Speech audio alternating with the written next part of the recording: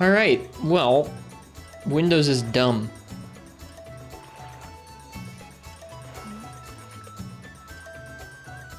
Yeah, sorry about that. I'm gonna have to fix that mic, because that's not the right settings for that mic at all. It's probably too hot. You guys can hear a bunch of background noise. I will fix that in a moment, but for now, hello, welcome. Here's a cat. This is Lungo. He's super sweet. Big G asked if there would be cats, and now there are cats. Alright, let's see here. Alright, Windows.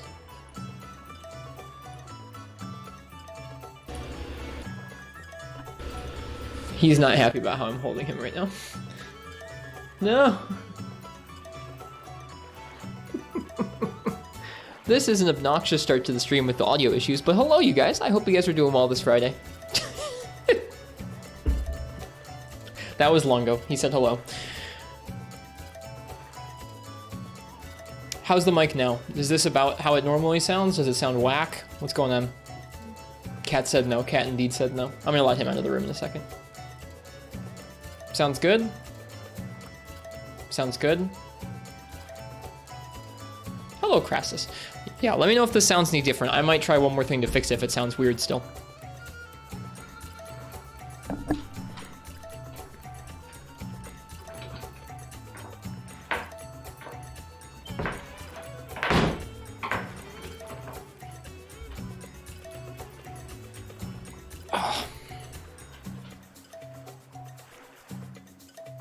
You try to have everything ready to go, and then Windows says no. Windows says, your mic is not going to work like your mic always works. Screw you. Anyways, hello. Like what I was going to say is hello, and welcome to a Monster Hunter stream, and hello from my cat. But things went a little bit awry there. I apologize. I hope you guys are having a nice Friday night. My name's Ristretto. If it's anyone's first time here, I apologize for the scuffed intro. It looks like it's louder than usual. The mic.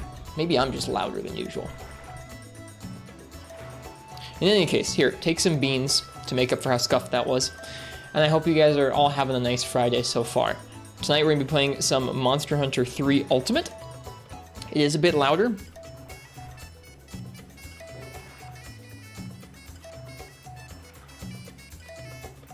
Let me try one more thing.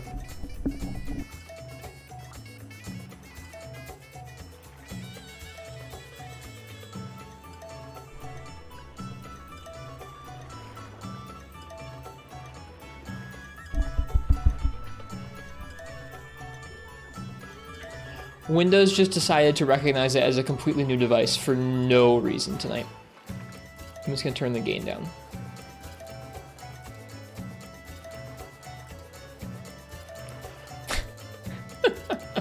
Like, why? Why would it do that? It's the same mic. I didn't even unplug it. It just decided, hey, we're gonna call it a different microphone, and we're going to make it not pick up the way it was picking up before. Okay, cool. Thanks, Windows.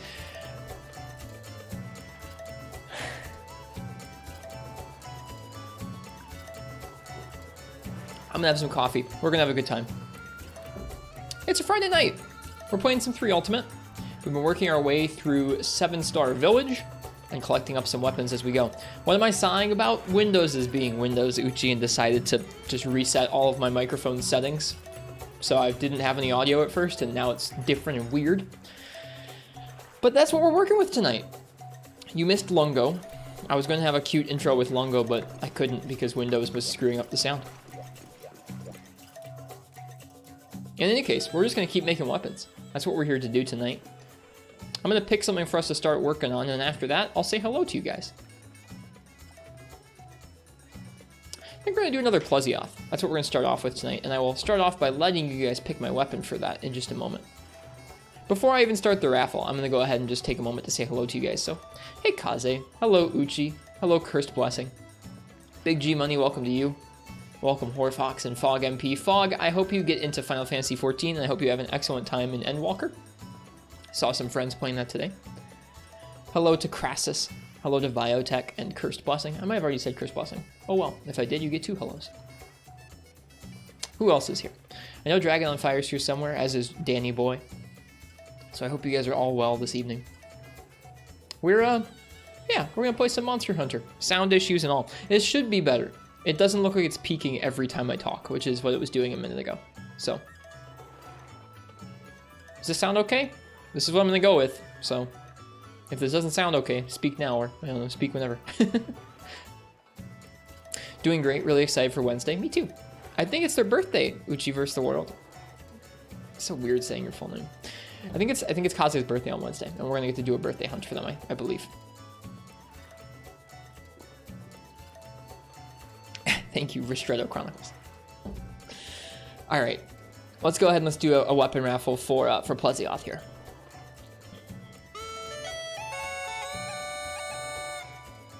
It didn't play the sound. Windows, what is going on tonight?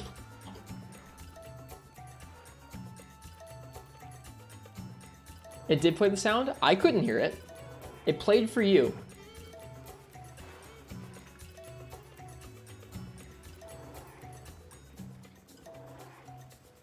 Ah, okay, I found out why. It didn't play for you because it tried to play out of my microphone.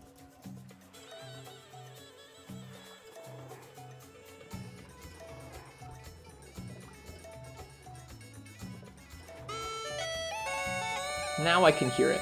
Okay, good. I'm glad you guys heard the sound. There is a weapon raffle. Sorry, I hate Windows so much. Someday, man. Someday this stream's gonna run on Linux. Years from now. Years and years from now, this stream's gonna run on Linux. It's gonna be great, but not now.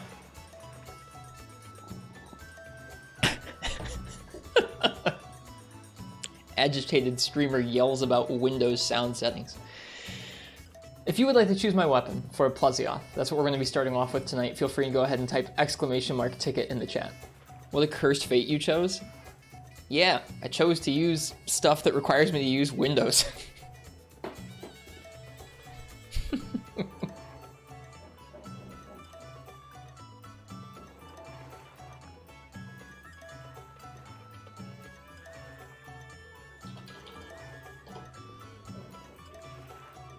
Oh well.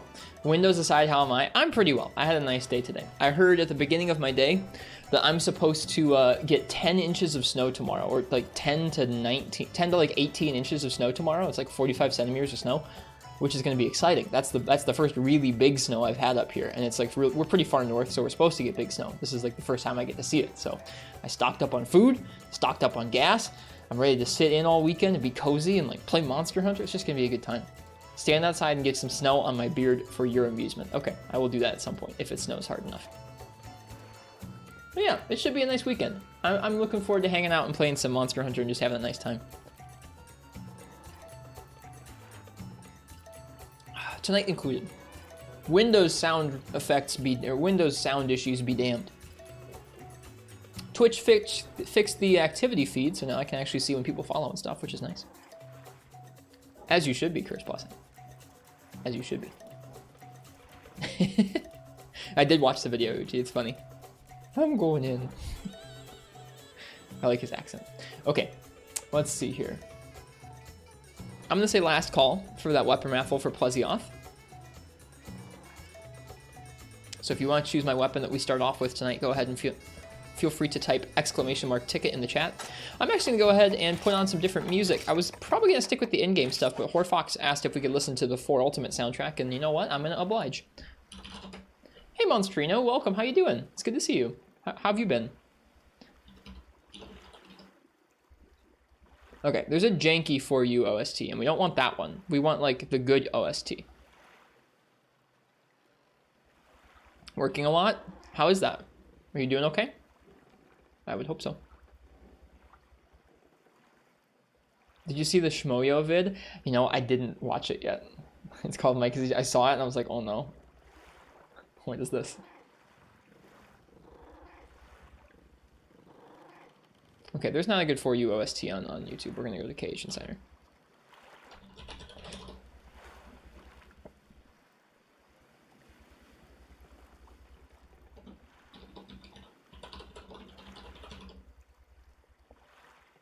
I'm sorry to hear you also had audio issues, Big G. It's no fun.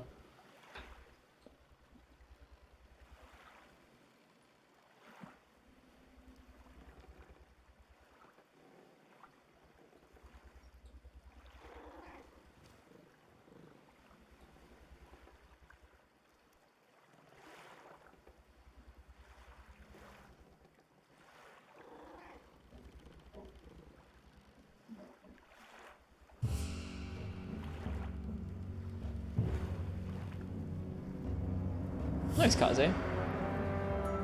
I hope it works very well for you.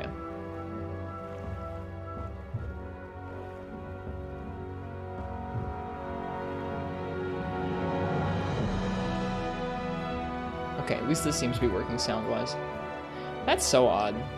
Windows is an enigma. Alright, let's see what we're going to use here for our first hunt of the evening.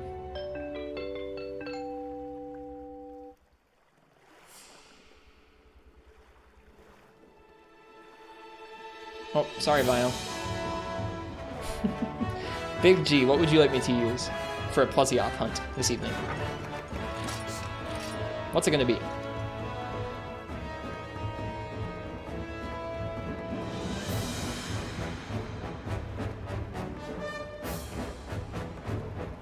They were trying to rig it, Uchi. That's what they were trying to do. I hear there's a theory going around in the depths of the stream chat that if you're the last person in, you rig it for yourself. Well, it's not true. It's not rigged. You see? Exclamation mark. Not rigged.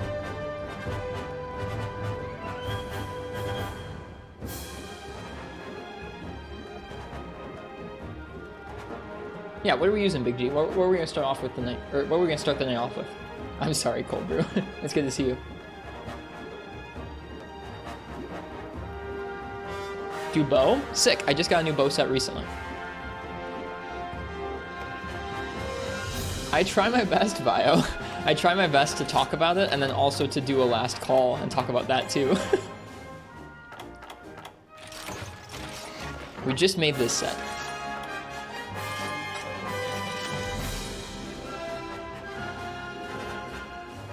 I'm not blaming you. It's not your fault, Biotech. It's definitely not your fault.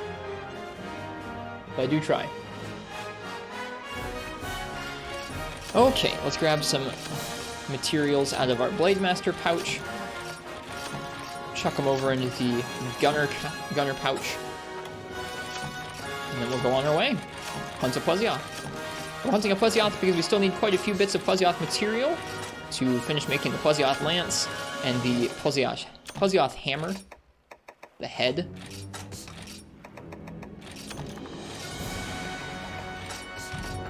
Hey, Fish Kebab. I hope you're well this Friday. We are well aside, we are well aside some Windows audio issues.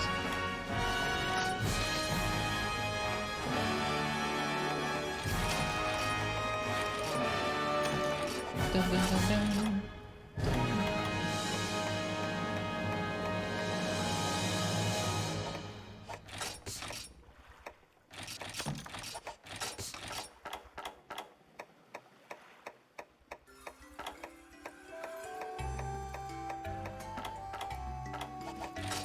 Okay.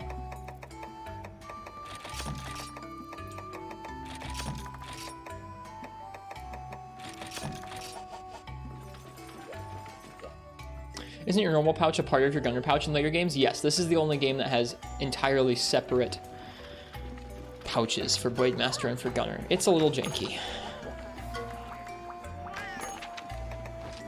Yeah, for those of you who missed out last night, we did make this bow set over the course of the evening. We had to kind of choose we had to choose between a few different skills in order to get something that didn't look real bad and also still had applicable skills for the bow that we're using at this point.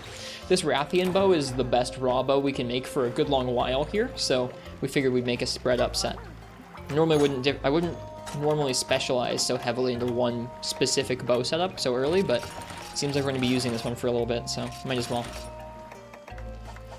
Looks nice, thanks. It doesn't have the Rhinopolos arms.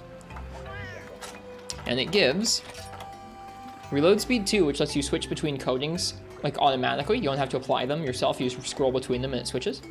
So basically like not having to reload at all, like for bow guns, it's really nice. Use power coat because normally this bow doesn't have power coat, and then spread up. So pretty decent.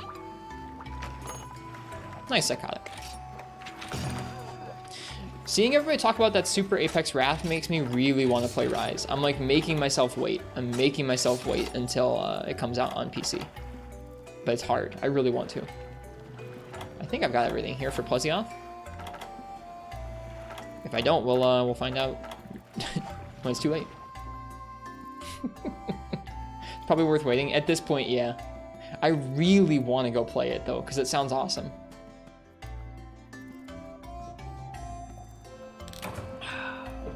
Okay.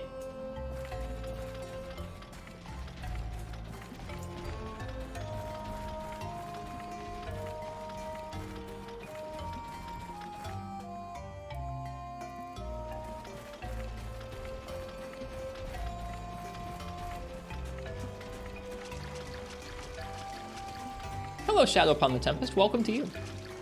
Welcome, welcome.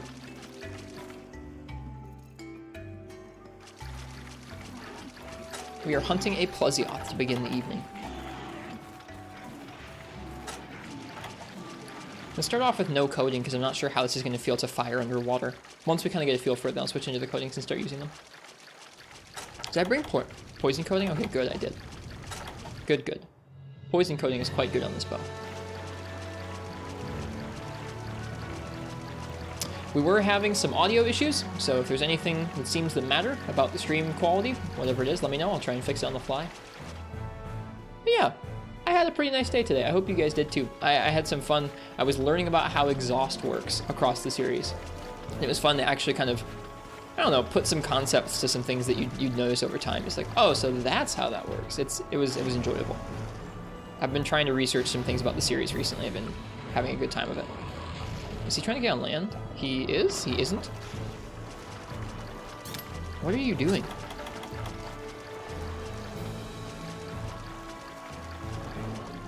I guess he's not coming on land. Okay. He isn't. How do you like Plesioth? He's growing on me. Definitely better than the old Plesioth fights because we can actually chase him, so it's automatically a lot better. I think this is the first fight that really feels like it forces you to learn how to use the up and down dodges, and I'm here for that.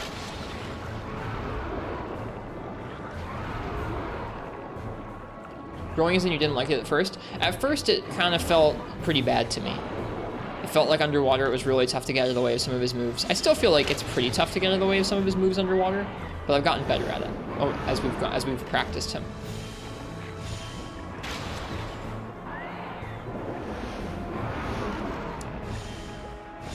It still kind of feels like a very your turn, my turn fight, but I don't know. I'm alright with it. He's definitely one of the toughest threats we've had underwater so far. He has some moves that I always need to be moving out of the way of, or else I end up getting hit by them. The beam especially can catch me off guard. So easier to dodge than on land. I actually had a harder time dodging the tail in underwater than on land, but that's because I'm so used to dodging it on land.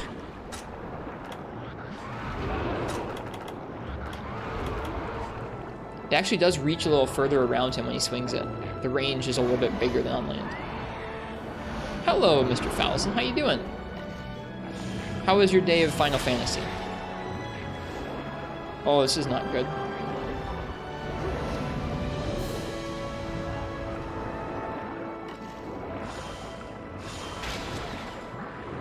I just tried something I'd never tried before, and it worked out. I attacked with the melee real quick, and then used that to do a diving dodge, and it got us away from that move, which was cool. It is a little interesting fish, isn't it?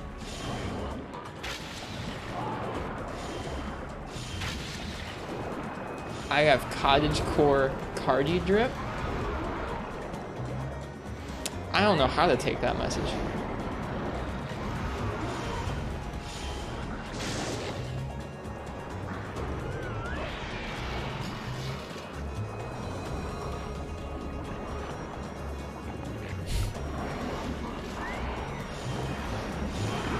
All I can tell you, Fal, is that we are supposed to get 45 centimeters of snow tomorrow, and I am here for it, and I am going to be wearing cozy clothes and playing video games all day tomorrow.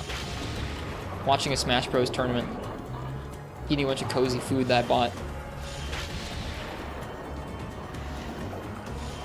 Cottagecore equals cozy cardigan drip? Oh, okay. Some zoomer nonsense? Okay. So you don't know what it means either. I feel better. It's like the albumin.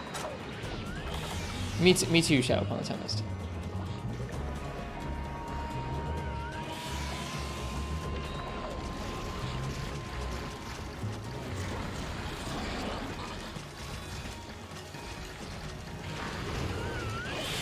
All right, we are here. You know what? I didn't even look at Plesioth's shot type hit zones.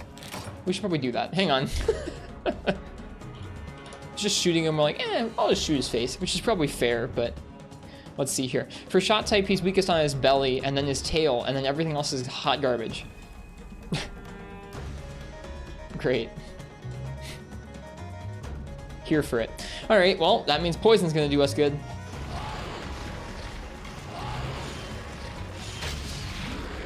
That's okay. We'll probably just make do with the hot garbage.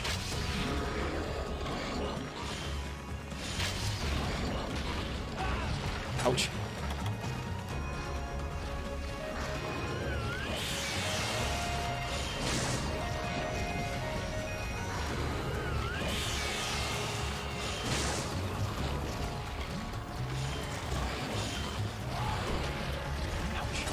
I should have healed.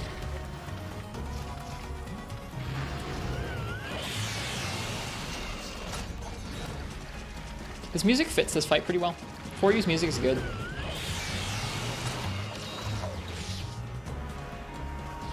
No, Fog's having Final Fantasy 14 issues.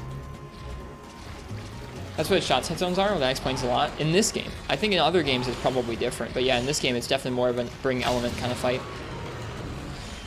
I don't really have a high rank elemental bow, but we probably could have taken, like, if you look at the raw and the raw is that bad, we probably could have brought elemental hit zones and dealt with it that way.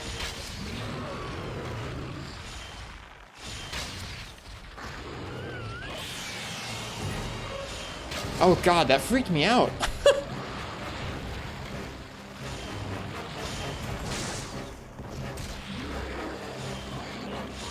I was like, oh shit! What just spawned? Nope, it's just the OST we're listening to.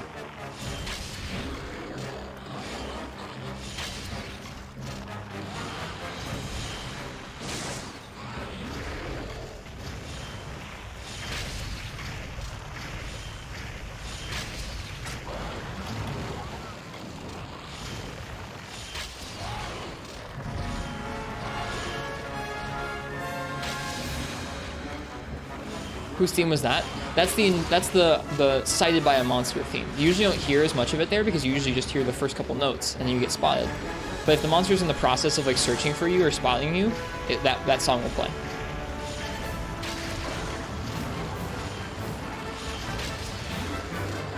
Alright, is it poisoned? It is.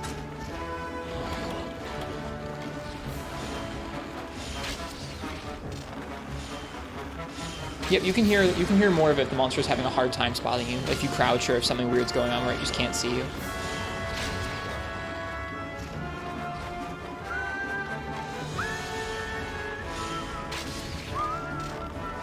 What electro bows do you even have access to? There's a bug thunder bow, and there's the Legiacris bow from low rank.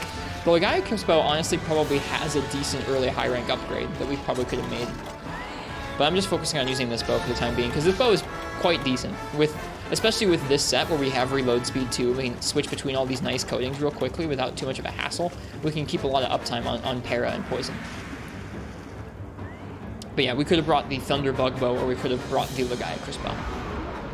Yeah, hello Barthas. I hope you're well tonight. This feels like not a half bad matchup.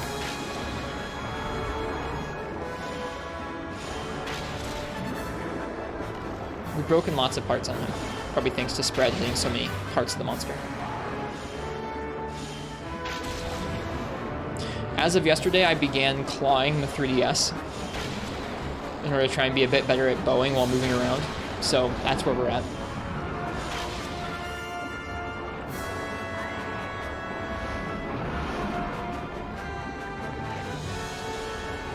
Rip hands. I only claw when the only time I claw is when we're charging and moving around, because then you want to be able to like turn the camera and look at a monster. When we're actually aiming stationary, I'm not doing that because you physically can't. You physically cannot stand stationary and claw and look around and move in this game. But it's nice for when I'm moving around.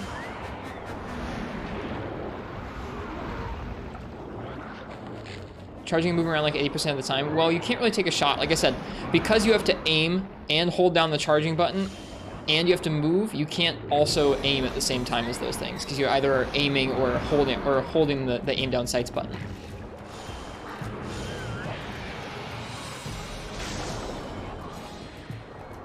I think that just barely missed him. I should heal.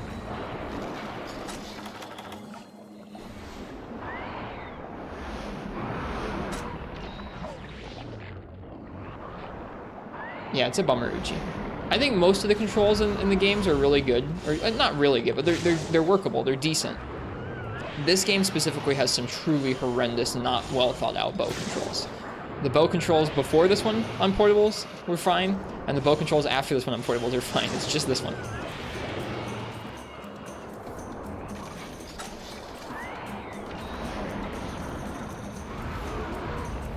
And yeah, Underwater has the heavy bow shot, which is kind of cool.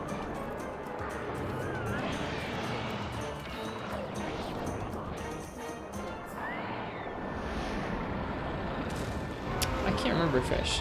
I think it's a monkey.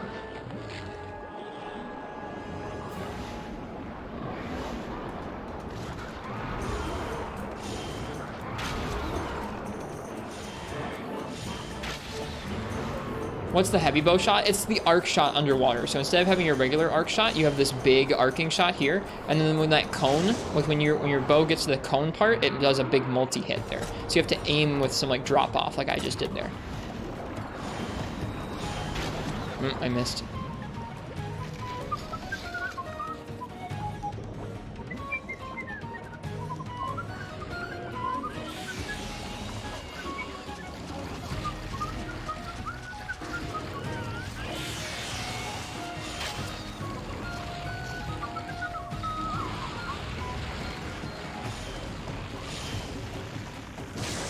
Whereas normally I have my arc shot that looks like that.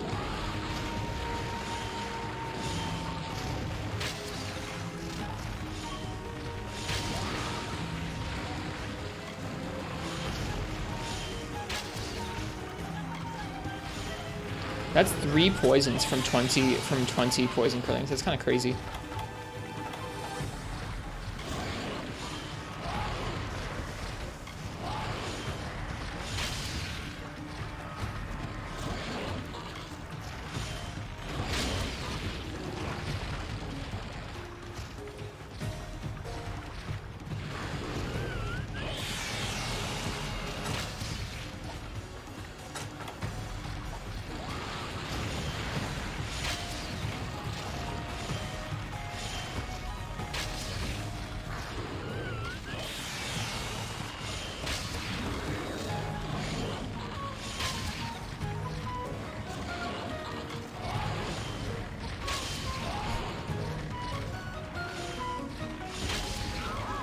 Nice and fast with bow, geez.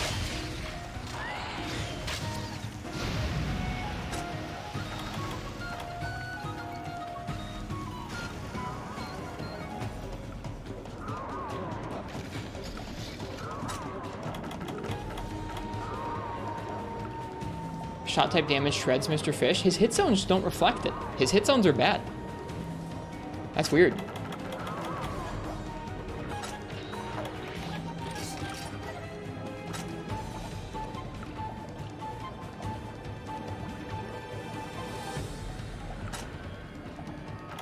Quick fight, I'm pleased.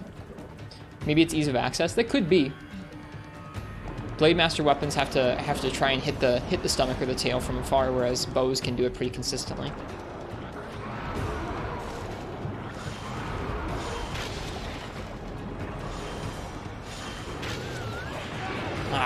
See, that move catches me off guard pretty frequently too. It's both the tail whip and that move. They're really the ones that give me trouble underwater. What's he gonna do? Is he gonna do the 2nd gen Wyvern Bite? No way. Okay. He limped up to us, and I was like, he is not going to do the 2nd gen Flying Wyvern Bite, is he? I would have kind of pogged out if he did, to be honest with you.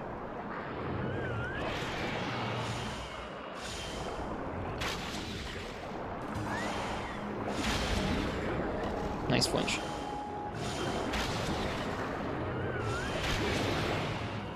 Jeez, we're almost dead.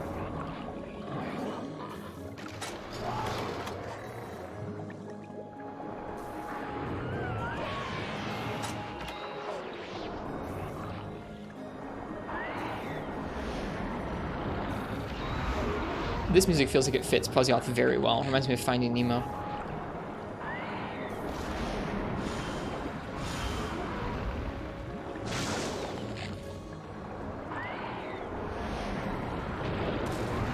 Hello, Horfox.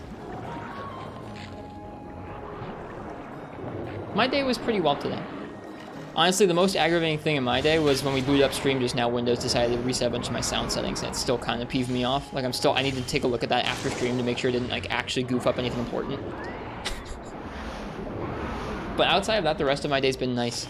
I received word that I'm getting a bunch of snow tomorrow, and I'm looking forward to that.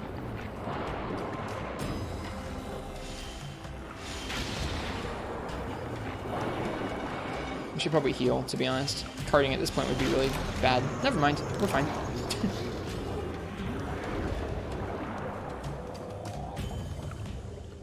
That was Plesioth with bow. Didn't take too long. Would do again. Love snow? Me too. I moved to a place that's supposed to get lots of snow, and this is the first time we're getting lots of snow, so I'm pretty excited. Save some potions? We did.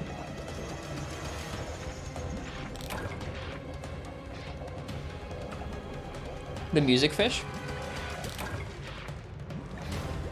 It's pretty good, isn't it?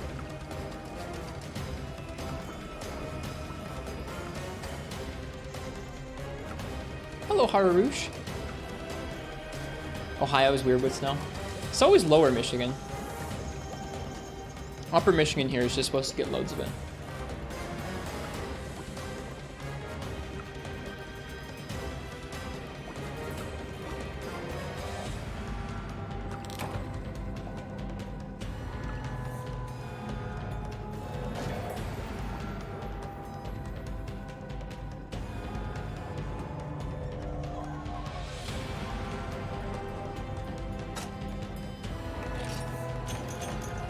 Got some more fins. Webbing. I don't think I have many webbing. That's only the second time I've gotten a webbing from him. Or if I had before, I just spent them.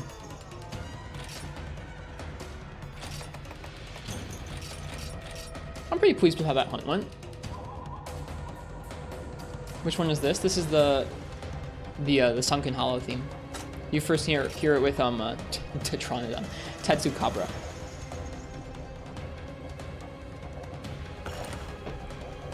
I really like the instrumentation in it. Whatever instrument makes the noise, I really like that one.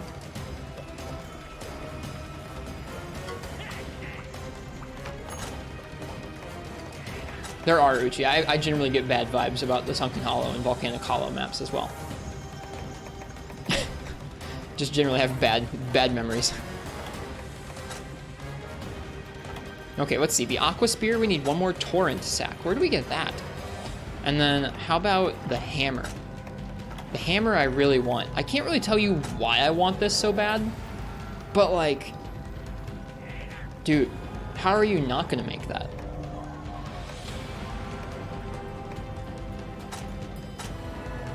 All right, we need a Stout Bone.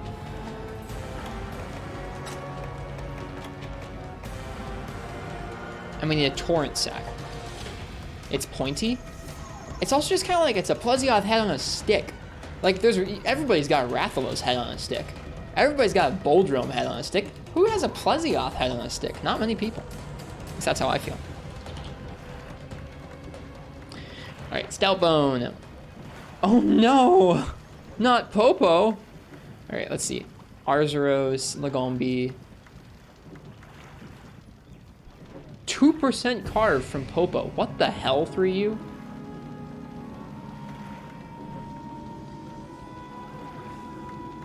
Looks like Arzuros is the way to go. You get a 12% chance at one from doing double jeopardy. You get a 10% chance from a body carve. You get a 2% or 20% chance at 2 from a capture. So we should cap an Arzuros and carve an Arzuros. Popo rare? In what game? I mean, I guess you have like what? Do you have Boldrome skulls or like heads and Free Me Night there super cursed? But like, what the hell? 2% drop on a high rank Popo? Whatever, that's pretty 3U. All right. That's awesome. I'm not doing it. I'm not killing the Popo. We're doing Arzuros. Yes, Popo has a 2% drop. I'm not gonna hit the Popo for charge. Only mean people hit Popo for charge. Are you eating the Popo? No, you leave my Popo alone. If you want to choose my weapon for some double Arzuros, some double bear action, go ahead and type !ticket in the chat. And thank you guys for being here tonight. Thanks. I've been enjoying playing this game as of late. Not that I don't normally, but just, I don't know. It's been a nice week of this game. I feel like.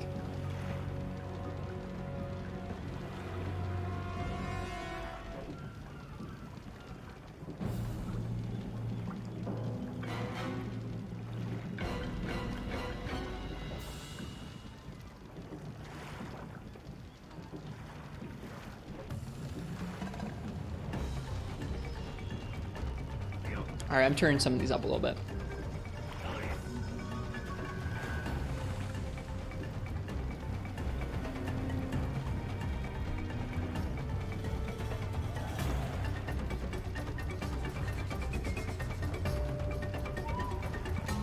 Kongalala, this one's Najarala. Or as folks constantly told me to pronounce it, Naharala. Alright, cheers, Fog. Thanks for dropping by and saying hey.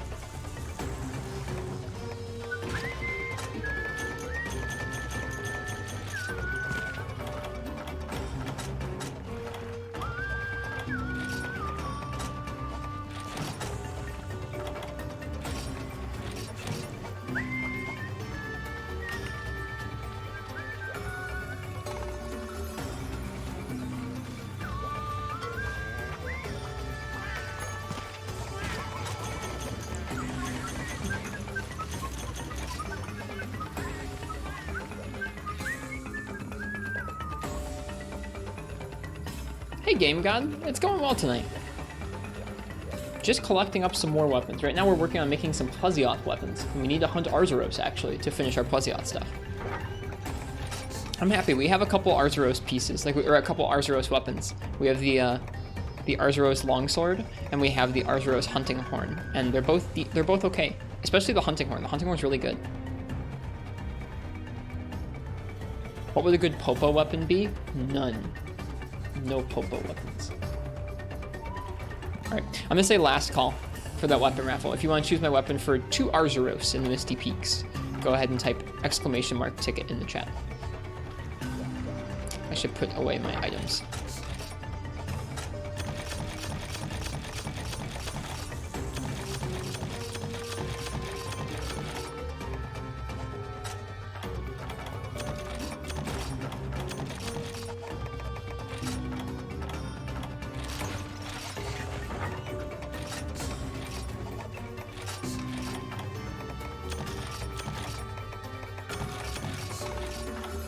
What if they made a Popo head hammer? I sure wouldn't use it.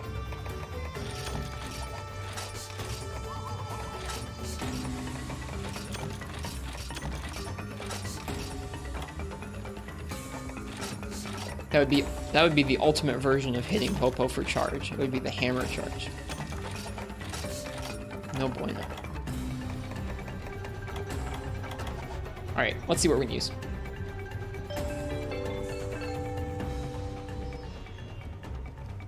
Dude, Stream Moments is freaking slow these days. There we go. We closed it. And we drew it. Barthas. Barthas, what would you like me to use for 2 bears in the Misty Peaks? What's going to be?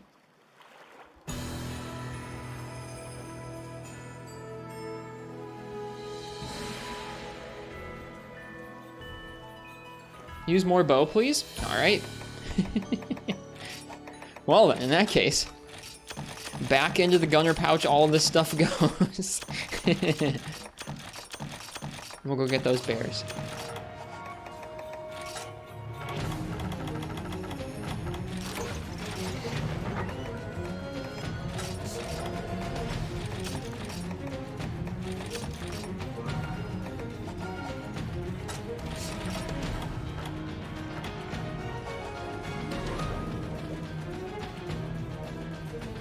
This is intense. This is one of Phalluson's favorite pieces of music. The Zam Trio's theme. It's a good one.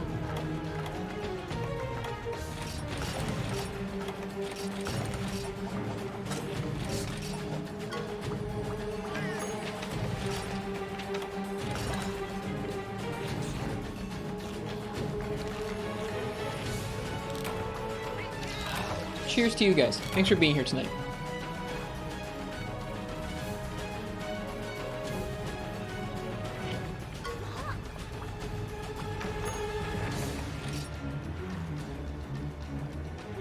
Alright, Two Bears. Double Jeopardy is what that one's called. What's it called again? The name of the song?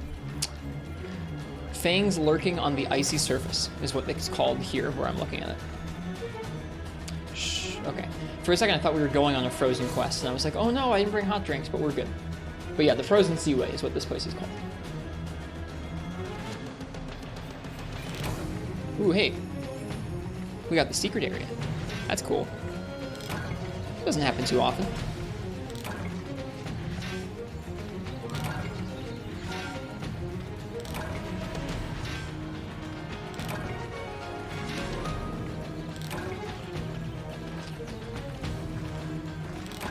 What are we gonna get from all this stuff?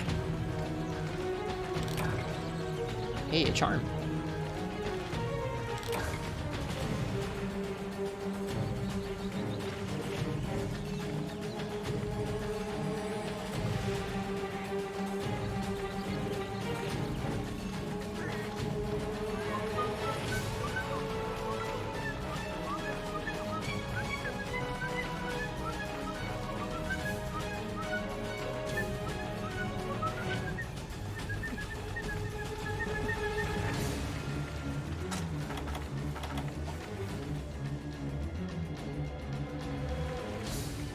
Actually, I don't know Arzuros' hit zones either.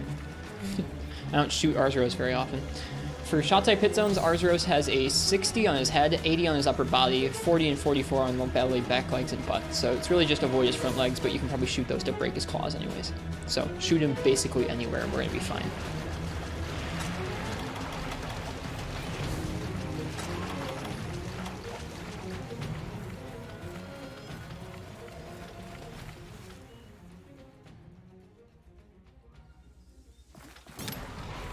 Two bears. One bear. Two bears. It's fine, game. Don't worry about it.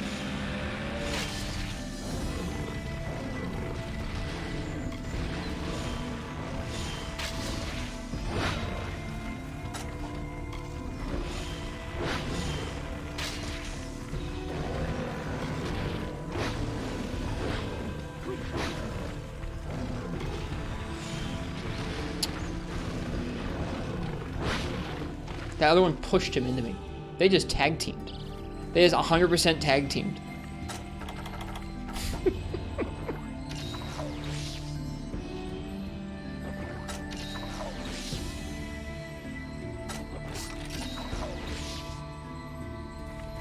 I failed the quest. I have not yet. We still could, but I have not yet. Frickin' bears. Look at that! They did it again! The one pushed the other one into me, where I wouldn't have otherwise gotten hit by the move. I'm just trying to hit this second one once, so we can poison it.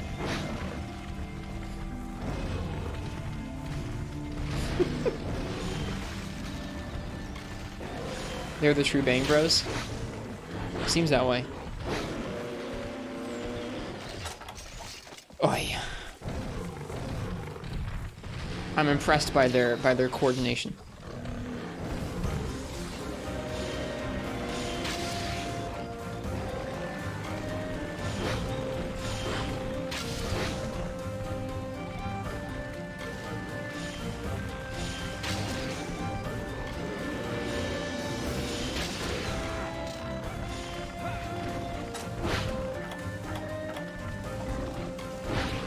Shoot. You're catching me off guard.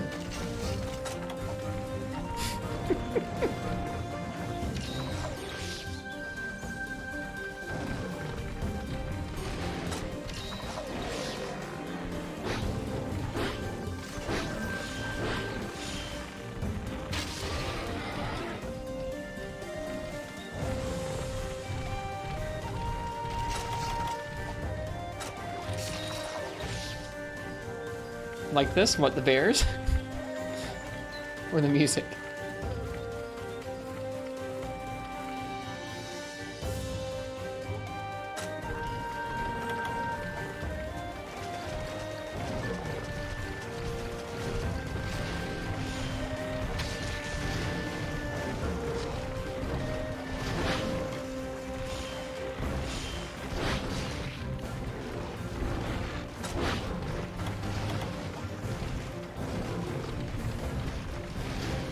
Hey, Lord Castellian, welcome.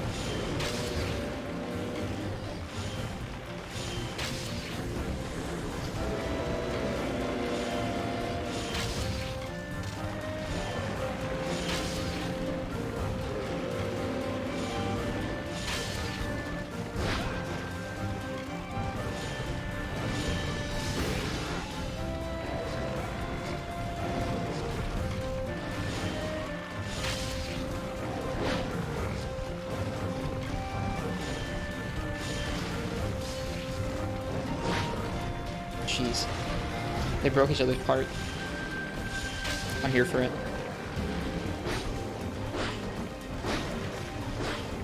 Whew.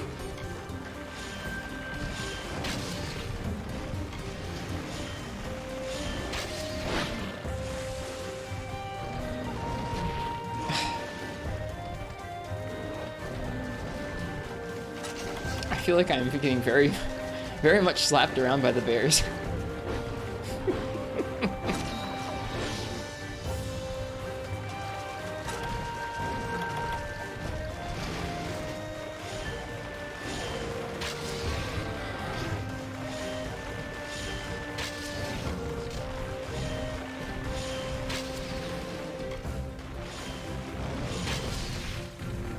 Dang.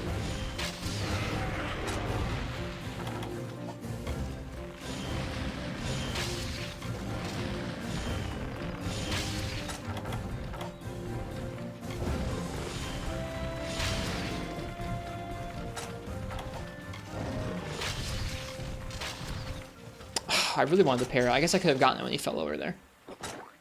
That's okay.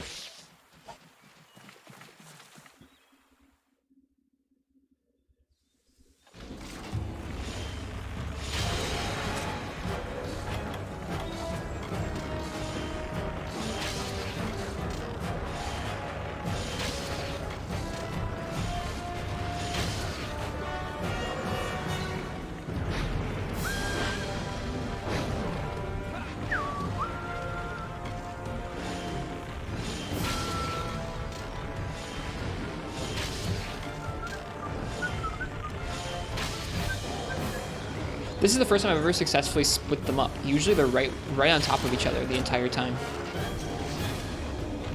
I'm kind of surprised about it, to be honest.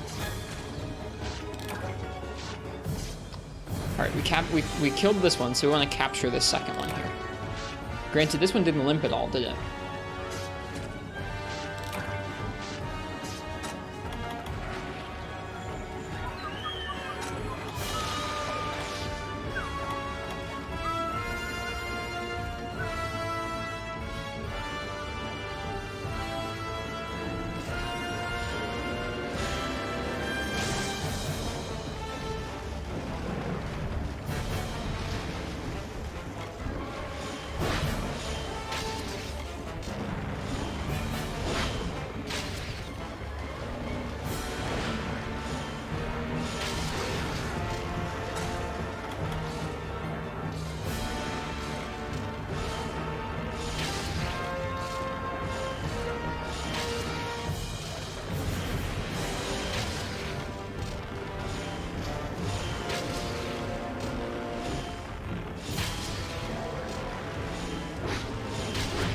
I was hoping that was gonna get a arm break there. I guess his arms might already be broken. Okay, he's limping. We're cool. We're cool. Like, we're good, I guess. We're cool.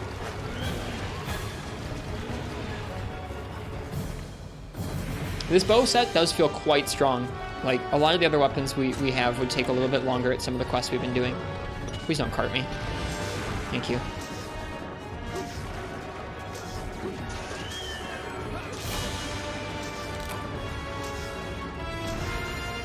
already limping. We were multitasking them pretty hard, which is something that's hard to do with Blade Master weapons. Like, I had both of them poisoned multiple times. Because this bow has boosted poison coating, and it was so simple to switch back and forth between them. Yeah, I really like this bow setup we have for ourselves. It feels good. Bow was feeling really sluggish before we made this, so I'm feeling good that it's, like, in a better place now. Granted, these are a little bit easier monsters, but still. Last night we did a pink Rathian, and it felt just fine, so... I'm down. I'm here for it. I felt like I got slapped around a lot, Big G. I could have done a little bit better at evading them, but we didn't part. We did finish him off pretty okay. Let me turn down the music just slightly.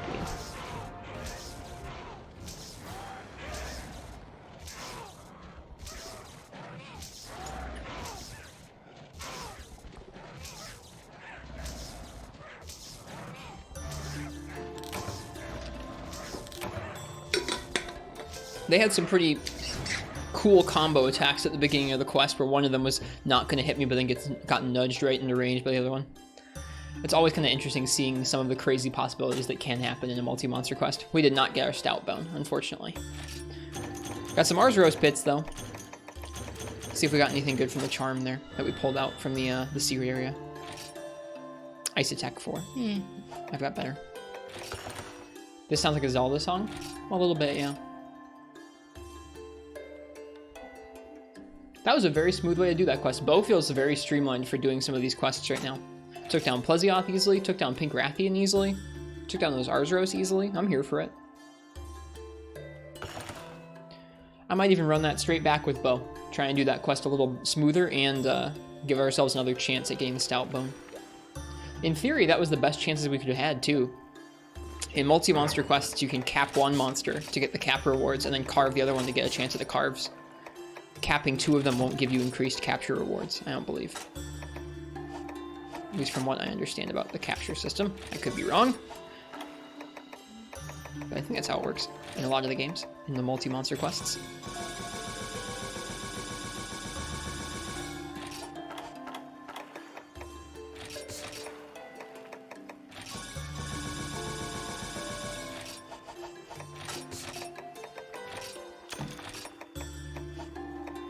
Gotta buy some more trap tools.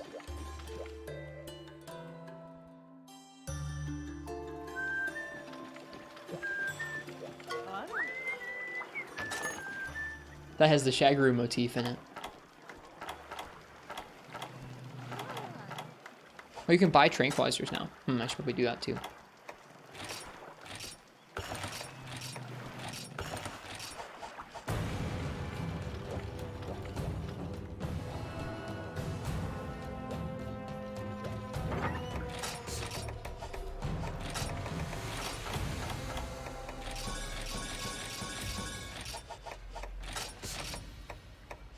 Been starting to use traps a little more, which has felt kind of nice. I don't know.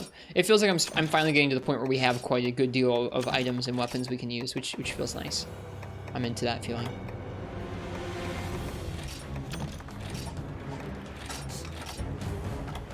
Does Shagru have that motif? Yeah. It does. Oops.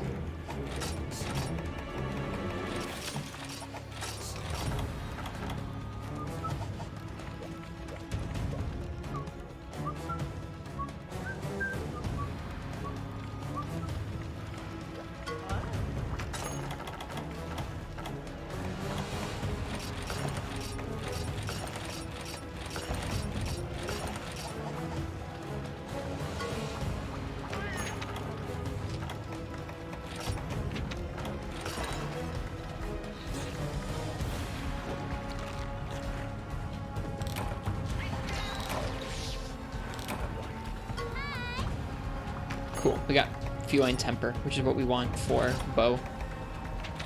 Alright, let's try that again. See if we can get a Stout Bone. Can't wait for Malzno's theme. Sunbreak should be pretty cool. I'm excited to just get to fight Shogun Sianatar, man.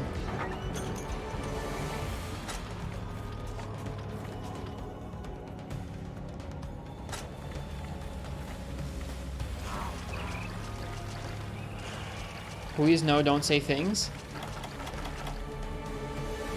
Oh, don't say things that make the excite juices go. I thought you were worried that somebody would get like spoiled or something by it. I was like, wait, what? No, who did I spoil? Don't say things that make the excite juices go. When you think about it, we're only about half a year away from Sunbreak. I mean, it could be like 8 months, or it could be like 6 months. You never know.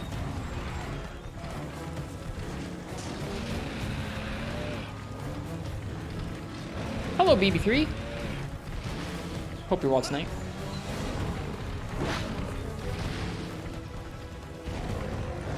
God, I suck so bad.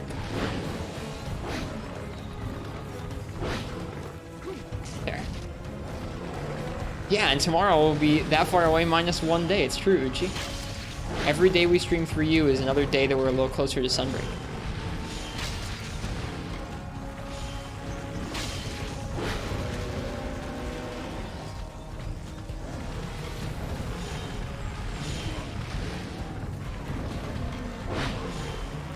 What a healthy mindset.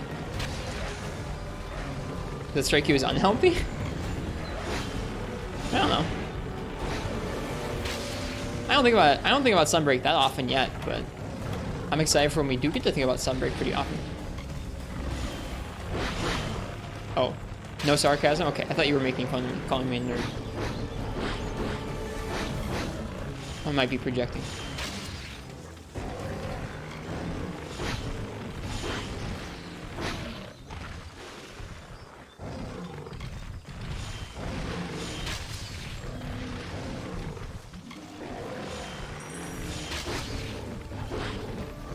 They were in sync. They do sync up every once in a while.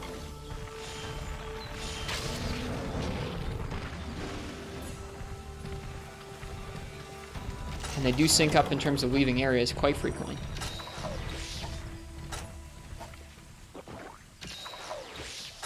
Feel it's pretty far away yourself, so you envy your excitement. I mean, I'm not sitting here like super duper hype, but I'm excited about it. It's nice thinking to me that like we are as close to Sunbreak right now as we were when Rise first got announced and we were to Rise. Like, it's not that far away, I don't think. It feels, I don't know. It doesn't feel too far away to me. Which is a good feeling.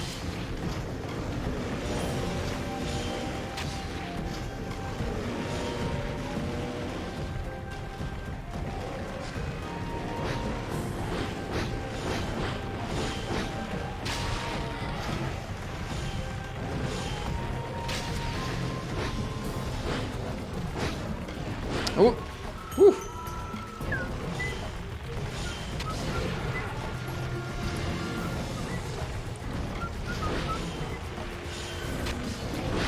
Jeez.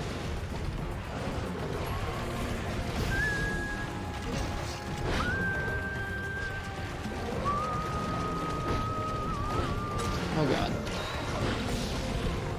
Look at these aggro patterns from these two.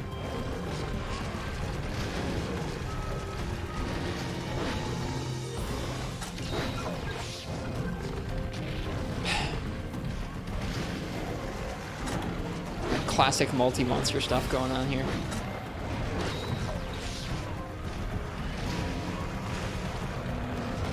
Can you not?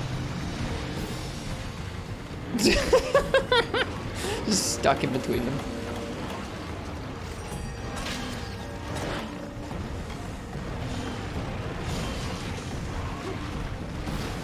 They really are knocking you around. You think two bears, whatever, they have like basic movesets, but no, when there's two of them, it's actually pretty aggro.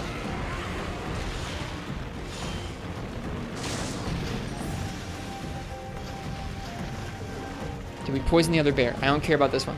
We did.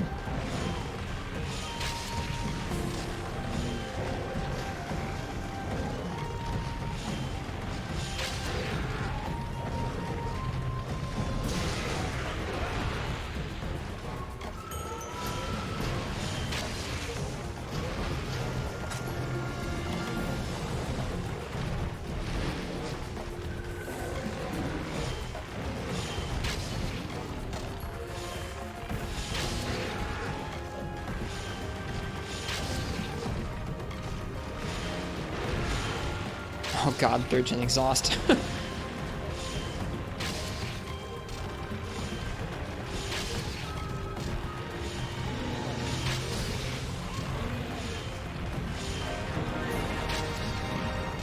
Prince of Is raiding us with four folks. Hello, Prince of Is. Welcome, folks. How's it going tonight?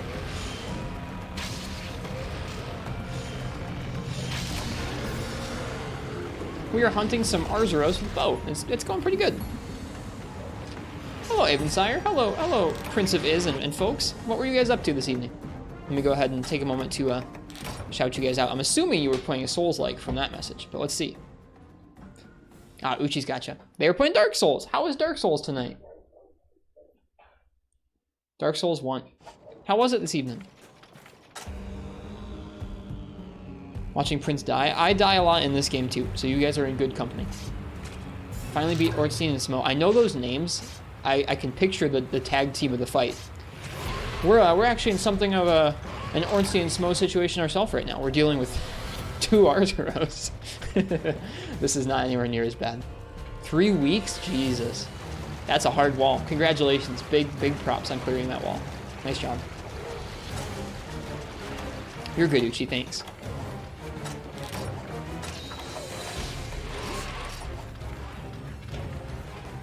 We are doing a multi-monster quest right now, but it's probably not not anything compared to Ornstein and Smo.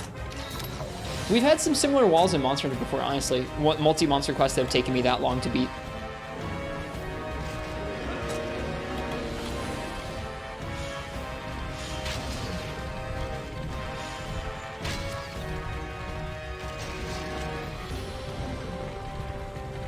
I like the Tigrex theme on top of Arzuros. I think it's fun.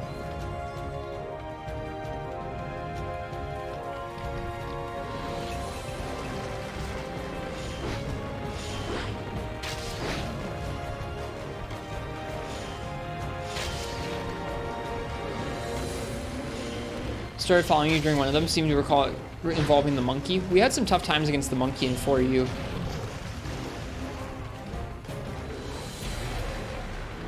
Saw you retweeted something from Elden Ring. Are you thinking about giving it a shot? It's more interesting to me than some of the other Souls games, at least a little bit. I don't know. I don't think I'll have time to play it. It does seem like the look of it definitely is more up my alley. Ugh, don't die, please. So squishy as bow.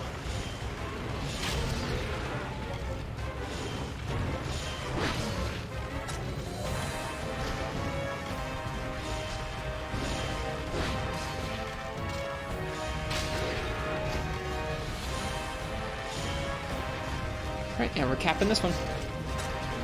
Hello, Uchi, or sorry, not Uchi, Skiffy. Hello, Skiffy. We see your testing. Yeah, honestly, some of the multi-monster quests in 4U that brains, Uchi, brains are weird. Some of the multi-monster quests in 4U that gave me the toughest time were some of the high rank ones, where we had to fight like a gold Rathian and a silver Rathalos at the same time, or where we had to fight all 3 types of Rathian in one quest. Please don't screw this up. Okay, we're good. I almost totally screwed up that capture. Hey, Gecko. This bow set rips, dude. Especially against this multi-monster quest. Like, we kept these 2 poisoned, like, the whole time. And we still have 8 poison coatings, only from 20. We spent 12 12 poison coatings, and I poisoned them both twice. This bow set feels real good right now.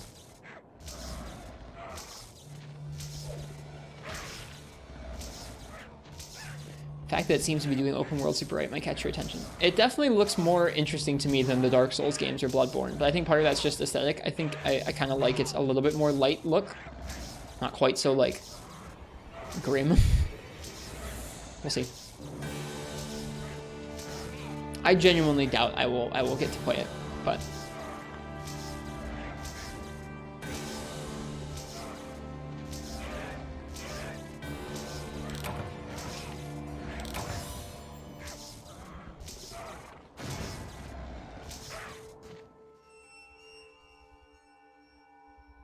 Hey, Sparkle Wolfie. How you doing?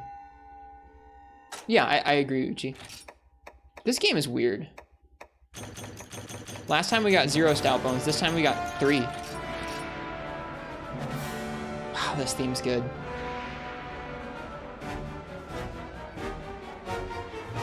I won't lie, this definitely makes me want to boot up 4U, like, right now.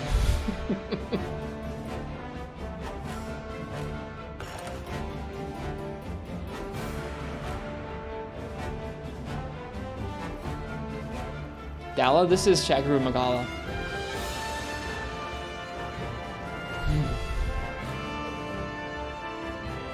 The game's really good.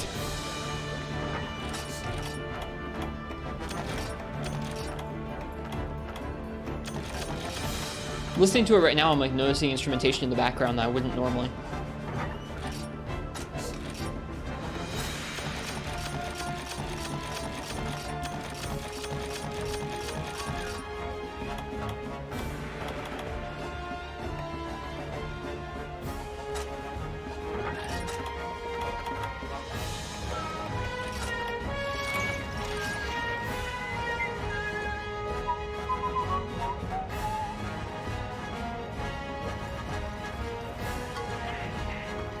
This might be one of my favorite, I feel like this might be one of my favorite monster tracks.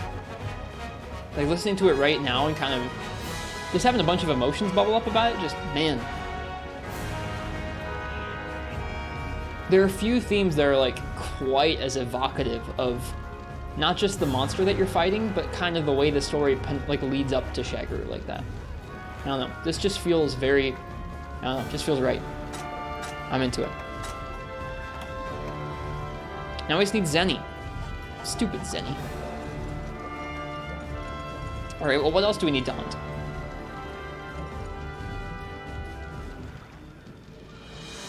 Sideus. Yeah, Sideus is up there, but this is a little different than Sideus, I guess. Royal Ludroth? You think I need to fight Royal Ludroth for Torrent Sack? Is that it?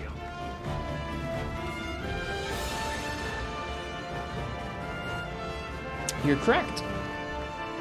High rank, royal, or purple. Funnily enough, and it's better to get it from a capture than from a body carve. So make sure to bring traps.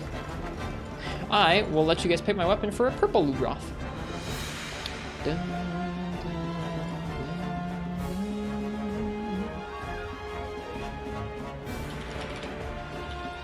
Seeing as we haven't fought as many of those. If you want to choose my weapon for the next hunt, go ahead and type !ticket in the chat.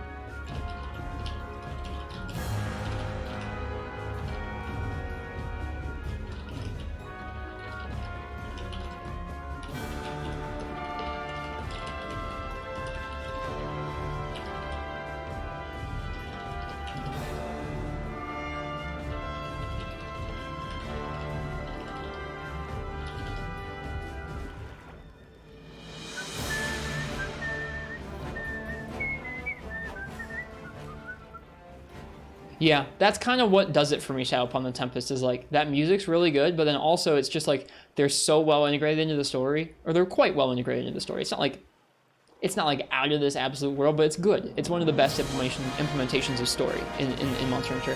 And then the fights themselves are still challenging and good too.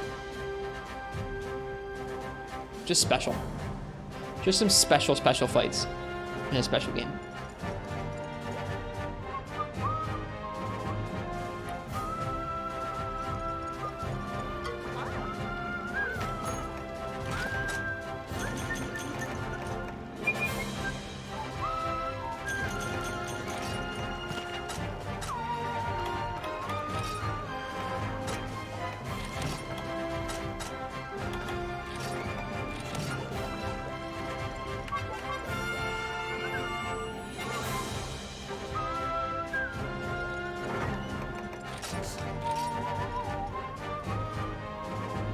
Alright, last call for this weapon raffle. If you want to choose my weapon for a purple Ludroth, go ahead and type !ticket in the chat.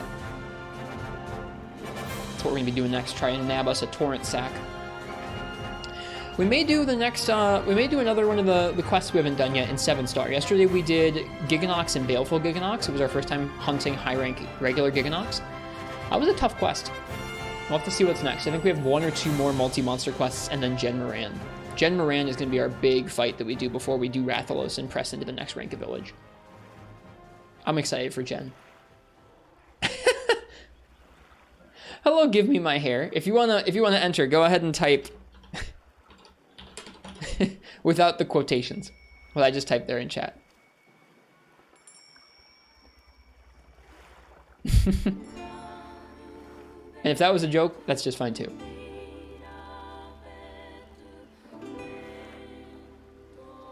Streamer doesn't explain the raffle well enough? I guess not. Hey, look, my other favorite song. There you go. All right, now that Give Me My Hair is entered, let's go ahead and let's see what we're going to use for this quest.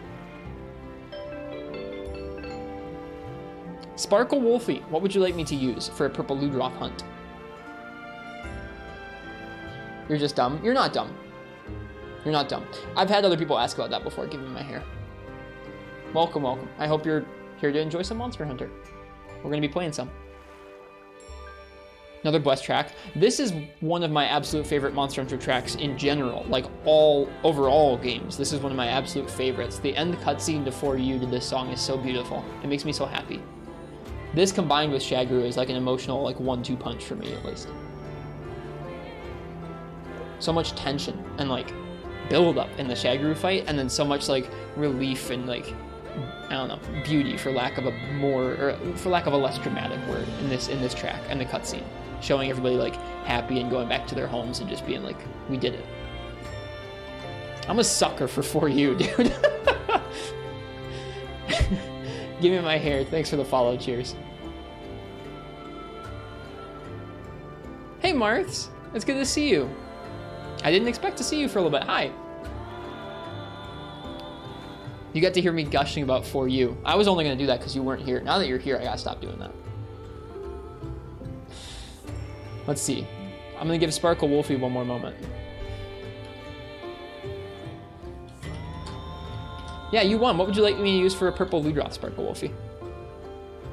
Hunting Horn? All right.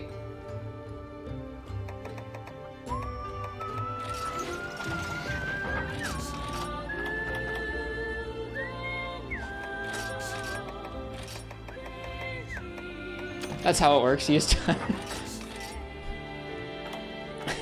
talk about For You and Marth's appears. Trying to figure out why streams are buffering even with encoding. I'm sorry. I would say restart your computer or your router, but I'm sorry you're having issues.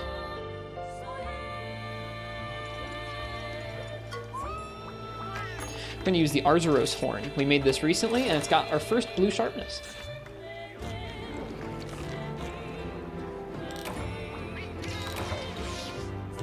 Horfox, thank you for suggesting we listen to this OST tonight. It's really nice.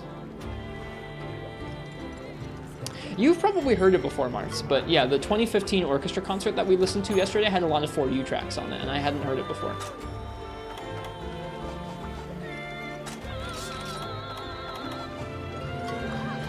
Okay, purple Ludroth.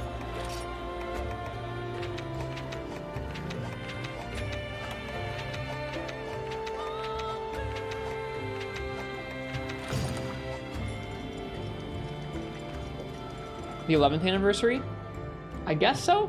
I mean, it's not called 11th anniversary, but yeah, it would be the 11th anniversary. It's been 5 years since you last listened to this OST. I mean, we heard a lot of this stuff last year, a lot, but it's been long enough that I'm like, oh man, these tracks make me want to go play For You like right now. You listened to it once. You remember telling me to skip the Gogma track? That's funny. Well, it was fun getting to listen to it yesterday.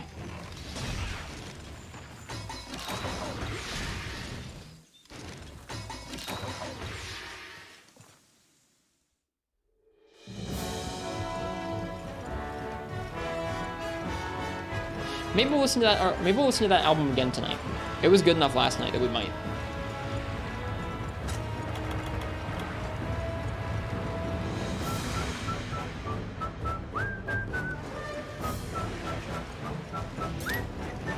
Hello, Pro Cow.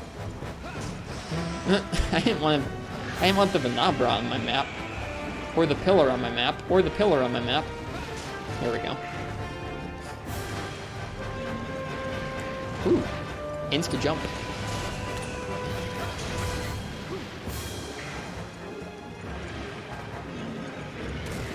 Look at that.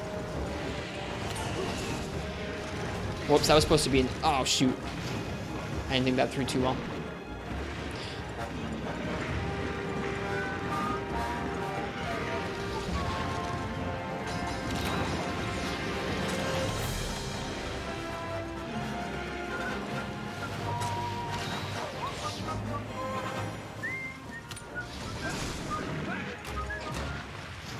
What an ugly subspecies. I really like purple Ludroth. But I'm a sucker for pinks and purples. Its skin is pretty weird looking, not gonna lie.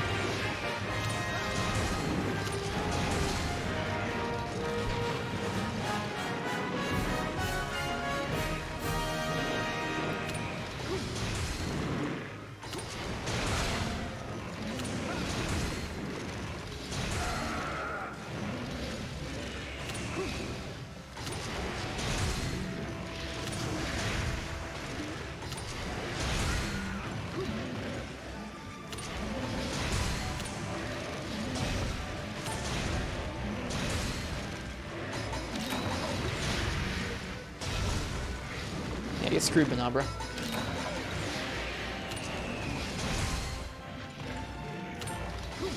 Oops.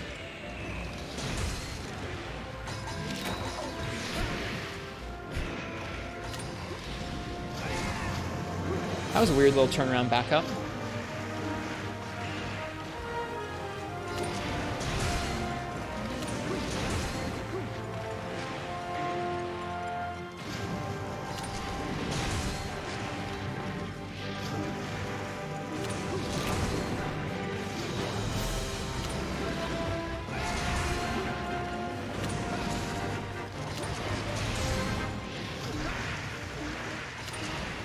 Whoops.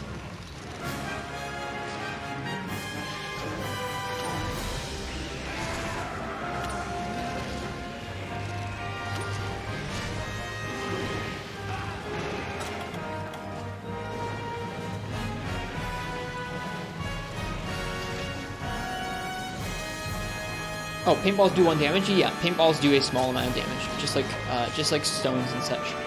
All right, cheers, Sparkle Wolfie. I hope your move and everything is going well. I hope you're settling in just fine.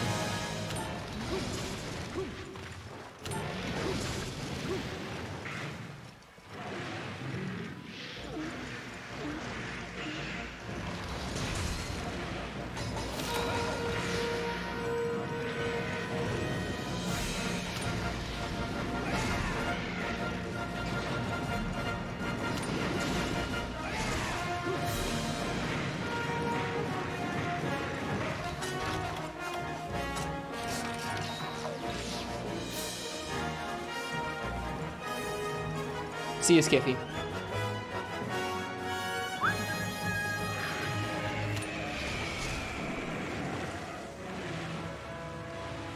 Ooh, that was weird. He interacted weird with the geometry there.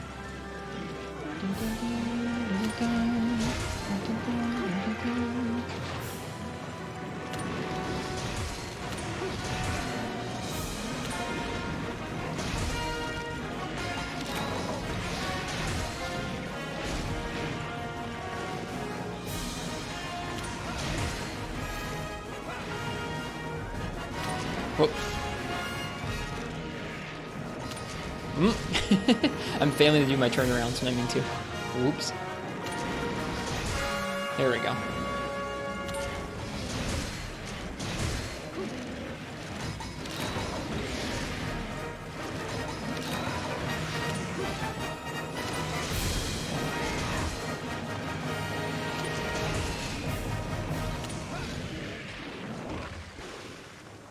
It got me.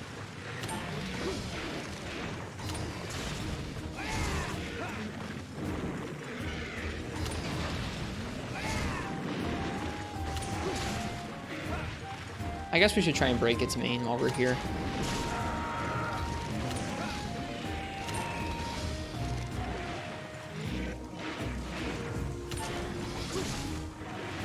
Is it limping? No, not quite yet. I imagine we're doing quite a bit of damage to it.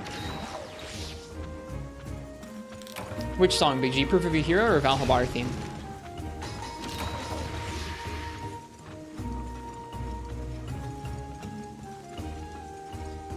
Man, this is such a pretty map. Look at these colors.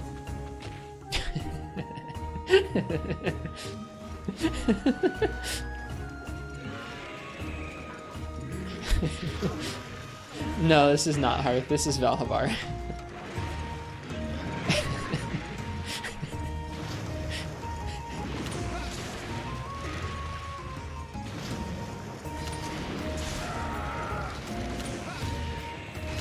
Yeah, this theme. No, this theme is Valhavar.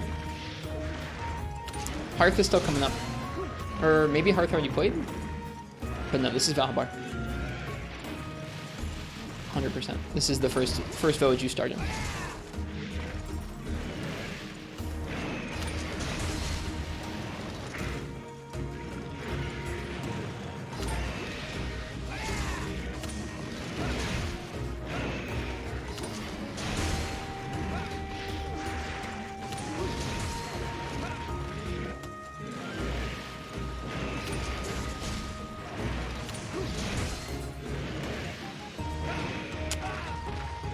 Did I link the playlist? I couldn't find a good playlist on YouTube, so this is playing locally.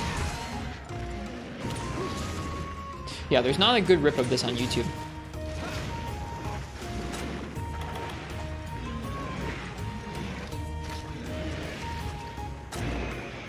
It's pretty special, Marks. I think they could revisit it again and it wouldn't feel stale.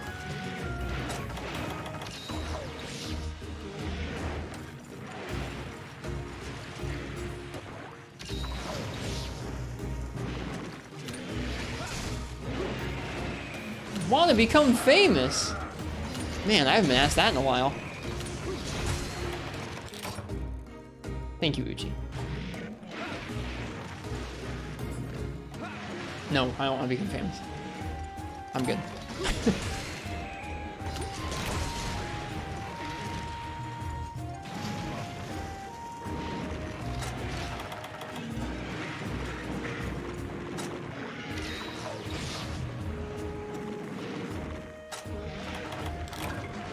We legit haven't seen one of those bots in a while. Which I guess is a good thing. Man, that was close. Thank you, Mega Radar. If you stream tonight, I hope you have a good one too. That's cool. That's cool, Big G. That came with the sheet music. I'm failing my turnarounds pretty consistently tonight.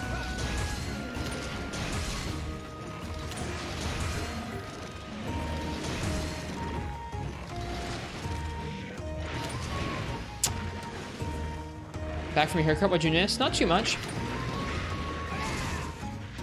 Not too much.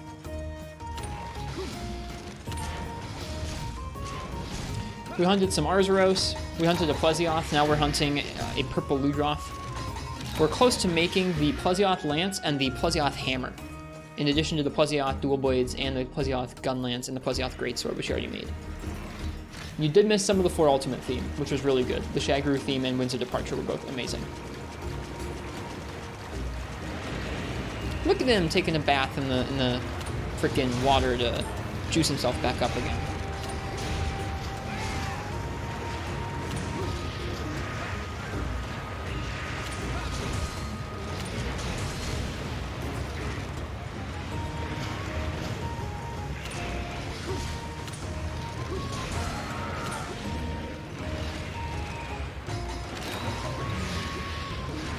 Darn, I really wanted to get a recital punish there. I've been trying to get better at hitting things with recitals.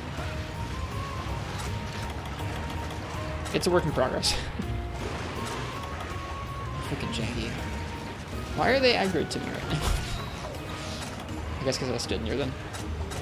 Whoops.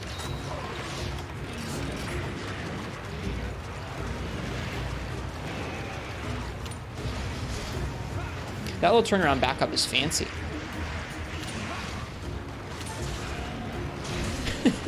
Poke stagger. There it is.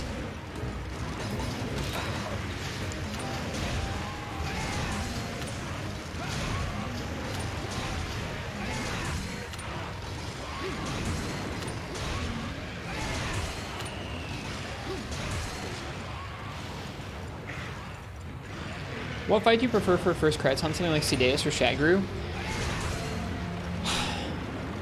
I think they're both good. I think that, I mean, I think that Shagru is probably one of the best hunts in that way. It feels a little more epic than something like Sideus. But that's just inherent in the fact that like Shagru's not just cool music, not just cool visually, not just part of the story, but it's also a really intense fight.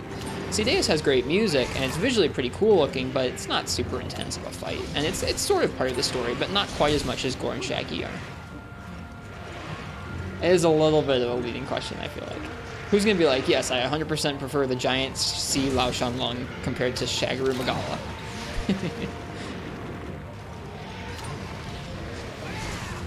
I do think that they're both okay. Like, I think it's fine to have siege monsters as the first credit thing. It's also pretty special when it's something like Shagaru, though. I'm picturing the God of War. Boy! Gucci. Alright, we need to cap this thing.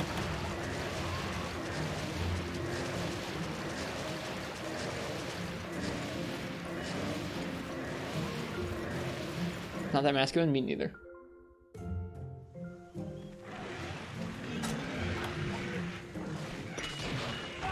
Yo! That dude just iframed right over our trap. He did a roll with an iframe over our trap. But then his awareness was subpar and he fell in anyways. Hey Kung Fu, welcome. Compared to beardless wrist, you're much more masculine. I saw some folks, okay, I'm not gonna show this picture on stream. Now that I'm talking about it, I probably have to. I'm not going to though. I saw some people on Twitter talking about some streamers on Twitter sharing pictures of themselves when they were 17 and then now. I shared some pictures with the mods of when I was 17. When I was 17, I did not have any facial hair. So Uchi has now seen me without facial hair. I don't really want to share the pictures. All right, cheers, Big G. Rest well. Thanks for hanging out here tonight. Did show stream once, did I? I'd forgotten that I showed you guys a beardless pic.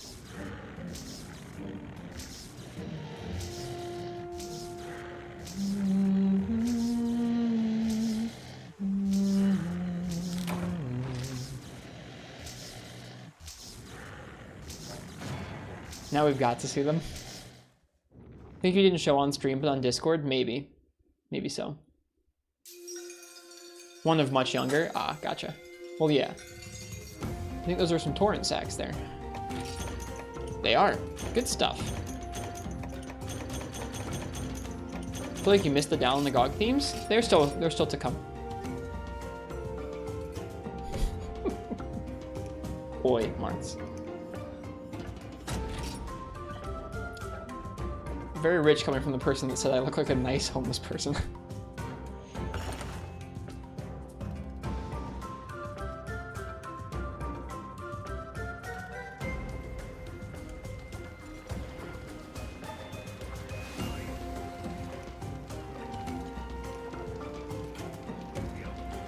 Don't know if you ever took a picture of yourself when you were 17. There's some hanging around of me. I don't, Uchi.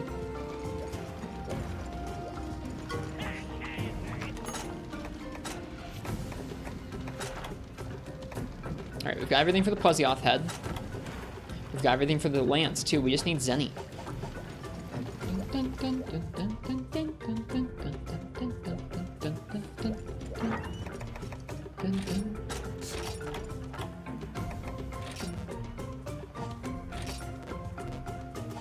That's frustrating.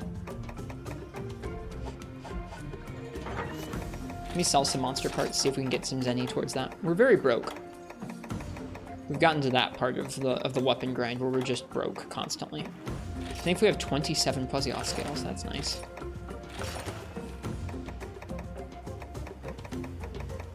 I think we still need a Rathian plate too. We could do some Rathian. I forget what I was trying to upgrade with that. I guess Brother Flames, the dual blades. That's probably it.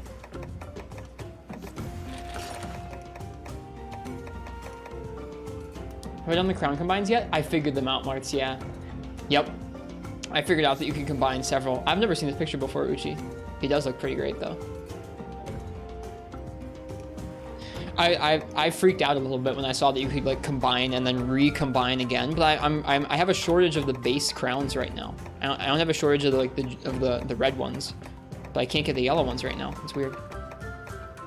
Hello, Nefudis. How's it going? It's going well. We're collecting some weapons up right now. We're broke, but we're having a good time. Listen to the 4U OST tonight.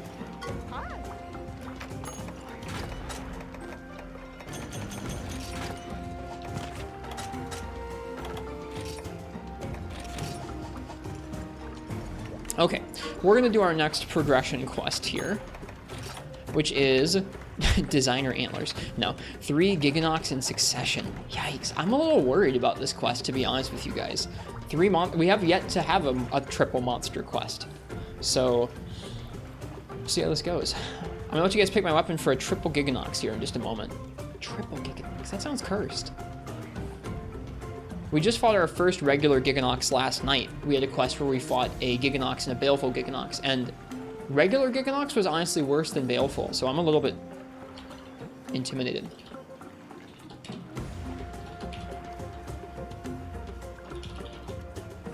Alright. So, if you want to choose my weapon for the triple Gigginox village quest, go ahead and type !ticket in the chat. How are you, Nefudis? How's your day going? We're just slowly 3U enjoying, is what we're doing. We were listening to we're listening to 4U OST tonight and hearing stuff like the Shagru theme is like, man, I really want to play some 4U.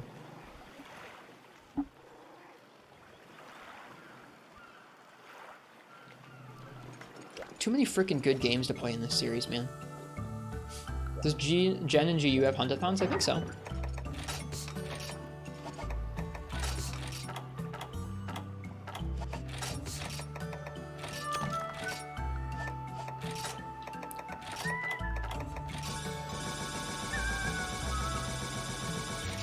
Thank you, BB3. And Horfox. It has too many quests to not have those. Very fair, Uchi.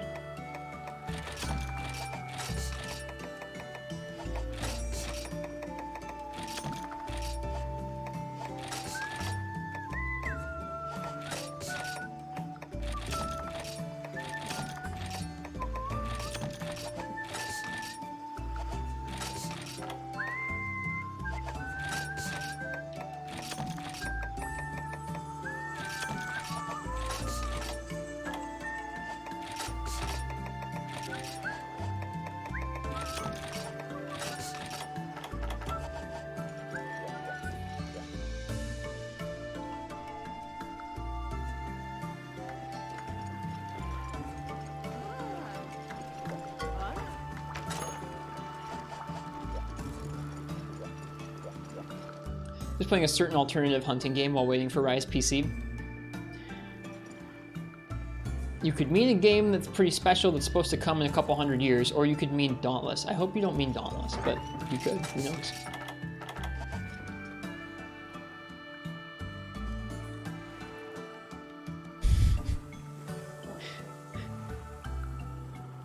Alright. I'm going to say last call. If you want to choose my weapon for the triple Gigginox, go ahead and type !ticket in the chat. Definitely means Dauntless, probably so. Hey, Siponia. It's good to see you.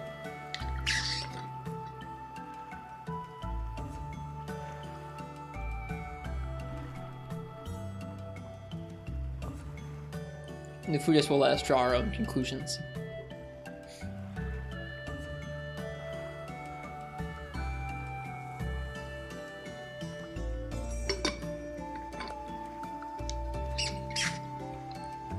Dauntless just had like a next-gen patch. Did it now.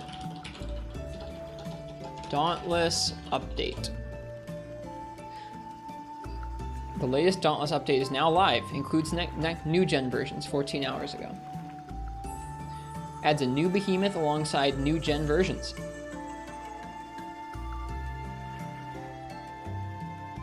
They made it look a lot better. Unfortunately, they didn't include any screenshots. New behemoth, Savt. Ostia has unleashed a new foe across the Shattered Isles. The latest shock behemoth, Savt, is wreaking havoc in the hunting grounds. Island refresh. Cold Runner Key and Boreal Outpost have been refreshed in order to tell a more captivating... Here, let me show you guys what I'm looking at.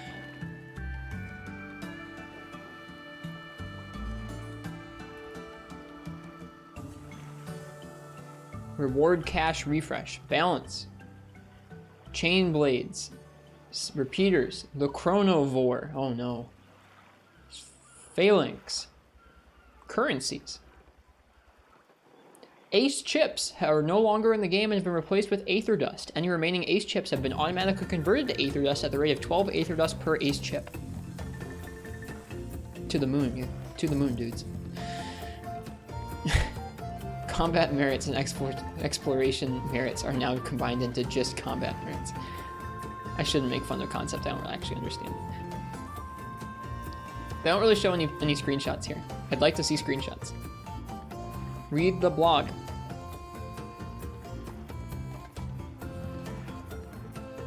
Presumably this is current gen footage.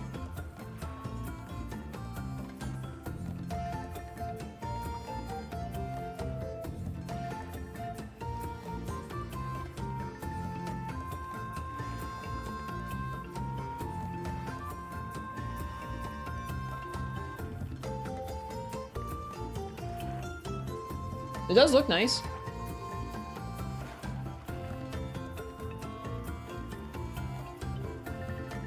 They root that weapon in this patch. It didn't go over well with mains of it. Mains don't like the changes. Yeah, that doesn't surprise me. Folks don't generally like it when you change their weapons up.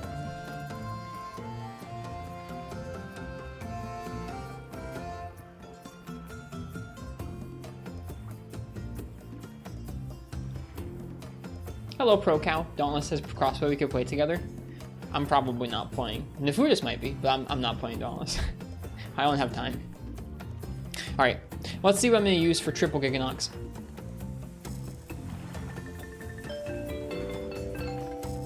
Horfox, what would you like me to use for the triple Gigginox quest? What state do I live in? I live in the northernmost reaches of Michigan, Kanfu. So along the very... I'm further north than the southernmost parts of Canada. Dual blades? Speaking of, alright, let's get it.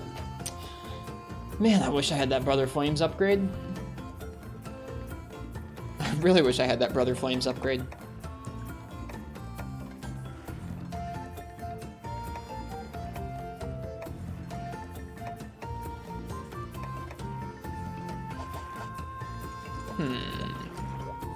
Must be very cold. It's not awful, but yeah, it's cold. We're supposed to get like 10 inches of snow tomorrow.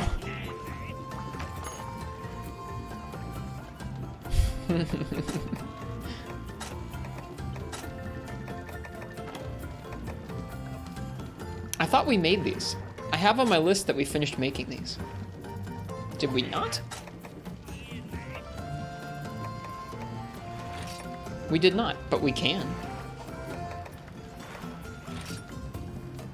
Just need that plate, that Rathian plate. Here it only, I mean, it only goes from 210 to 238 and 12 to 14 fire, so it's not that big a difference. We'll be fine if we bring regular low rank Brother Flames. It'll be okay.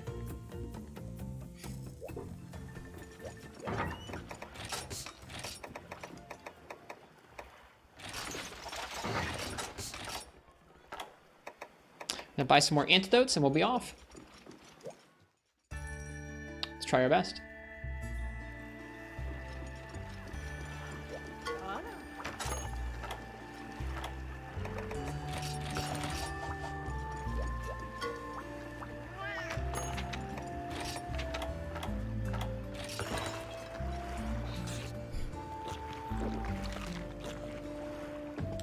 I'm glad there's stuff in the game that you guys genuinely like.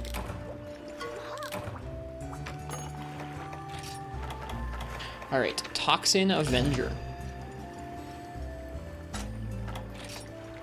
Eureka! Our antidote research is on the verge of a breakthrough. We just need copious quantities of toxins. I hear several Gigginox have moved to the tundra. You know what to do, Hunter. That's the same guy who told us to hunt the other 2 Gigginox. This guy needs 5 Gigginox from us? That's crazy. Isn't Dauntless free, Horfox? It is. Yeah, it is free. I mean, like, there's a battle pass or whatever you can buy, or like there's paid stuff, but it's free. Yeah, I think the majority of the game's free. I would try it if I didn't have like 8 bajillion Monster Hunter games to play, but I do.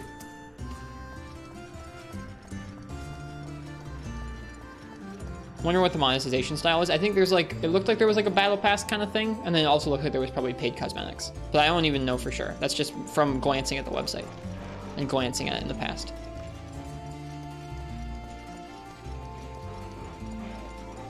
They've been making the monetization better and better. Yeah, we heard them converting one cryptocurrency into another in the patch notes.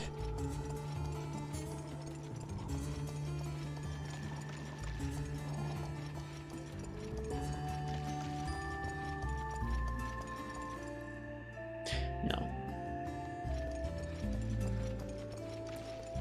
I do genuinely think it'd be rough to make a game that feels as good as Monster Hunter does if it's all server side, but I haven't tried it, so I shouldn't knock it.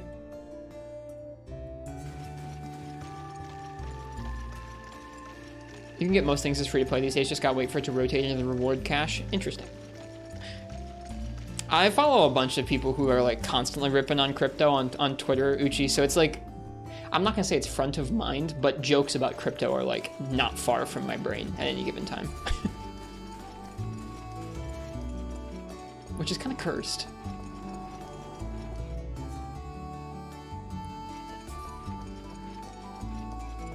Where is this Gigginox? He must be out in, yep, he must be out in the central area.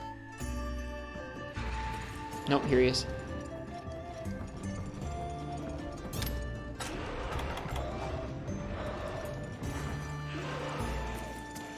I'm not intelligent enough to really tell you anything worth knowing, Marks.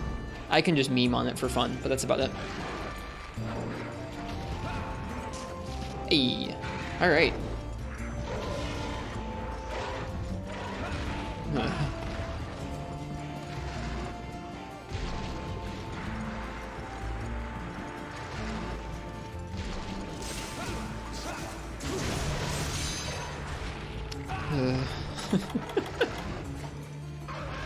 Yep, this should be an interesting one. I thought about bringing energy drinks and I didn't, and I probably should have.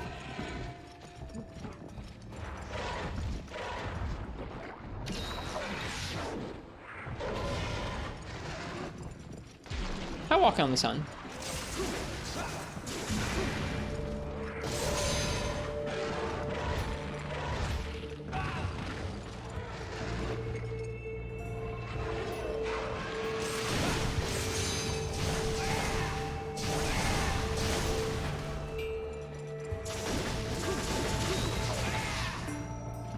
Does it get Noxious Poison in high rank? Yes, it does.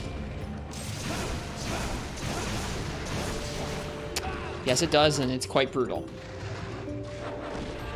And we have sleep from the baggies. This is, yeah, this quest is going to be something.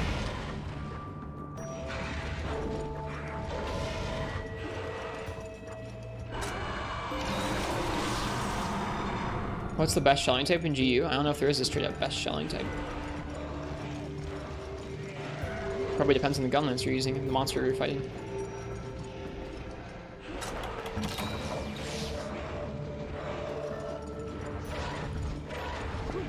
It's brutal, and we have to kill 3 of these things, so I'm a little concerned. I'm a little concerned about the stakes of this quest, but we'll see. Maybe they're weak enough that it won't be too bad. I did bring enough capture stuff to cap 2 of them. So like, hopefully that'll make things a little bit less stressful on us.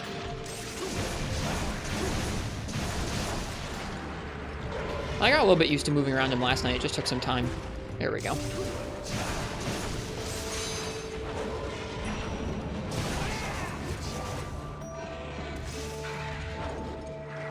At least it's gotta be reduced HP, right? It's not like triple Ignactor and portable third, right? No, it wouldn't be like that.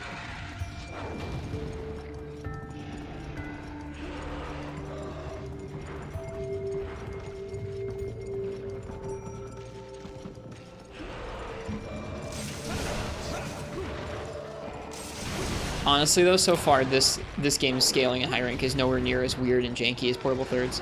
Portable third like knocks up, or it changes the difficulty quite a bit as soon as you get into high rank. Every quest has a multi-monster that spawns immediately upon quest start. even for single monster quests. There's always another monster somewhere around.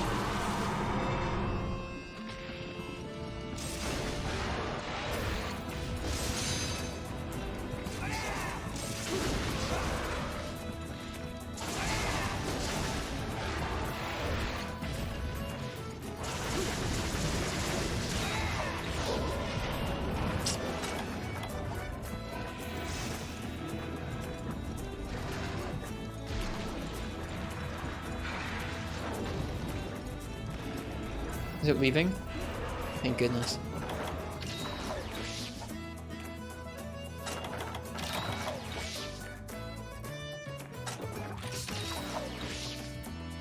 Yeah, we've tried to find them as well, BB3, but no, not even the Japanese AT Wiki, which is normally the spot that has the most information, has HP values for monsters in this game.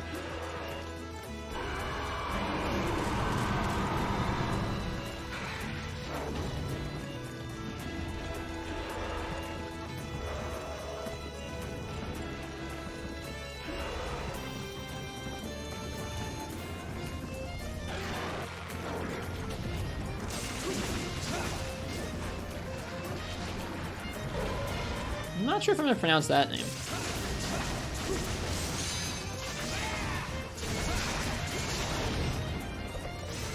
You got me. Normally I'll pronounce almost any name. I don't know if I'm going to pronounce that name. But welcome? Question mark?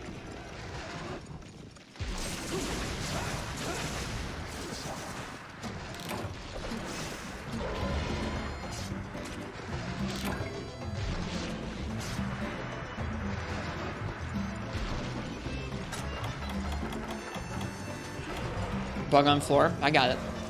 Don't you worry.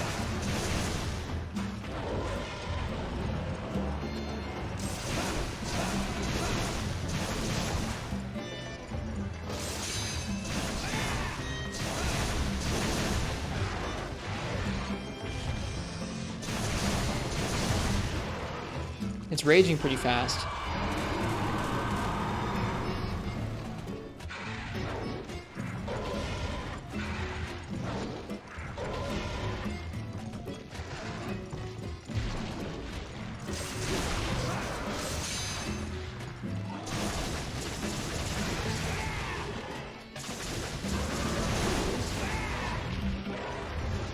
I spent some time today researching how exhaust status works, or like how fatigue, like what this happened just to this Gigginox works.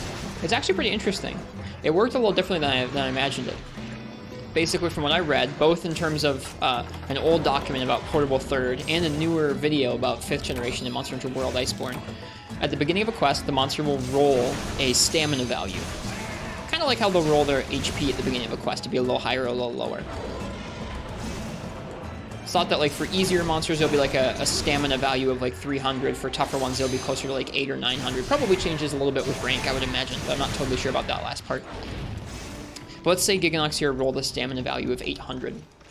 Basically, every time it moves and attacks, it will spend a little bit of that stamina value. It'll start ticking down that stamina value, and you as the player can also influence it by tripping it, staggering it, breaking parts, and like applying exhaust status from your like either your blunt type damage weapon that comes with exhaust, or like an exhaust switch axe or something. Every time you're using that, you're actually building up something separate. It's not just like when you attack with a hunting horn, it decreases the stamina number. When you attack with your hunting horn, it applies exhaust status. And when you get a proc, like you get a poison proc, rather than poisoning the monster, it removes like a set amount from that stamina value. In the older games, apparently it was 200. In the video I saw about World, it was 150, just knocked right off that stamina meter. And when it finally gets to 0, either from the monster moving around and attacking, or you hitting it with a bunch of exhaust damage all at once, getting that proc, or from you tripping or part breaking it, then it goes into this fatigue state for a set amount of time. After that amount of time, it returns to its full stamina value again. It's not like it gradually goes up. If it gradually goes up, you could kind of like keep draining it, right? And always keep it tired out. So like this, it'll always kind of tire out, and then it'll either go right back to an enrage, or it'll go back to a regular state, but it won't just always stay fatigued like this. I kind of like, I mean, you could tell some of those things just by playing the games, but it's kind of fun to have it spelled out and understand how it works.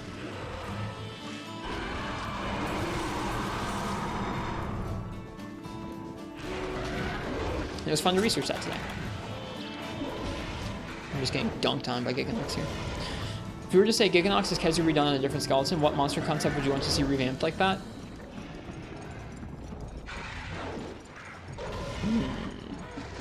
Diablos redone on the Nargacuga skeleton.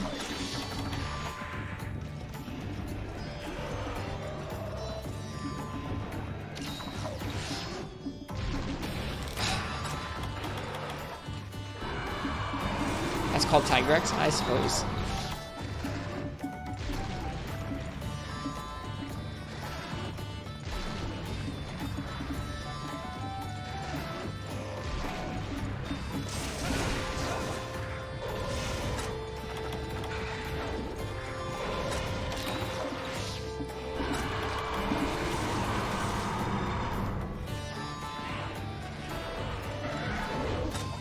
I just want more stuff on the Nargacuga Tigrex skeleton in general, to be honest with you.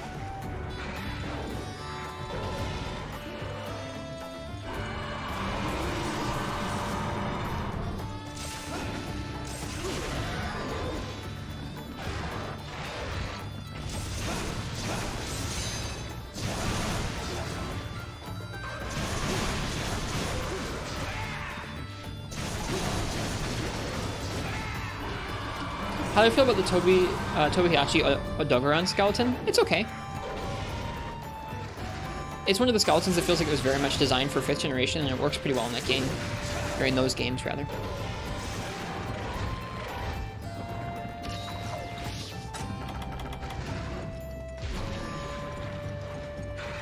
Yeah, I like it.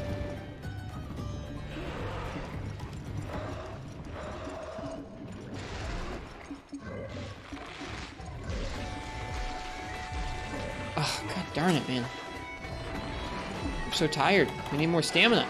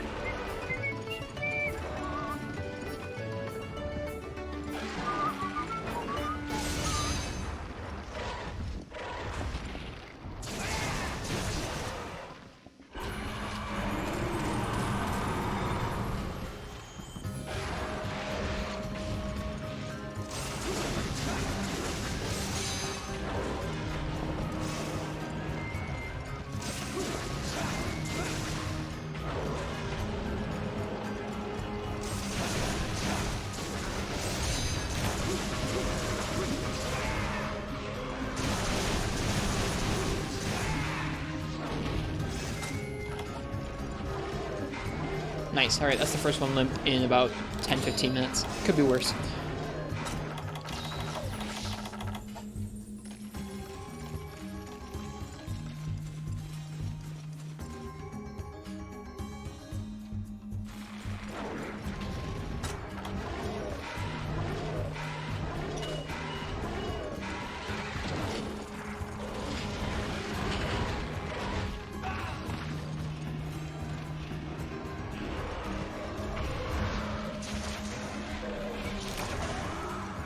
Cool.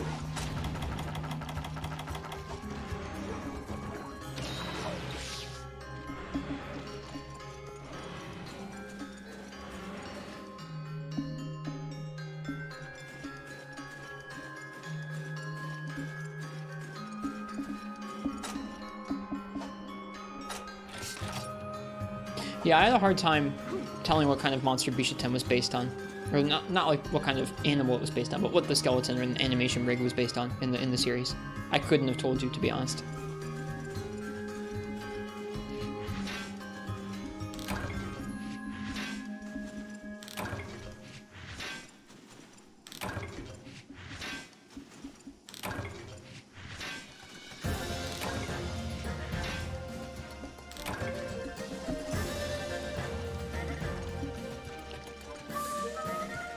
Yeah, Gossarog is really, really cool. That's a pretty neat monster. He might be one of my favorite. He's right up there with Elmwoodron. Kind of neck and neck for my favorite new monster in that game. It'll be fun to fight him again soon.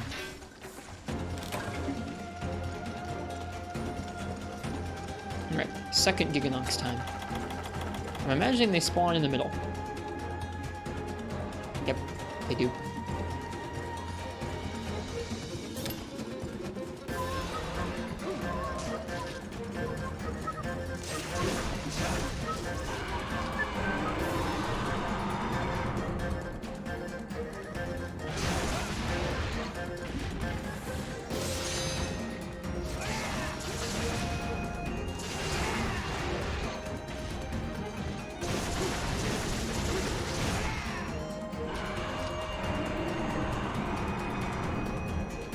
Yeah, I can hear it. I can hear it in Ifudis, totally.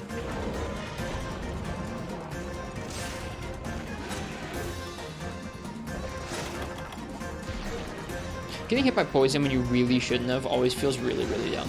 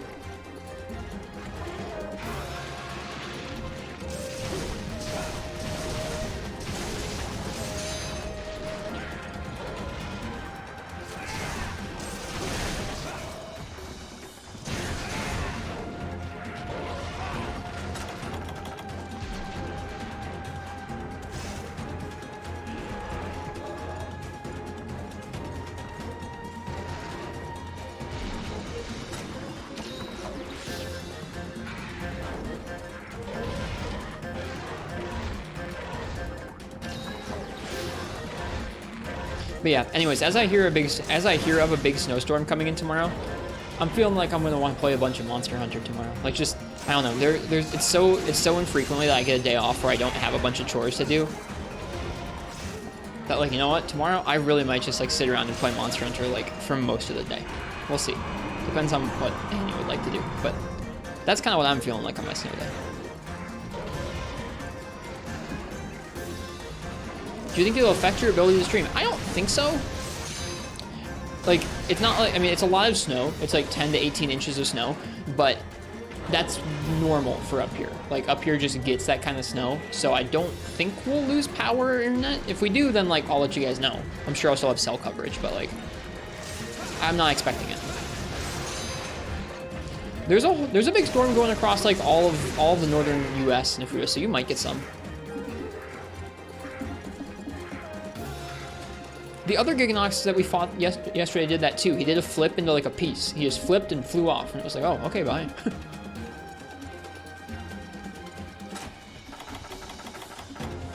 It's pretty intriguing, isn't it, Mark? Being able to think back to when you were like a good chunk younger and go like, it used to snow a lot more. That's odd, isn't it? Like, it's kind of weird.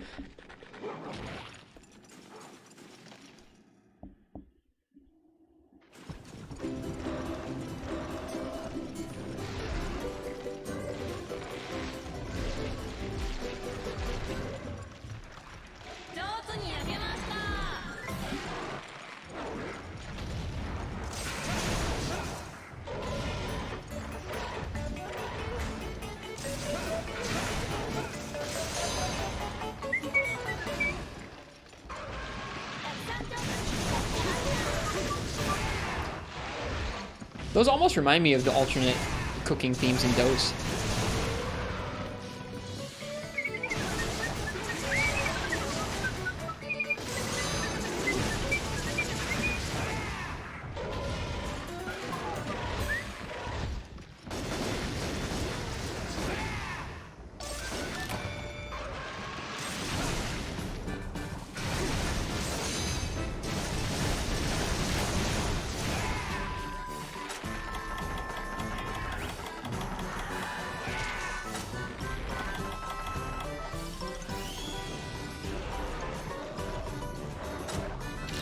Huh, that's crazy, precious stones. That is a lot. Did you miss Dal and Gog? No.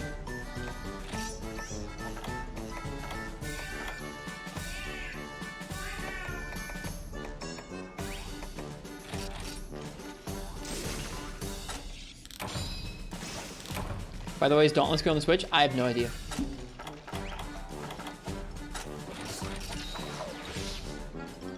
I've never touched it.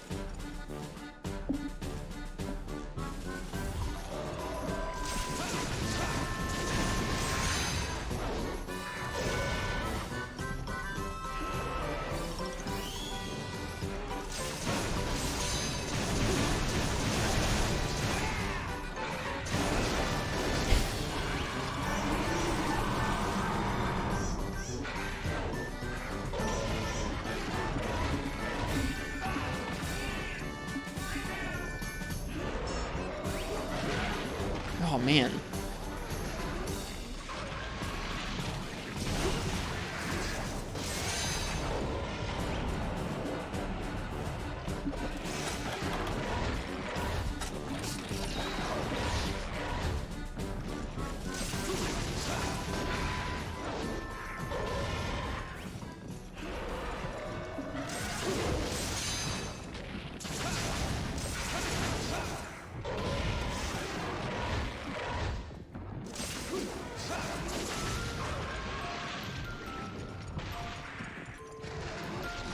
Oh, I've never even heard this music in game, but it just makes me sad hearing it. I know what it is. I know what it is, and it makes me sad. I don't want to think about this music.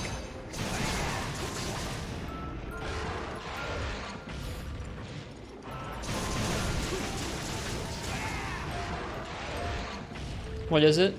It's the music when you abandon a cat and blast it off in a rocket ship to never see it again. I'm not into it. I mean, the song is fine. I'm not into that, into doing that. It's sad.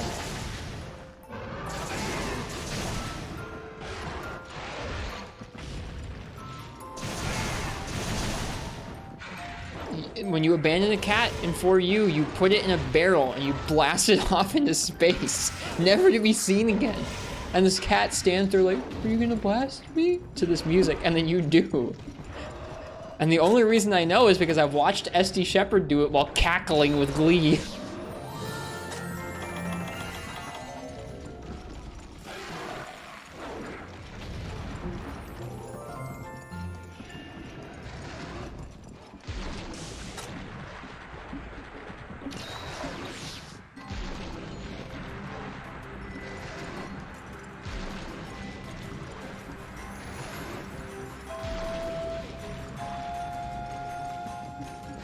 I don't know what this song's from.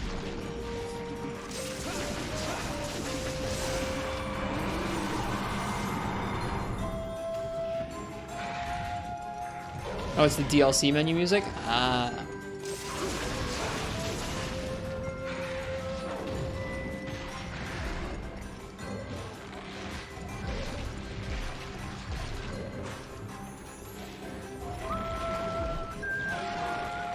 I think I might do. I think I might focus Dual Blades Vio as my first time doing a solo main playthrough in a long time, or like something closer to a solo main playthrough. I doubt I'll actually manage to do solo main.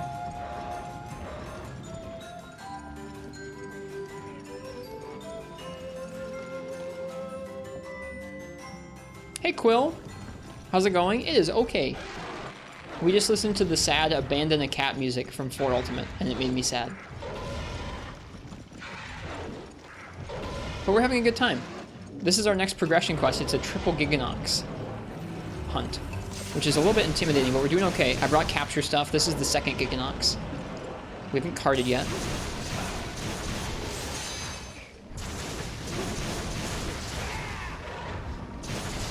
Ooh, hey, we got Bracky. I'm excited to hear this theme in this game soon.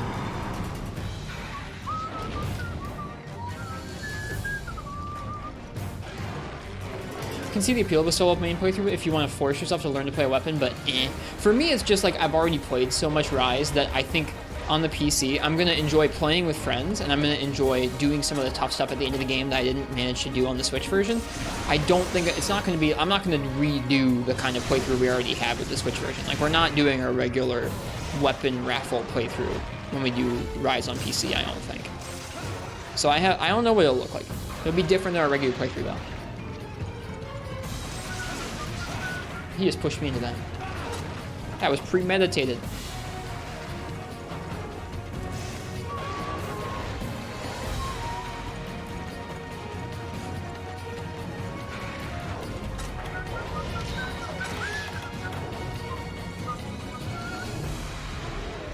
Okay, he's limping. Good stuff. Okay.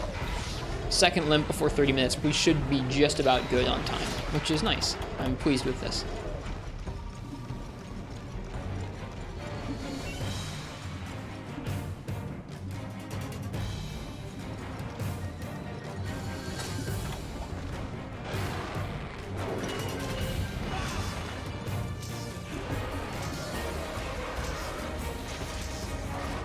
Cool. One more. We got this.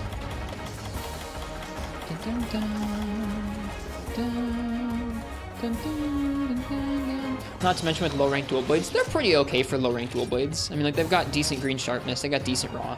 The fire is really quite lackluster. Like, 12 fire is not a lot of fire, but thankfully we're dual blades and we're doing okay. Any other weapon, this would be a paltry amount of element, but dual blades can make it work. I like dual blades. They've been one of my favorite weapons to try and get a little better at in the past year.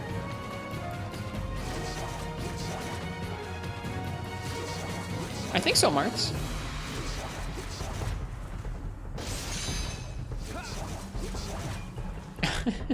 I just realized I really like the animation for that little spin he does. He has like a really fancy little hop in the air.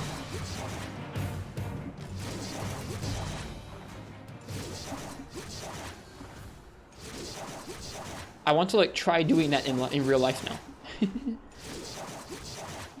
Yeah, you do like a little fancy kick in midair. Oh hey. Ooh.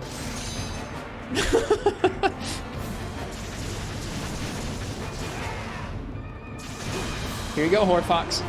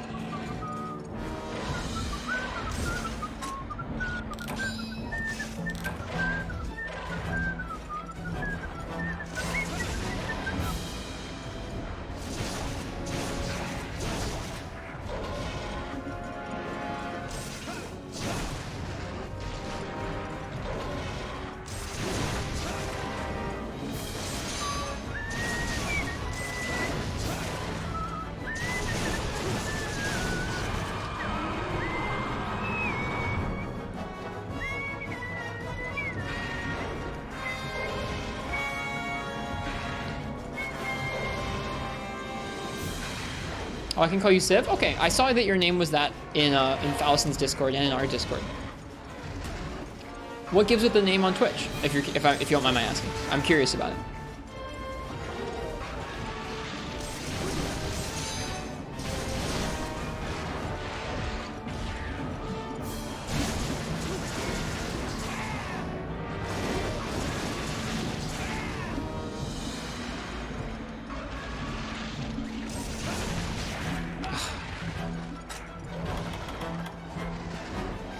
Civ might have just been taken on Twitch. That's a pretty reasonable answer.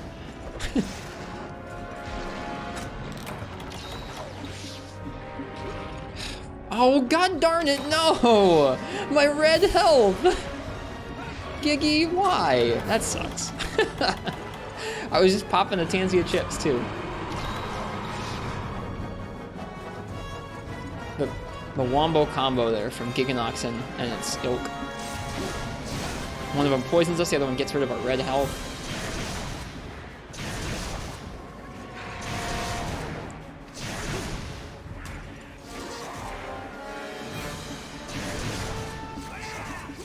Okay. We'll be alright.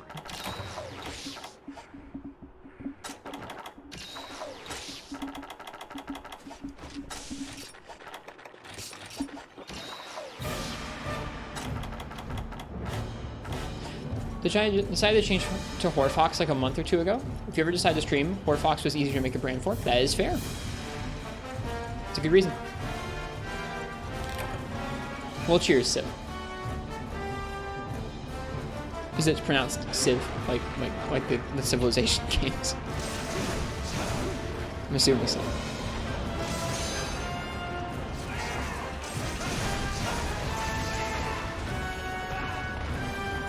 Yeah, cool.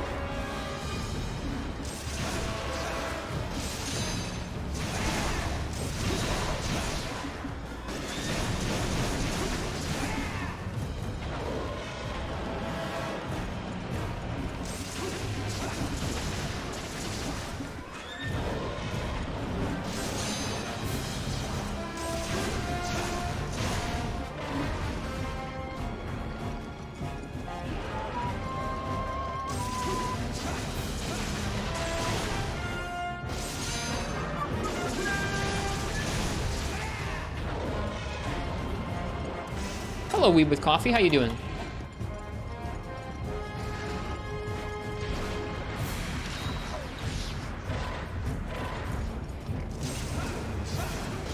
Oh, shoot.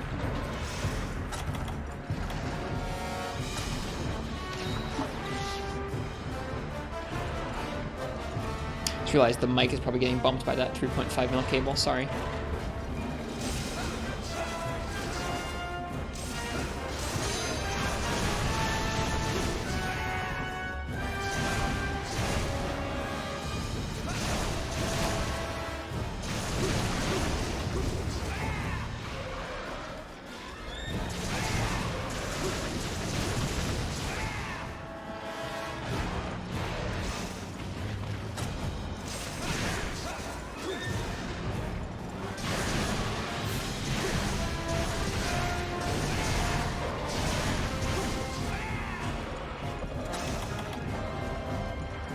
Civis also got a couple people. Civils, Silvis, and Civilis.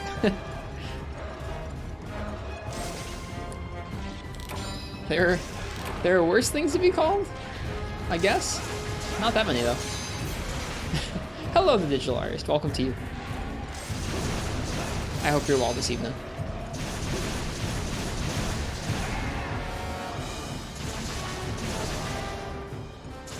Civ definitely makes it easy.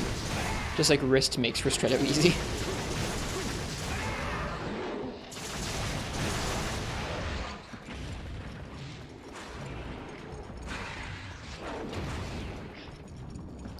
Oh yeah, someone asked a few minutes ago if we were going to do a day stream tomorrow. It depends. We'll see. I hope I get to hang out and play some Monster Hunter tomorrow during the day on my, like, quotes, snow day.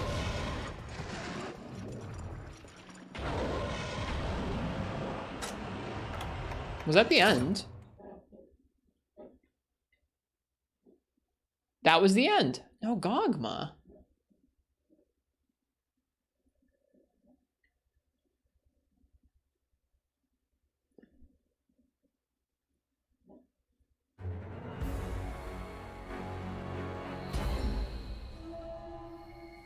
That was the MH4 OST, so I guess that makes sense.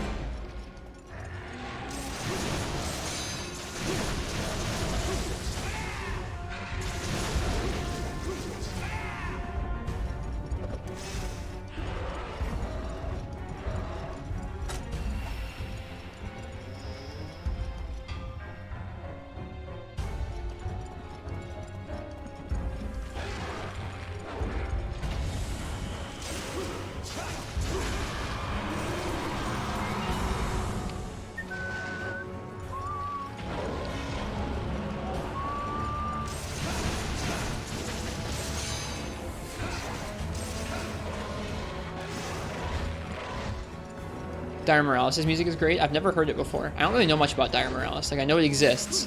I know vaguely what it looks like because they tease it in the trailer for this game, but I don't know much about its fight or its music, and I want to keep it that way until I fight it for the first time. Shoot, I misread what I was going to do. I thought it was going to jump off. Oops.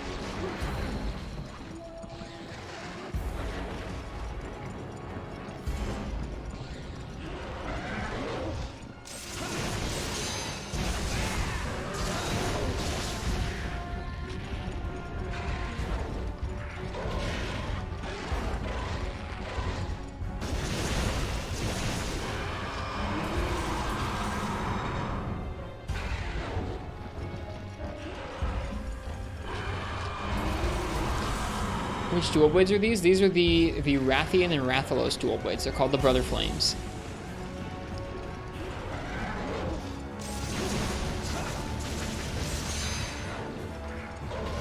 They're the low rank Rathian and Rathalos dual blades. I haven't upgraded them to high rank yet. I need a Rathian plate.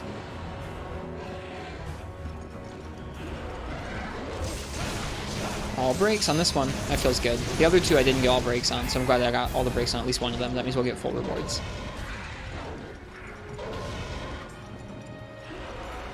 Still going for the plate. We haven't been like grinding it nonstop, but yeah, we haven't gotten it yet. Hey, Bio.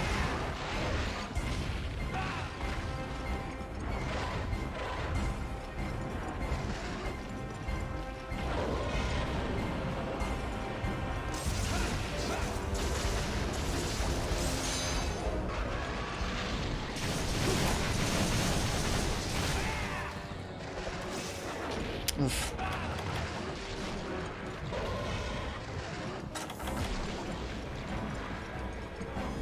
This is the triple Gigginox quest. We're on the third Gigginox. We're doing okay so far.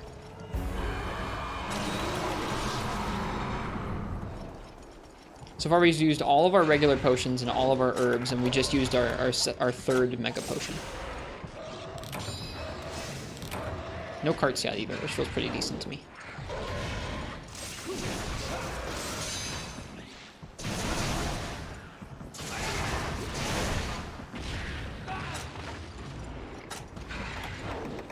Whoops.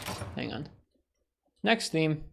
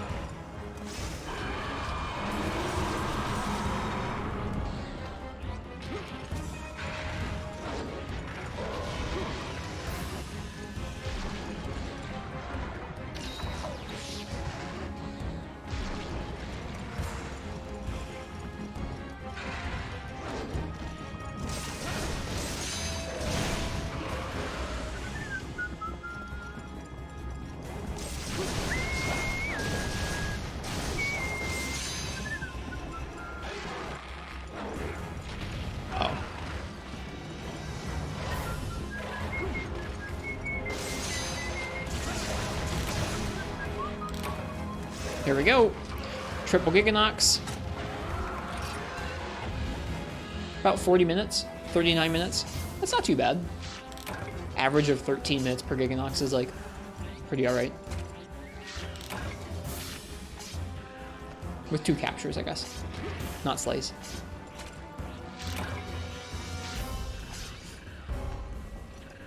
I was honestly worried that quest was gonna need a couple of attempts, so I'm happy that we managed to clear it.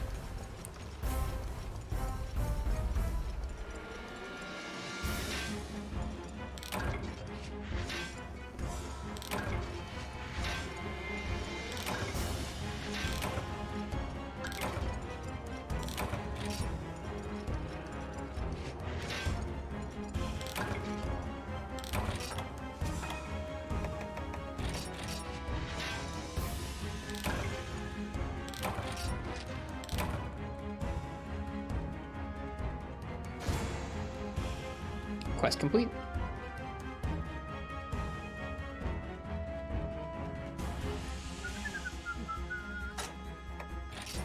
Plenty of materials too, dang. Lots of Gigginox stuff. Thanks, game. Ta-da! It's amusing they give you so many Gigginox at the start of this village rank. This is at the end of a village rank.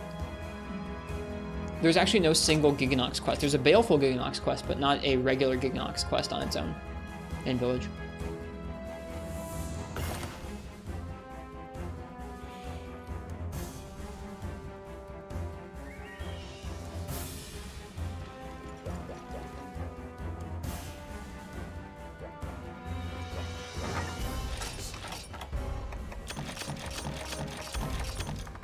How do you feel about that variety of monster appearance? I think that's fine.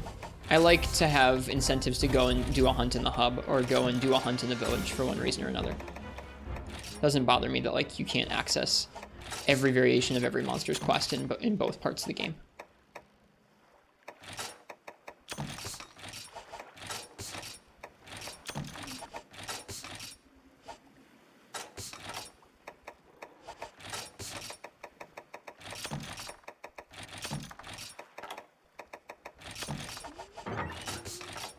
Okay, let's listen to that album we did yesterday.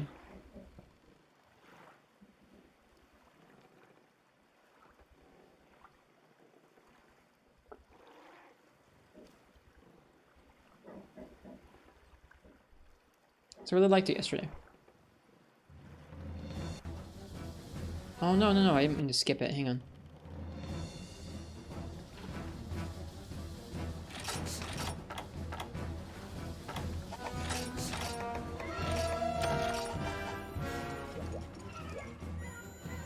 Okay.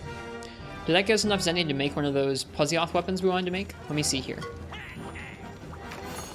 And which we want to make? Do we think we want to make the Plesioth hammer? The Plesioth head? Or do we want to make the lance? I think the lance is probably going to serve us better. At least initially.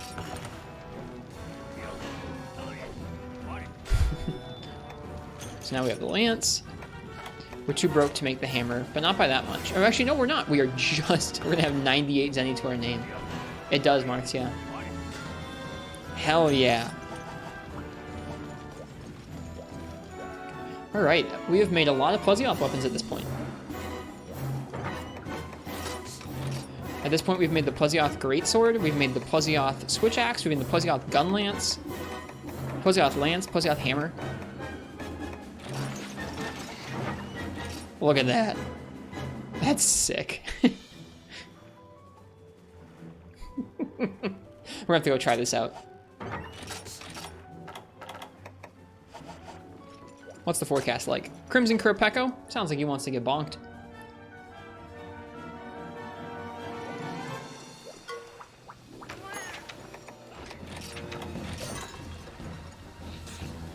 Also, hey, we had enough money to eat. Good stuff. Let's sell some stuff real quick. What can we sell? Let me go buy the boats. Might have returned some stuff for us. Let me see here.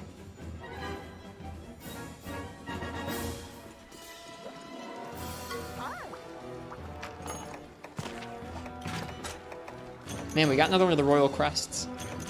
We could sell it on its own, but it goes for so much more once it's slotted into the final crown.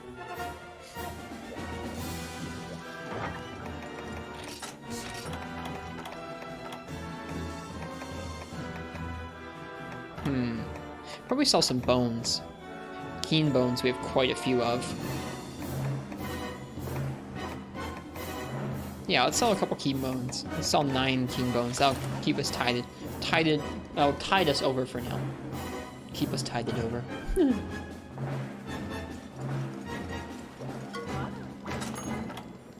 I can't say I see the connection with Forest and Hills and Sergios personally.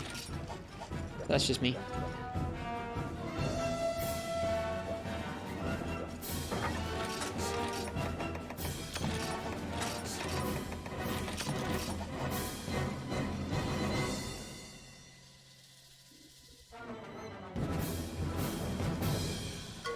Nice way to end that.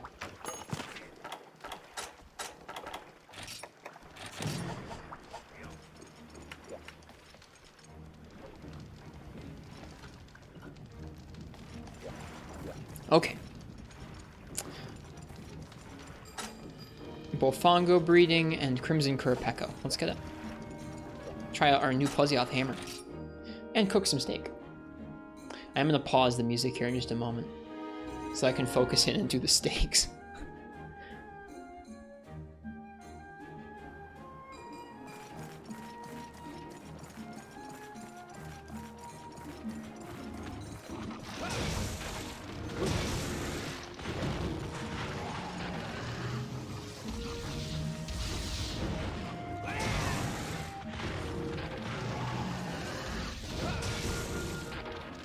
It's got some weird noises.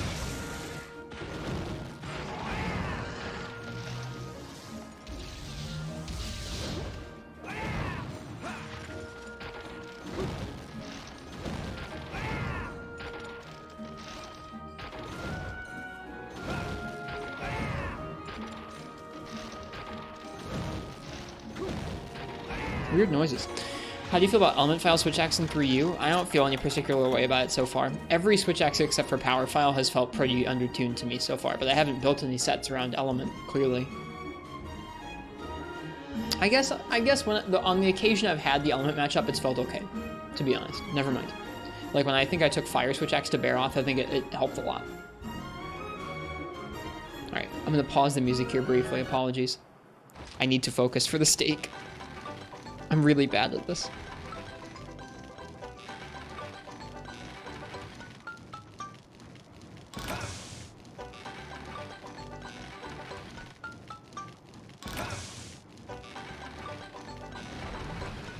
Uh-oh.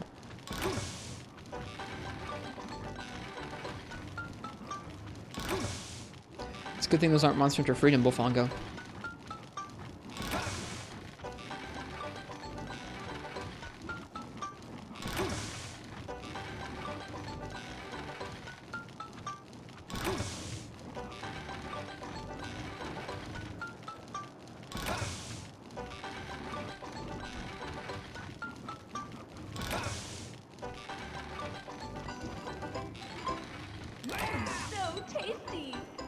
Hooray! Is this thing available in any other game in the series? I think it might be in Monster Hunter Tri and this game, but only these two, not in any of the other ones, which is a bummer. It's very cool.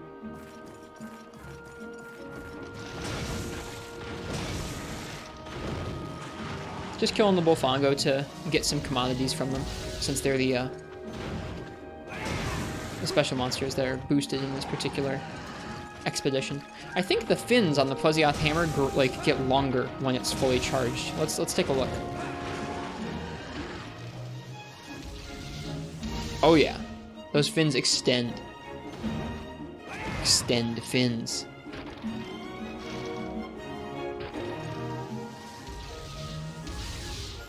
Does the horn get sharper? Does the horn get pointier? No, I think it's just the fins. Yeah, it's just the fins. Still cool.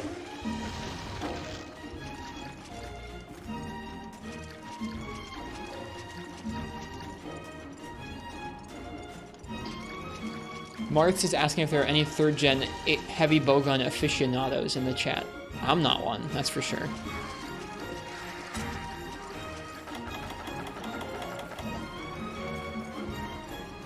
Nice, Danny boy, have fun. I think Precious Stones had some advice for bowguns in 3rd.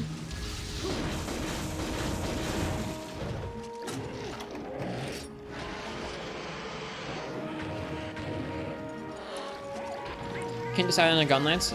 It's in GU you're playing, right, Horde Fox?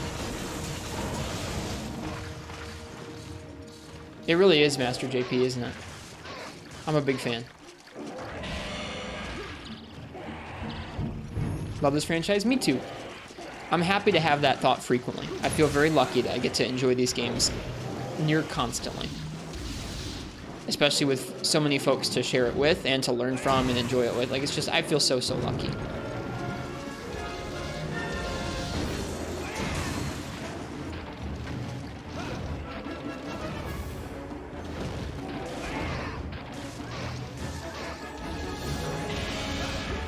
Nope, still too early.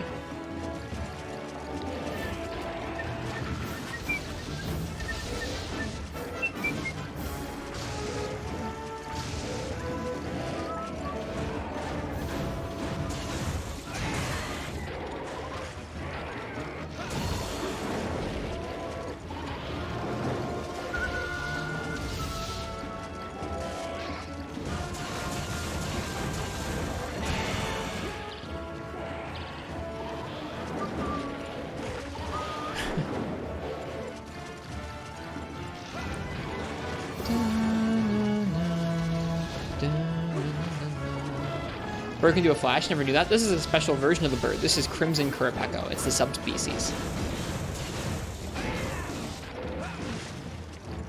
So it's a thunderbird instead of a firebird.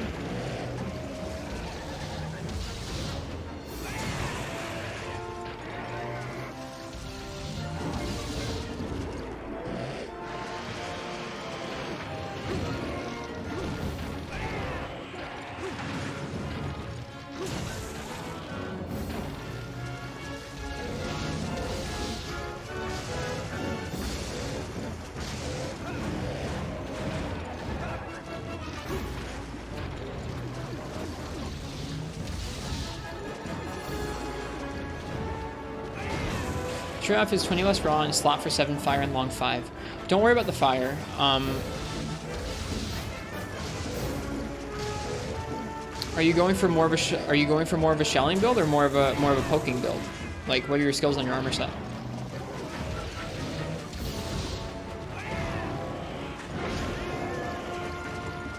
If shelling, then go for the stronger shelling type. It makes a big difference.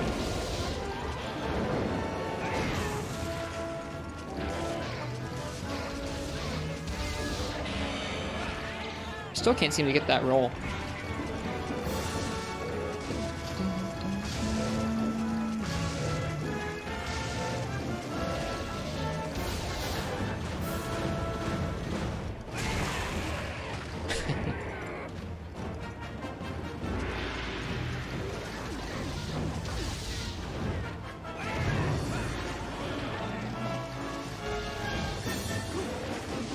Its head is just tall enough to be really a pain with hammer.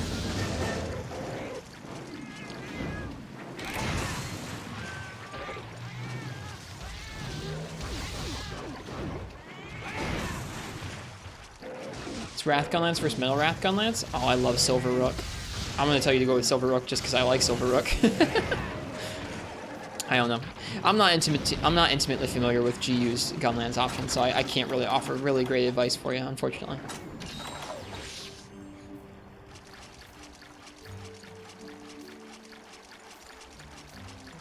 If there are Ludroth up here, we'll want to kill them for some power paddles.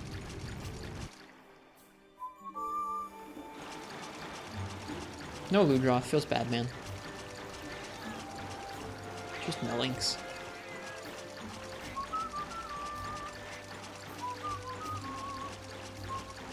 Is Michigan quite a flat state, or does it have any rolling hills and uneven terrain?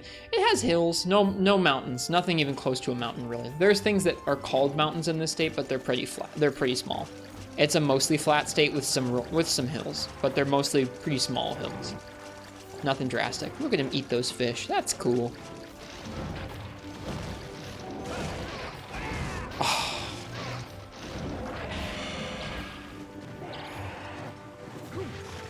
Hell yeah, Marths. Hell yeah.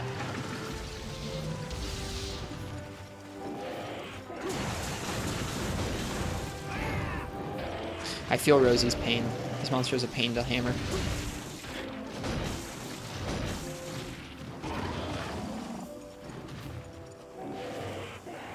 I think Marth's also had a question for you about 3rd gen bowgunning precious stones, if you feel confident on 3rd gen bowgun or heavy bowgun.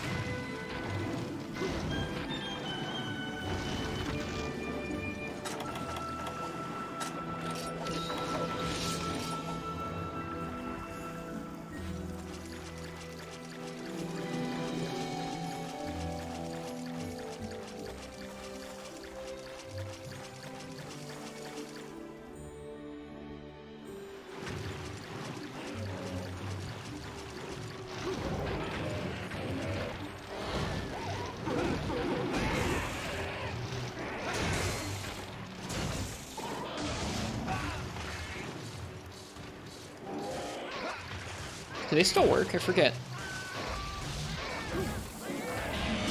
It does still work. Even once the Flintstones are broken. I'd forgotten that.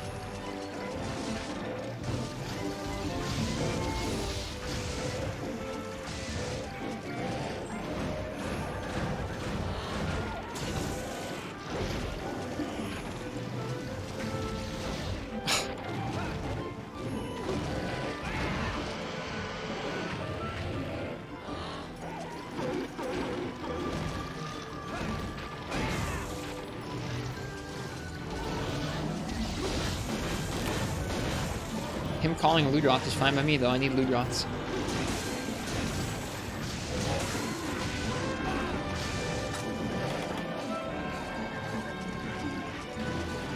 Man, I picked a bad monster to try our hammer on, didn't I?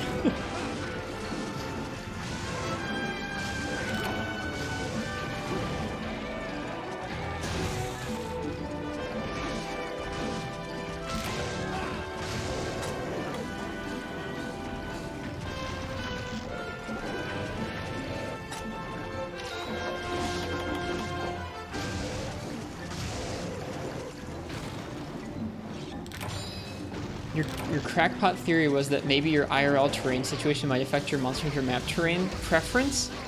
I don't think so. That's a pretty weird theory.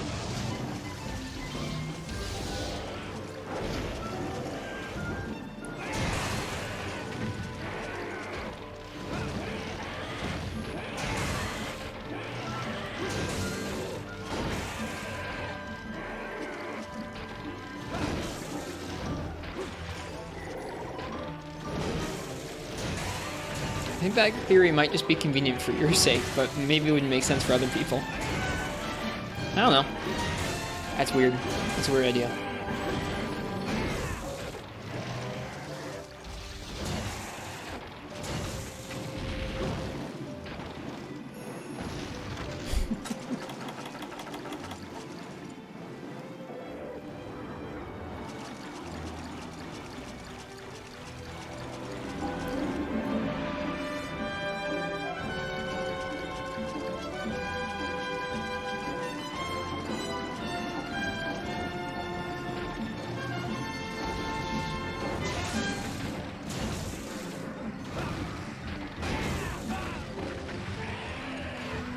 Another Roggy here, huh?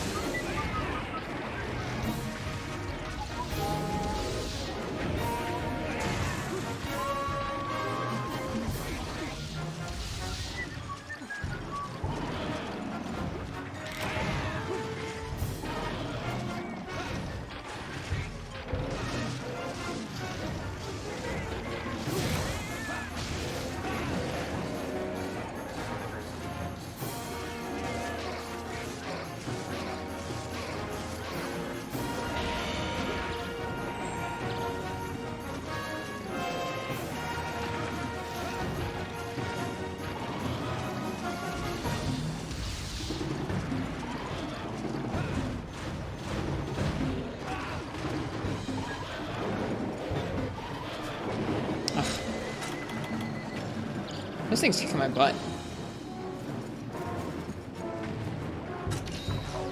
think I've done this matchup a couple times on Crimson Qurupeco and felt equally kind of lost. Like, I really need to practice spacing with neutral pounds on its head, I think, because going for any of the charge moves really feels like a dumb way to do this.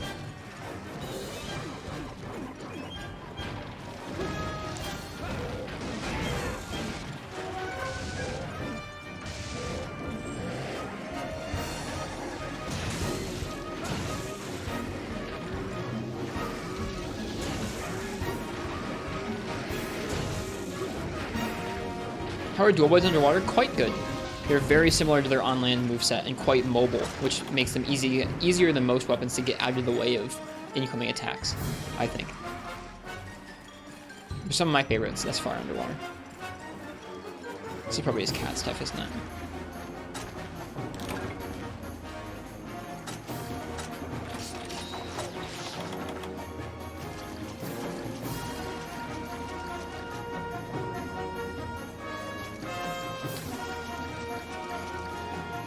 No, Lance is easy mode. Lance can block stuff, which is nice, but if there's something you need to get out of the way that you can't block, like a beam, Lance has a rough time, or a rougher time.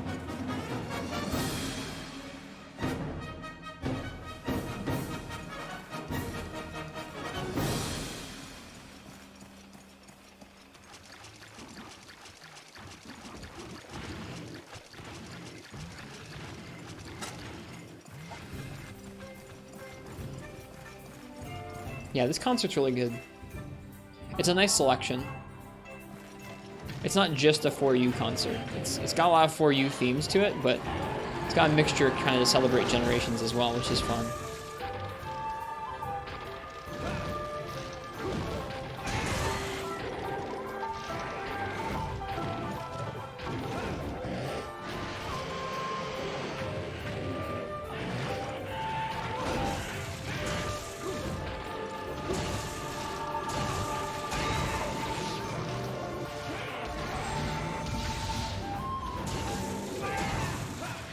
Sorry, Vio. I can't say I'm surprised.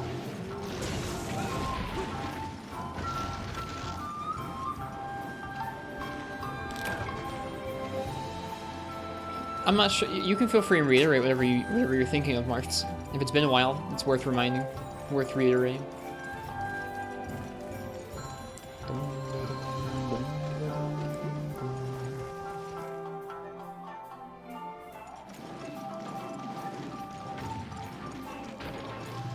Right, you need to stop charging. Charge attacks on hammer do not seem to mix well with Qurupeco.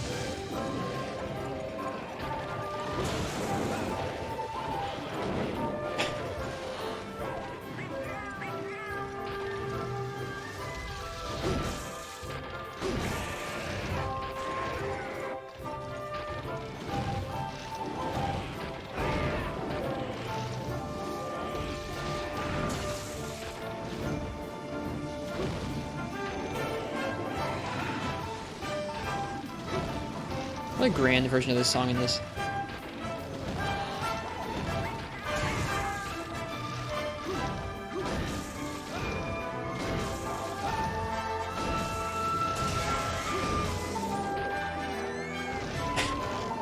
Boy.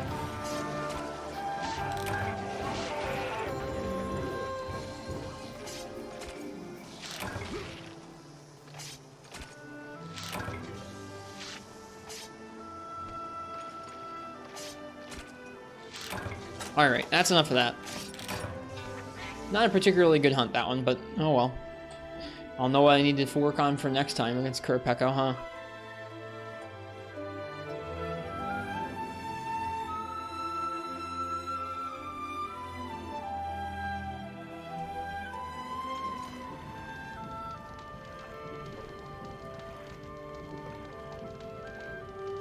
Gotcha, Vio. I think that's a lot of MOBAs, right?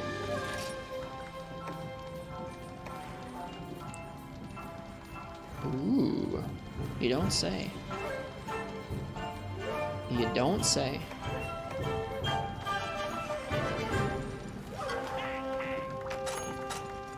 All right, let's see. Let's take a look at our list here.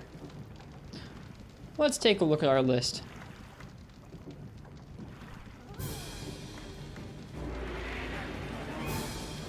We now have the Arzuros Longsword. We have the Log Greatsword. We have the Plesioth Head Hammer. I think I have the Flower Hammer. I don't know if I upgraded it yet. We have the Plesioth Lance.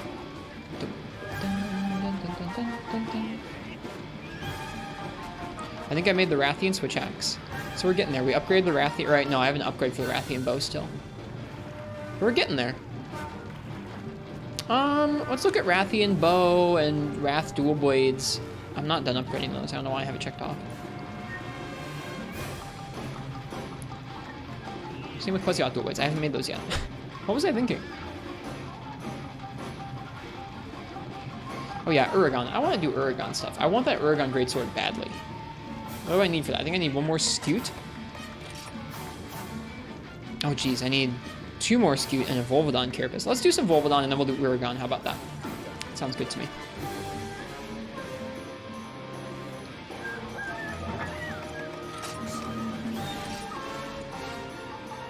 Alright.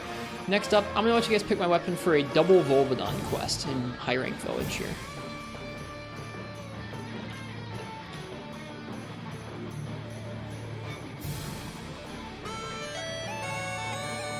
So, if you want to choose the weapon for the next quest of the night, go ahead and type !ticket in the chat.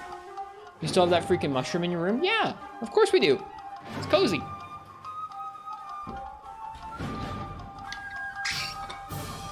I'm sorry, Martz. Sorry if you're feeling stressed out.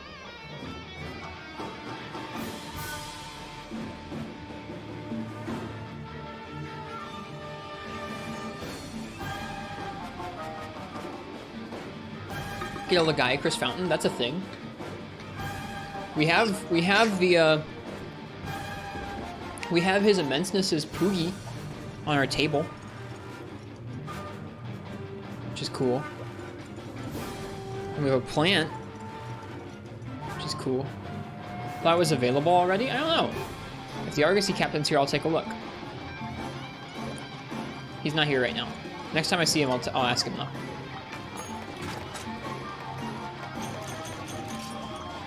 God, we're so broke.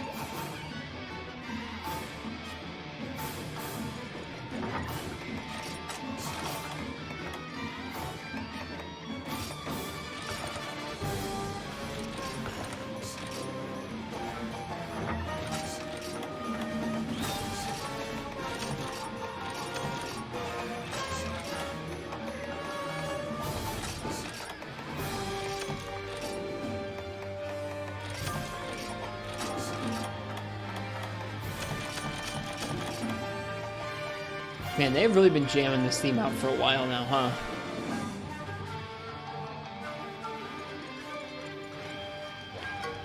Do you have any relaxation tips when you're wound up or uptight? Sleep is helpful, but sometimes it's not easy to sleep.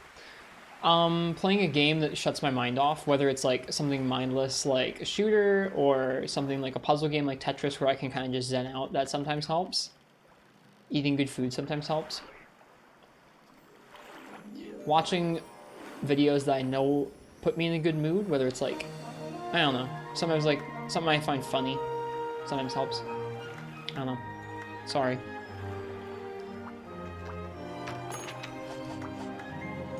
Yeah, taking a long walk is good too. It's true. I'm gonna say last call for the double Volvidon quest we're doing. Starting to get more of those HR4s in here. More of those pink rarity. Feels good.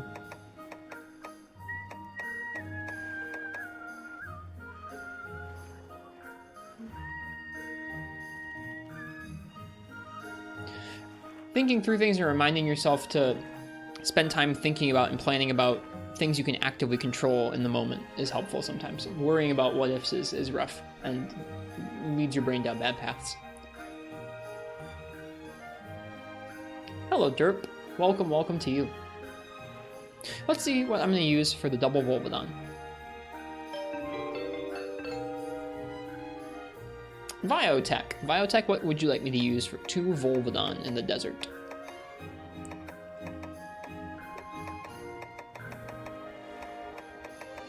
Switch works. Okay.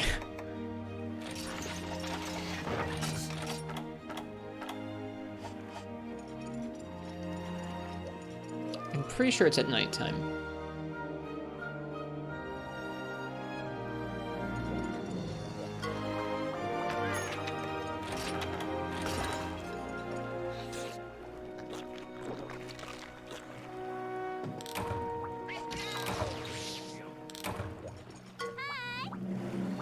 Best of luck, Danny boy. Have fun.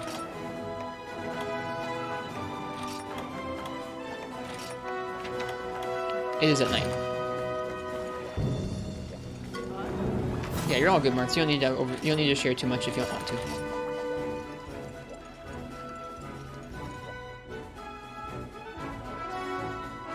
I'm glad they're not actually feeling uncomfortable about walking around. That'd be bad.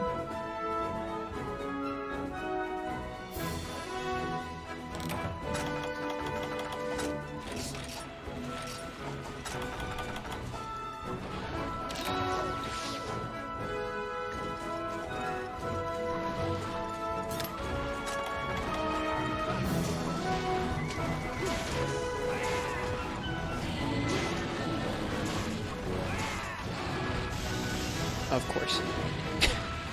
Just first thing. That move is a huge AoE in this game. Well, yeah, the walk isn't going to solve your problem, Moochie, but if you're feeling stressed, so stressed that you feel like you can't do much at all, maybe clearing your head with the walk might help. Depends. I don't think anyone's saying the walk is going to cure whatever the problem, whatever ails him. But finding a way to de-stress can help sometimes.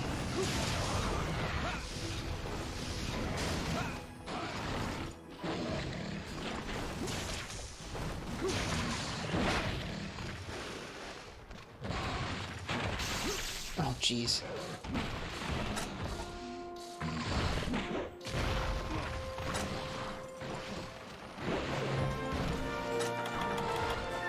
Oh, jeez.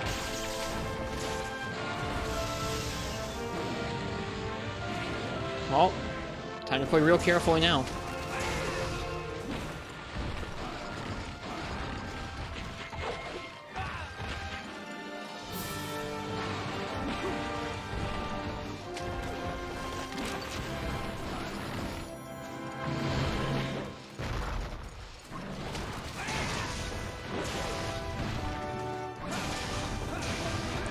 This orchestra concert came out when they were teasing Generations.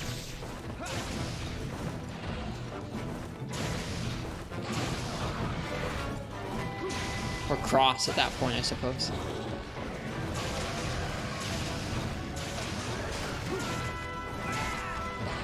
God darn it. We're gonna die.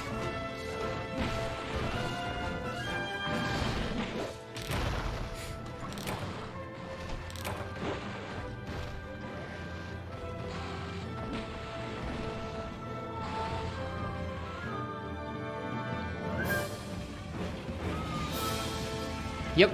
Yep. It was not called Gem. It was just Cross. This was before I knew anything about this series, really.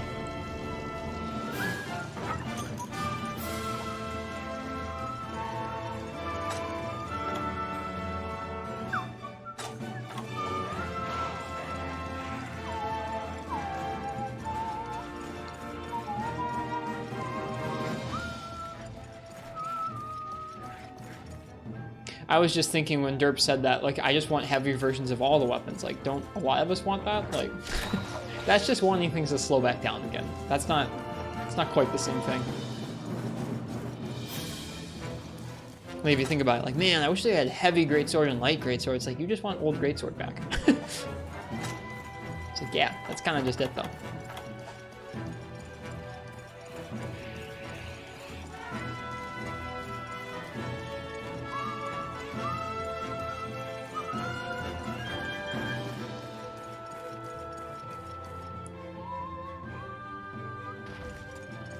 This isn't our Volvidon, this is the other one.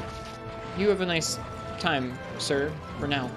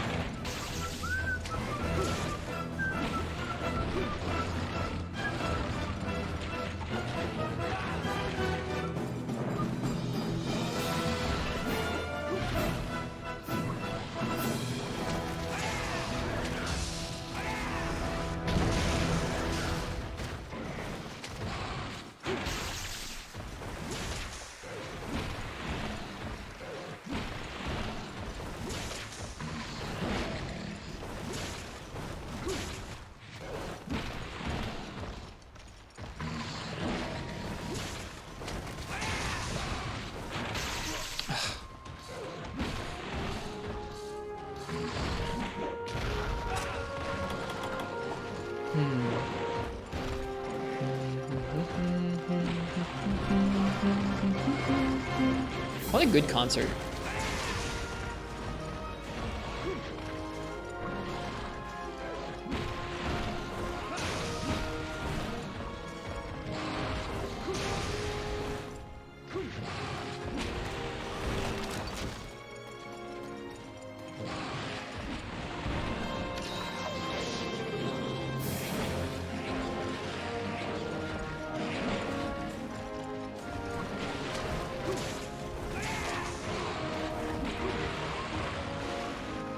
Yeah, I mean, like, I understand the want of that. I feel like people of almost every weapon class would prefer a way to play both old and new versions of their weapon in the same game, if that makes sense. I don't think it's unique to Hunting Horn.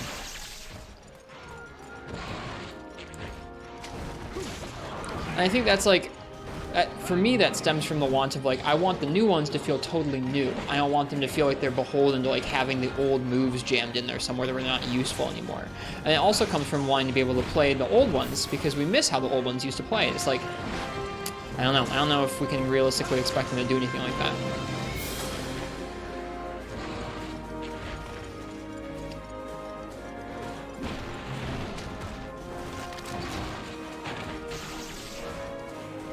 Keep doing skill binding instead. Yeah, I like that instead. I feel like being able to customize things to make it a little more new or a little more old or a little more faster, a little more slow feeling is nice. Options are great.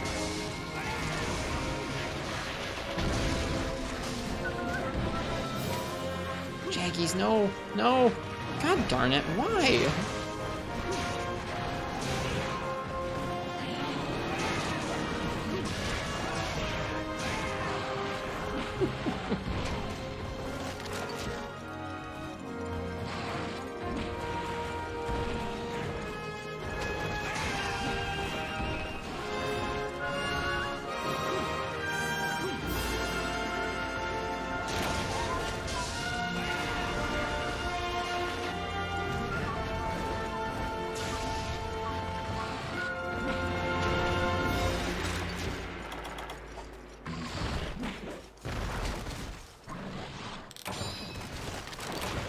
Yeah, the switch skills is, I think, what we're talking about.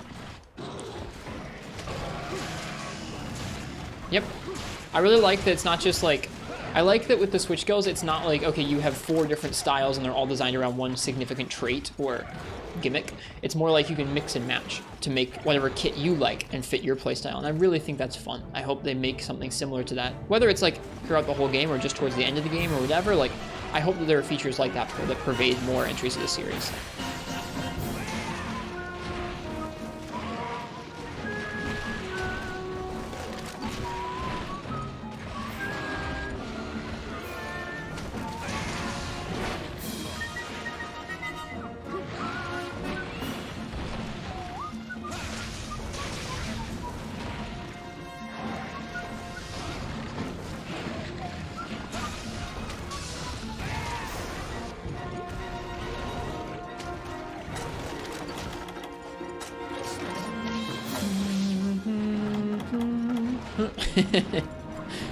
You're not the right Volvidon.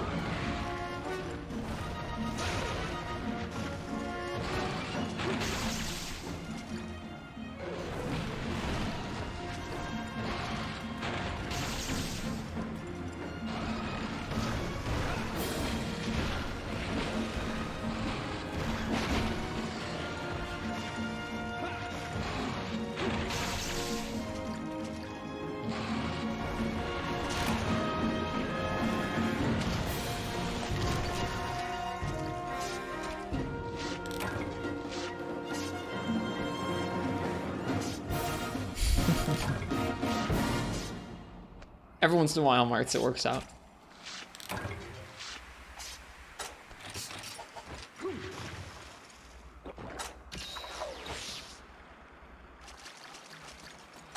Thanks. That was fun. I could tell he was weak enough that a good hit in ball mode was going to finish him off.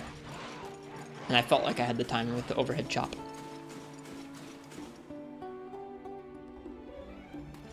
Where your memeable face at? What, like a pog face? I was just happy. I smiled. Is that not enough? I need to make some grotesque pog face for you guys to be satisfied with the sick moment.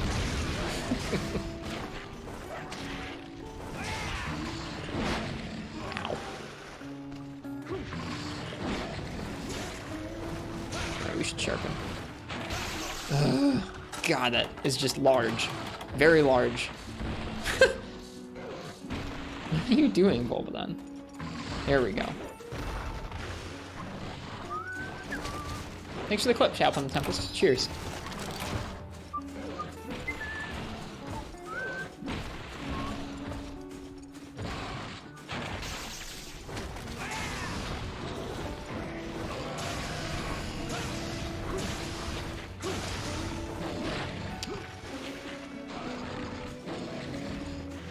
Can't find him?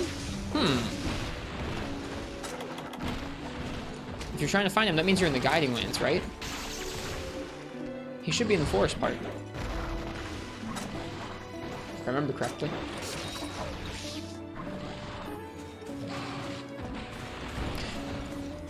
It's been a long time since I used that system, though. Ugh.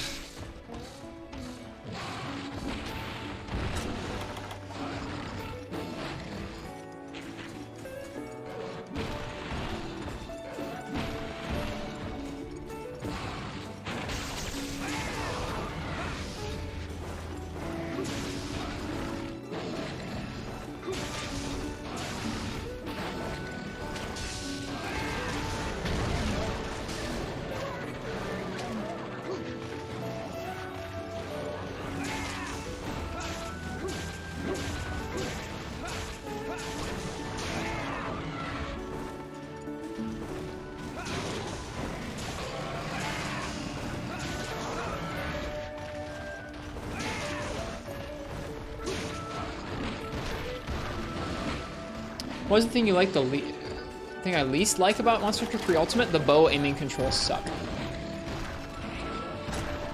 Compared to, like, it was clear that they were making a Monster Hunter game on a new console and they had not really thought out the options ergonomically for how you should be aiming and moving with bow. Like, you can't aim and shoot and move with bow at the same time. You have to be stationary if you want to aim and shoot. It's very frustrating compared to the PSP where you could aim and move and shoot, and for Ultimate where you can aim and move and shoot. It's just eh. And like, I'm dealing with it, but it's just like, it is just straight worse than the game that comes before and after it. That's probably my least favorite thing. I don't have that many complaints about this game. It is a pretty minor level complaint. It's not ruining my enjoyment of the game at all. I'm still having a good time with bow. It's just like, it's really obnoxious. So what are you playing it on? I'm playing it on the 3DS. It would be the same on the Wii U. Like, it doesn't matter if you have an actual, like, I have 2 analog sticks on the 3DS. It's not about whether you have a second analog stick or not. It's that you have to, so you need, when you're using bow, you hold down the X face button to charge a shot. You hold down the R face button to aim, and then you have to use a second stick to aim up and down. But you only have 2 fingers on that side. You have a thumb and an index finger, right? So you can claw around the front and try and aim and hold X and hit R, but it's bad. Whereas in 4U, you can change some settings up to make it work a lot better.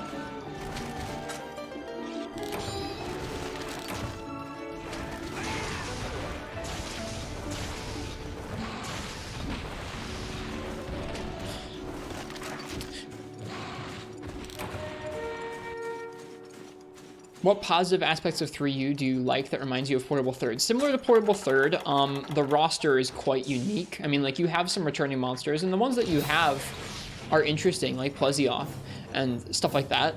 But in general, It feels like a lot of the older monsters got nice, significant design refreshes in this generation, and it feels like this gen has pretty much all exclusively, or pretty close to exclusively, like, fresh designed monsters. And so all the gear and monsters and weapons all feel very cohesive and aesthetically, like, very nice altogether. Like, the collecting in this game is a joy because all the designs are very fresh and feel very, I don't know, cohesive in this gen.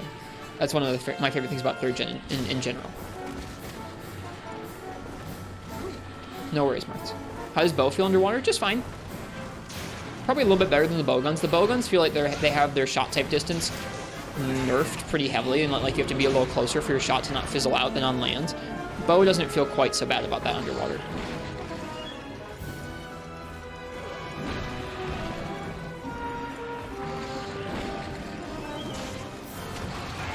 That's one of my favorite things about 3rd gen derp is like you don't have to go through and fight Cephadrome and all the drones and Kushala and Teostra and like, I don't know, it's really refreshing not having some of those 2nd gen returning monsters. I know that's like a weird thing to say, and like it's nice to have games that have a bunch of monsters in them too. But after playing games that have like huge run times and huge classic rosters, it's kind of nice to come back to Portable 3rd and just have it all be fresh, nice 3rd generation monsters, and that's it. I really like that feeling.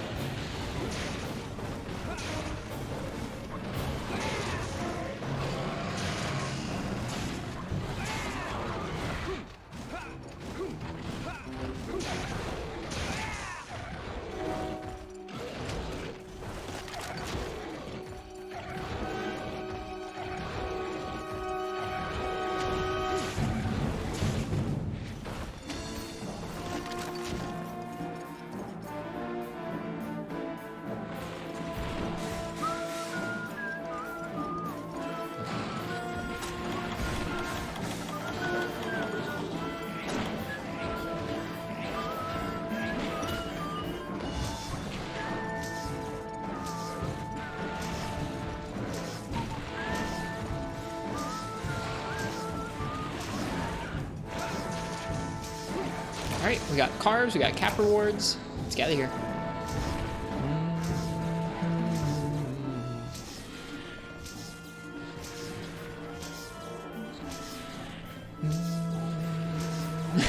He did Uchi. And like, I don't know, when I say that, I'm not trying to say that I don't like playing the games that have Teostra and Kushala and Kongalala and Cephadrome and like whatever. And like those monsters and designs are fun to fight, and there's something that feels special about taking on a wicked new version of Teo and Kush. But at the same time, playing a game like this where the roster feels quite fresh, the progression feels quite fresh, the armor and designs and weapons are all fresh and new because most of the monsters are fresh and new, it's just nice. Kongalala, I mean, like, I don't know. You think of Freeman Knight and 4 Ultimate Uchi, both games just super huge games stacked with monsters like that. They're all returning monsters, and you think about Portable 3rd or 3U, and you're like, you know, those games are significantly different feeling to play through because of the rosters.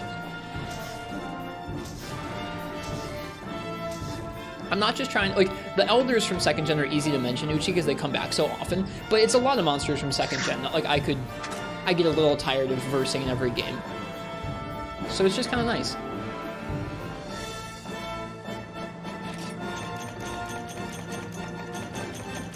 It's going to feel like that for a minute, Horfox, because of there just not being that many monsters that they've ported to the newer assets yet. As we get more games and newer engines, I think you'll see more monsters return, and you'll see, I don't know, a wider breadth of monsters that have been updated, their animation rigs, their assets, their fights for 5th Gen and onwards. You'll see more monsters be able to get swapped around than just the ones that were in World.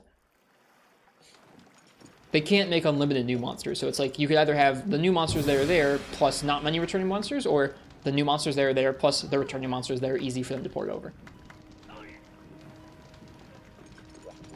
At least that's how I think about it. Maybe I'm wrong. Alright, that was Volvidon. We needed those Carapace for our Uragaan Greatsword.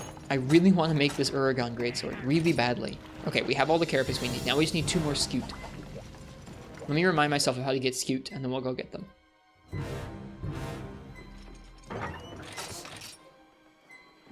Kind of funny because you started with 3rd Gen, so Teostra and Co felt really different. didn't have the second gen baggage when you started 4U and Gen. It's not even that. It's like, I don't really feel like there's baggage when I'm playing through those games. It's like at the end of one of those games, when you've played loads, like hundreds of hours of 4U, or hundreds of hours of Free Unite, or hundreds of hours of Iceborne World. It's like, if you were to go and jump from Iceborne World and then go back and play 4 Ultimate right after that, you'd be like, man, it's like, it's like a problem. I don't know. It's just, it feels nice to come to a game like this and have a fresh roster that doesn't feel the same as the giant expansive game you just played, right? I don't know. I think part of it is the roster, and part of it is that the scale of a game like this or Portable Third is a little different than 4U or Free Unite or Generations Ultimate or World Iceborne.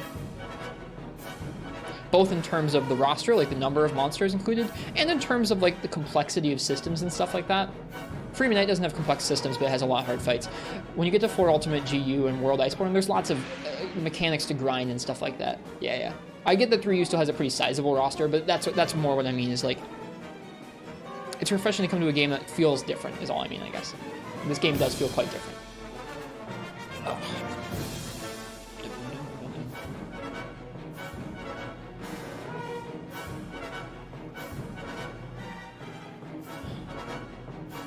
Okay, we're gonna do Uragaan next. I'm gonna let you guys pick my weapon for that.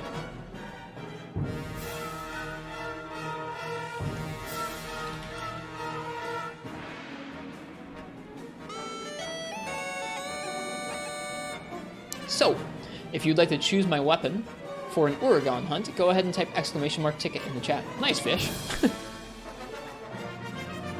Do you think you'd like it if every new generation was like 3rd gen roster? Many new designs that would remain almost completely exclusive.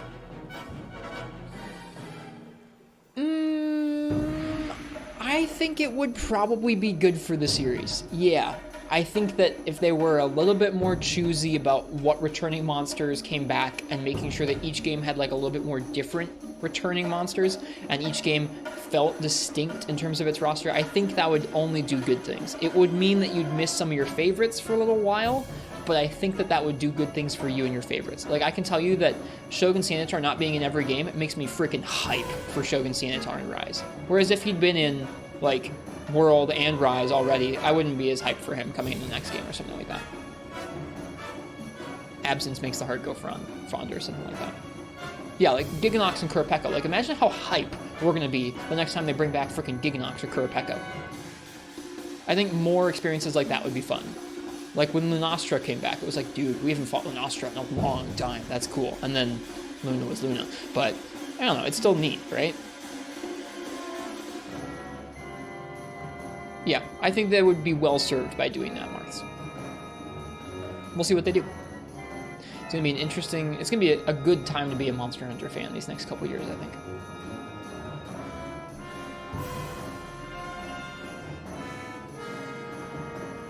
Some people like it, derp. I haven't fought in a long time, so I'm not gonna rag on it too hard.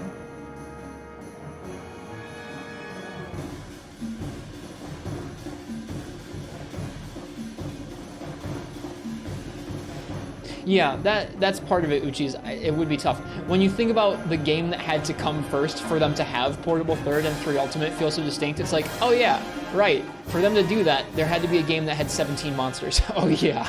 Like, that's the other side of the coin. It's like, when you want a game that's mostly exclusive monsters, you get Try. You get 17 monsters. Now, granted, you could argue that where the series is now, they should be able to ask for the kind of money and resources and time to go, hey, we want to make this game feel distinct from the other games, and you should get that game. Like, it should happen. You get World as well. Base World did feel like that. It's true. I think with Iceborne, it did start to feel more like a 4 Ultimate or a Free Unite or a GU in terms of like the roster of inclusions, because they had so many returning monsters that were fan favorites coming back. But yeah, Base World did feel like that. It's true.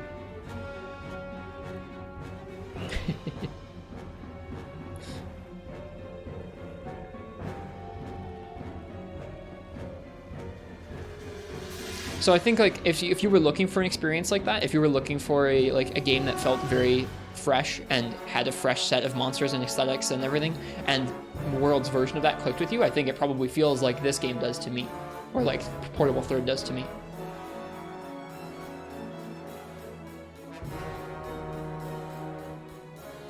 Well, I mean, they've had that since freedom. Yeah, the portable team split is not a new thing, but I think the cadence in which it's spaced out now, where they have a couple years of a portable team release and then a couple years of a main team release, I think that's good. Having more time for each team to work seems good. I hope they continue it. Okay, let's see what I'm going to use for Uragaan.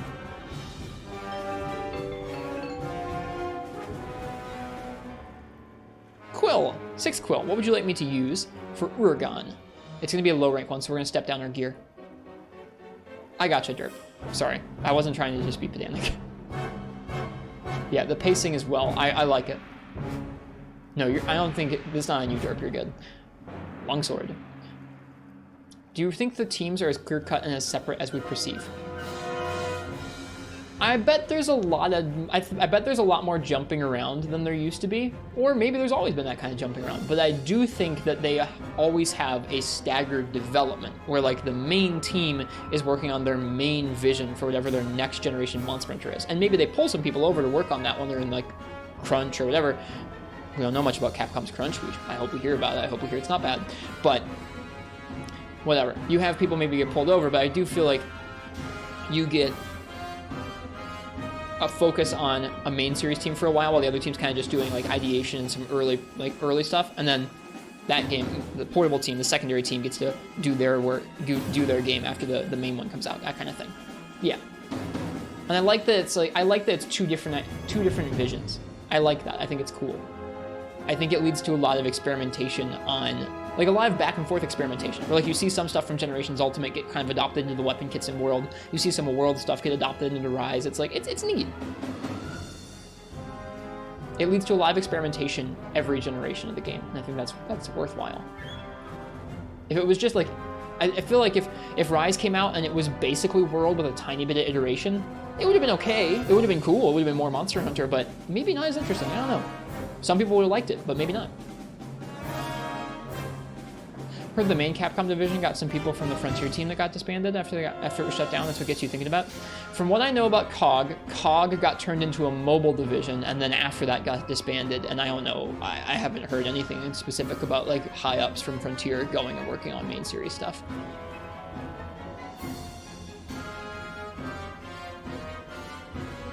Poor COG. All right, Longsword for Uragaan, and I also need to look up how to get a Scoot. Who did Riders? That was COG.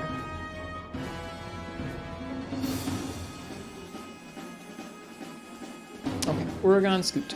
Low rank. Body carve, tail carve, capture, break jaw, break tail. Okay. We can do most of those things. I want to cap it instead of body carve. So, all right, we need to bring capture stuff. Low rank Longsword. And Mr. Uragaan is weakest to water.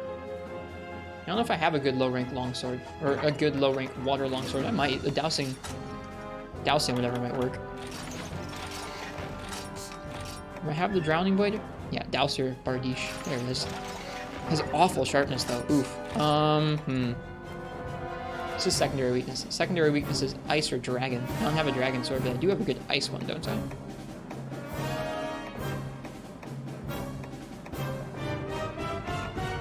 Yeah, Rhine Blade. We're gonna go with the Rhine Blade. That'll work.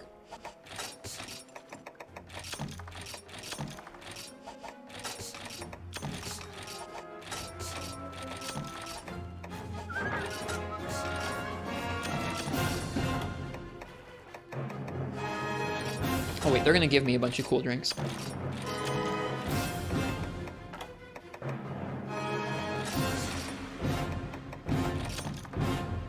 Orchestrated Dogma theme is pretty cool.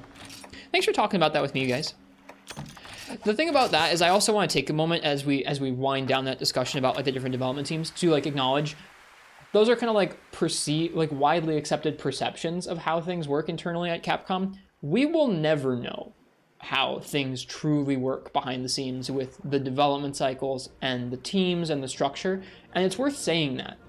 I know that like I know that none of you think I'm like proclaiming Ryozo told me this, ha ha ha, but it's very easy for folks to, even myself, to get used to thinking a certain way and like go, well yeah, of course it's like that. It makes perfect sense. You look at these like 8 different disparate facts and of course it's just like that. Like it's very easy to think like that, and it's worth kind of going, you know, we don't really know. unless they just explicitly come out and say in an interview, which sometimes they do, but it's worth, I think it's worth saying that.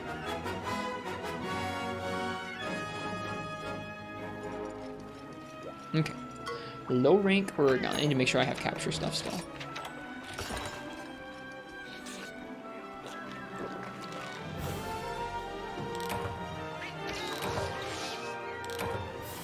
I like Longsword and Uragaan. I think Longsword and Greatsword were my two go-tos when I was farming a bunch of Uragaan in Portable 3rd. Yeah, I need to get a trap.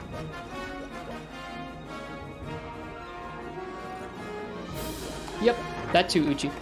The bits we get are, it's worth acknowledging, are also usually intended to give us some excitement for the next game. You just kind of don't think on stuff like that often unless it's directly spoken of. That's probably a healthy way to be, Derp. Someone go compare credits? Well, I mean, yeah, you can get that kind of data, no problems, but there's some stuff you'll never be able to tell, even by looking at credits. Okay, Uragaan. Thanks for the request, Quill.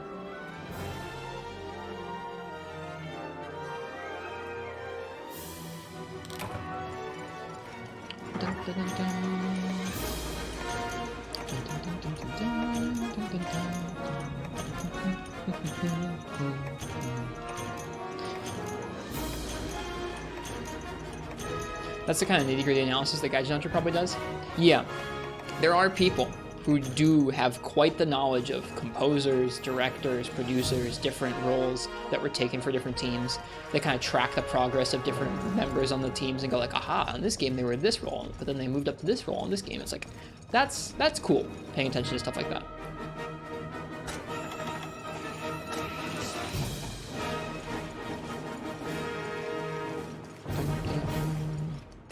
I feel like you kind of have to know where to look online for something like that.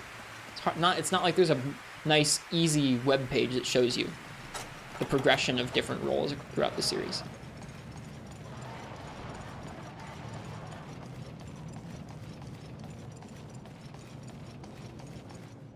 Yeah, I feel like that probably doesn't hurt either, Uchi. It's correct. That's true. Any special birthday stream plans just a few weeks away? I don't have a plan explicitly for my actual birthday. It is in a couple weeks. But I think what I'm going to do is there's a new retro shop that opened up near me in this tiny town I live in. I was really pleased. I was like, hey, there's a retro shop with like video games and old consoles and stuff. And I was really happy about it because there wasn't one of those around here up until then. So they didn't have any Monster Hunter games that I'm trying to collect or anything. So there wasn't anything I needed. But I wanted to give them some money so that they could like hopefully stick around a little while. And so I bought some old DS games I remembered from my childhood, some old Nintendo DS games. And I was thinking to myself, like, oh, we'll do some nostalgia streams where I play some of those old DS games that I haven't touched in like 10, 15 years. So I have some of those, and I think what I'm going to try and do is I'll try and get enough of them where we can do like an hour of a DS game every day or so, or like an hour and a half of an old DS game every day, just to check it out and have fun with it, and call it like the 12 days of DS games, or the 12 days of NDS games leading up to my birthday and Christmas, because they're pretty close together. And just have a good time. There'll be some good games, like actual good Nintendo games, and there'll be some janky licensed games that I remember being like super jank. Want to spoil which games? I don't have all 12 picked out. The ones that I have that I know I'm going to do some visits on are Big Brain Academy, Mario Hoops 3-on-3, Mario Kart DS, what else did I get? Puzzle Quest, Lego Star Wars The Complete Saga, New Super Mario Bros. DS, either Kirby Squeak Squad or Kirby Superstar Ultra, maybe Pokemon Ranger. You're talking about Mario Hoops 3-on-3? Dude, the game slaps. Like, I remember Mario Hoops 3-on-3 being awesome, especially what, like, you could do download play. Kirby Squeak Squad, Pokemon Ranger, yeah. So we'll do some NDS streams, I think, for the 12 days leading up to Christmas. I think that's my plan currently. I was talking about 15 years ago. I'm turning 25 this year. When I was 10, I got a DS Lite for my birthday, a New Super Mario Bros. DS. So for the 15-year anniversary of that was my first console that was like really mine. For the 15-year anniversary of that, I'll play some NDS games and we'll have a good time. I think that's my plan currently. I'm doing a terrible job of fighting this Uragaan right now. I'm more excited about the NDS games, to be honest. I gotta start putting together the proper plan for that so I can make sure I have all the games that I want.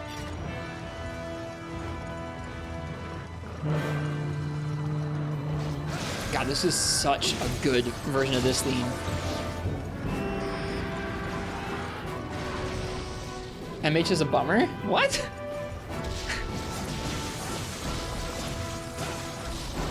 I like Uragaan.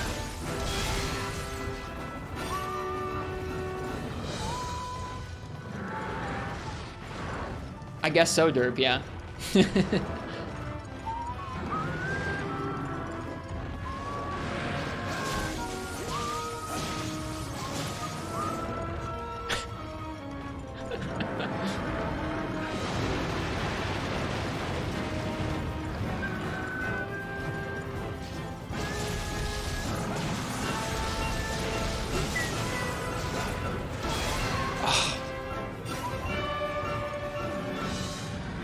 Derp is allowed to know where I live.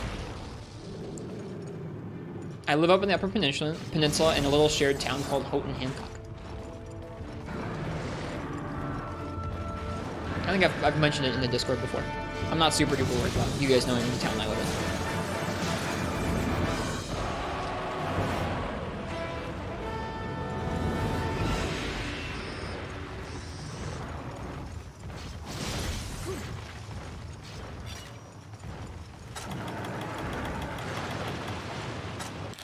Oops. It's like actually the middle of nowhere, so.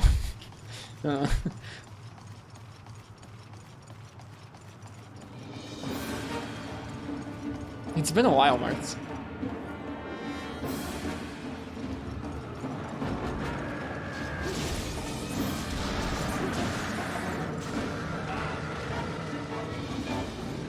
No, I don't have any sort of mailing address or P.O. box or anything.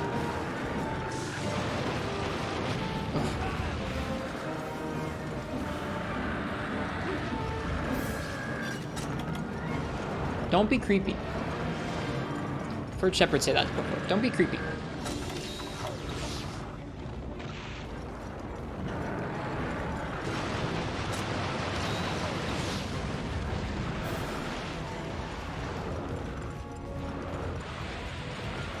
Hello, Blobfish Kingdom. Indeed. Long time no see. How you doing?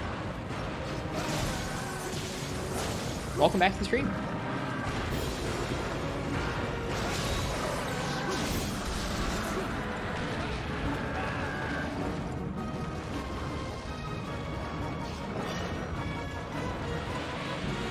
You've been well. Uragaan kind of thick. That's a cursed comment. Yeah. Been up and down. I feel like it's been that kind of year or two for a lot of folks, but I'm glad you're still around. Glad you're still here. God, Uchi.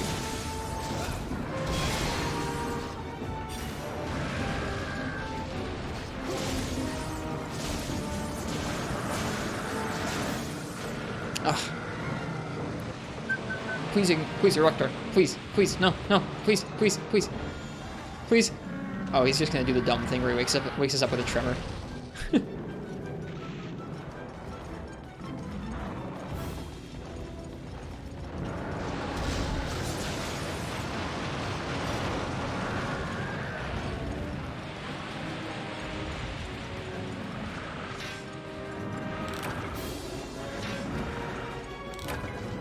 Oh, shoot.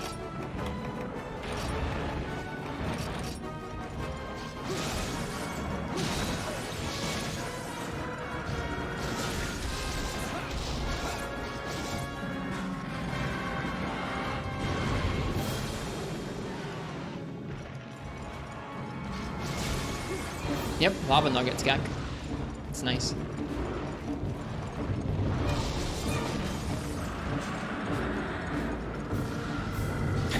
That's such a good animation.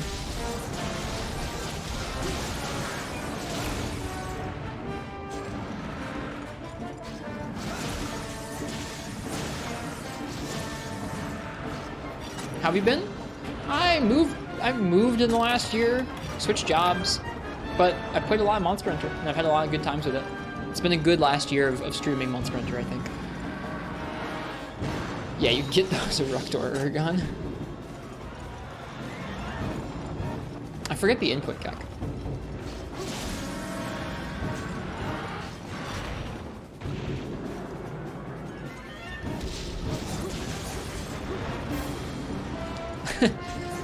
I do a podcast with Fallison, a good friend. We hang out, we play 3 Ultimate, and we talk about all kinds of different Monster Hunter stuff. It's a good time. It's every 2 Mondays.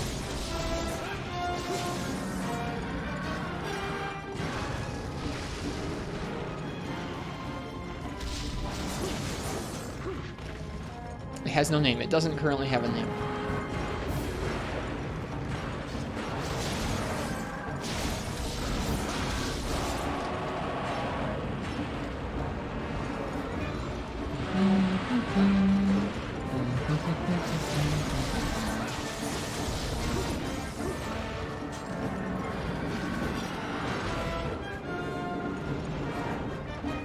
Two Mondays. Every 2 Mondays.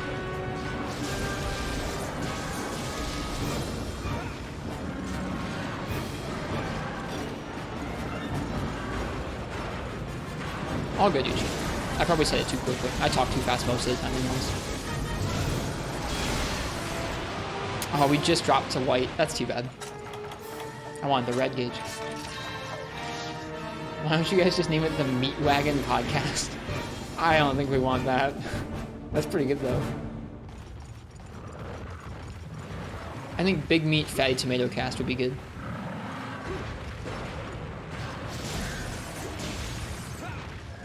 Alright, can we get the glitch to happen last time that happened last time? We can. Hell yeah. Who needs to be on the other side of Uragaan, dude?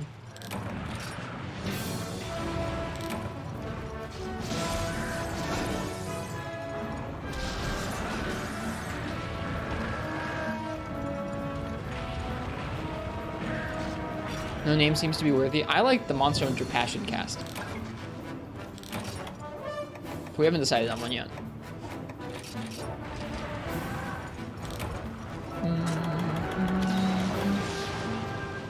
Still doing the beam thing? We sure are. Here, have some bonus ones.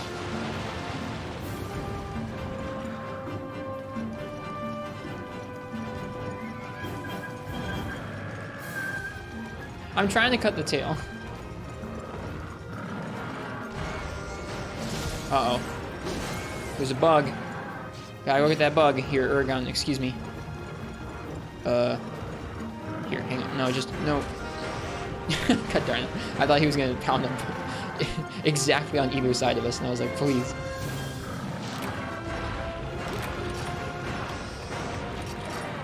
Okay, we're good. Thank you, Uragaan.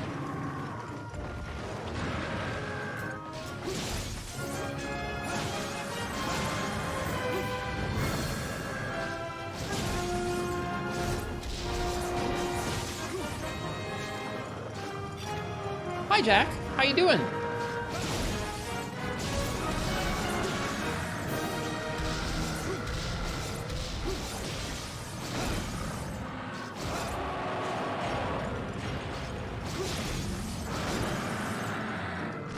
Ooh.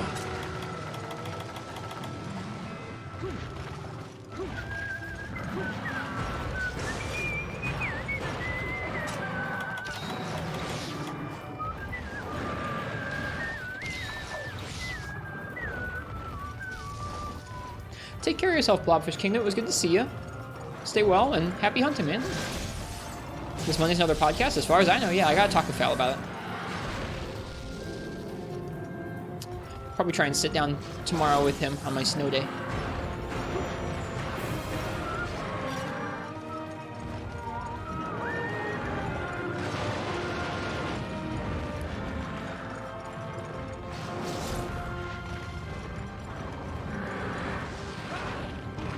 Ouch.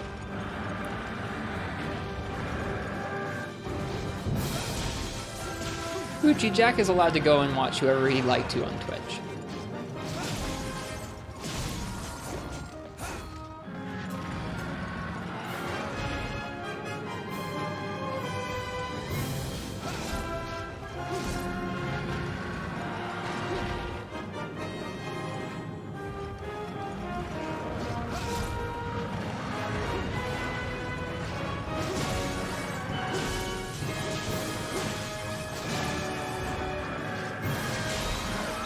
There's the tail break. Contractually obligated to be here, Uchi says so. You're not a mod yet. Uchi's a mod. They should be here.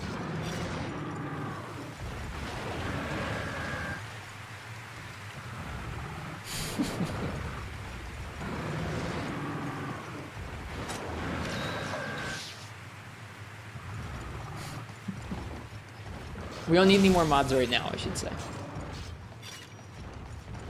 And we do need more mods. I have some ideas.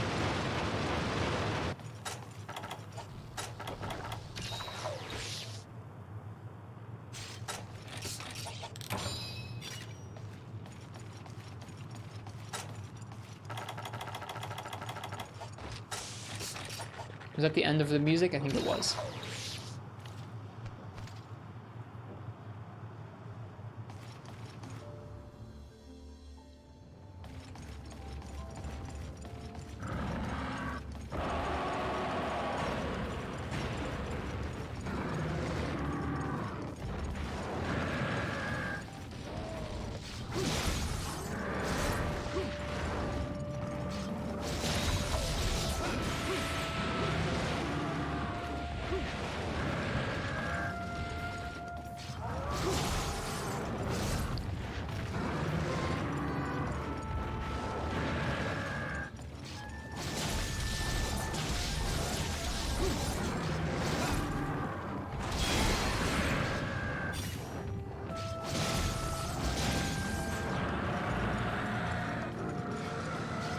Oh shoot.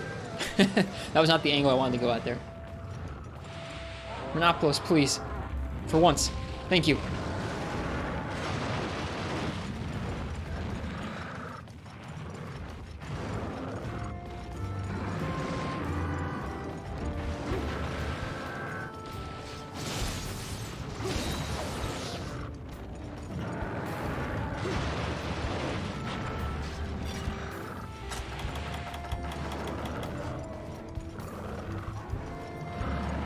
Ooh, right. I had pizza today. Andy and I usually split like a single pizza between the two of us. Today I was like, you know what? I don't want to try and order pizza tomorrow. If it's like super snowy, the pizza will take forever. We just got 2 freaking pizzas, dude. Didn't eat all of them. We're like, we're just going to have pizza left over for the whole weekend.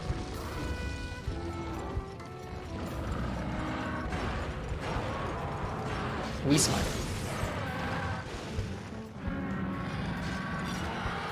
Plus, it meant I didn't have to try and decide on what kind of pizza I wanted today. Got one with pepperoni and green pepper and onions. And I got one with pepperoni and pineapple.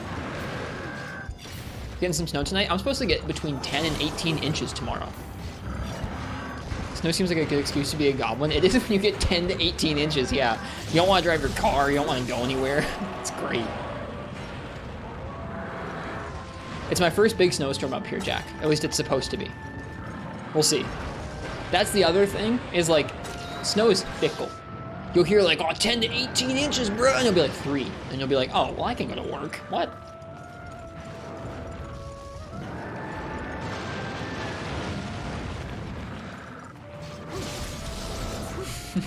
That could be a great quote out of context.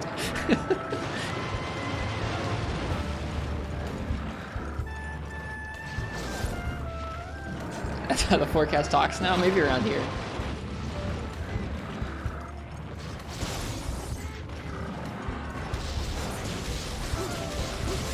Give me pink gauge.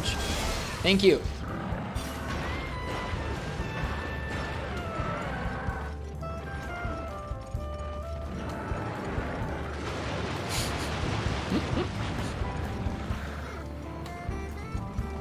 In Minnesota, yeah, Uchi, that's how they say it.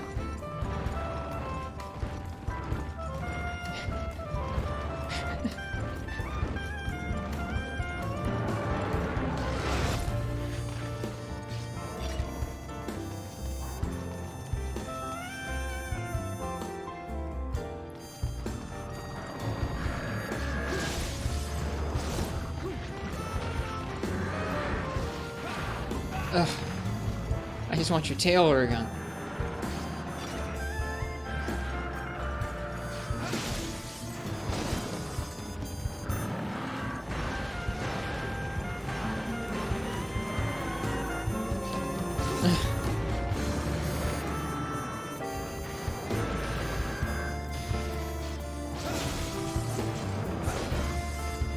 Tail's pretty stuck. It is.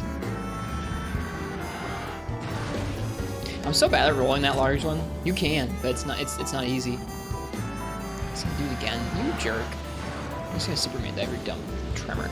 I'm gonna burn in the lava for the sake of getting your dumb tail. Bonk.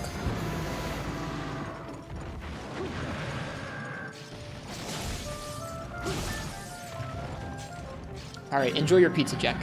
You deserve it. I might have some leftover pizza after this stream, even. I'm hungry. Might even have some. Come on. Come on, tail.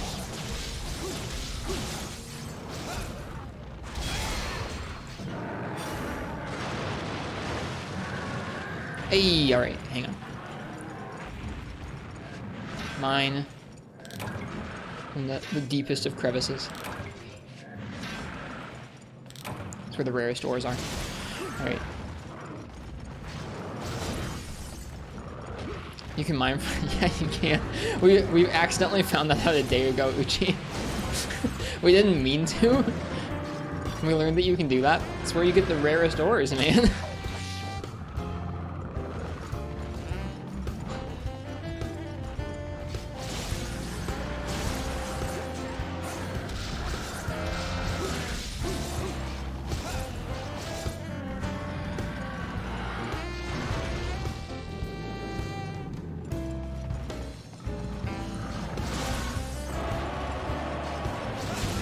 Yes! Ha ha ha! We are victorious! Screw you, Gon. Oh no, god darn it. Where's that lava flow? Where's that Eructor? Here, come here. Come here. Oh.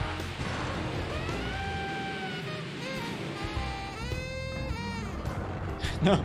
Please bump me with your chin. Please miss. He missed. Why do you suck so much? I love Uragaan. He's so good. I legitimately really like hunting Uragaan.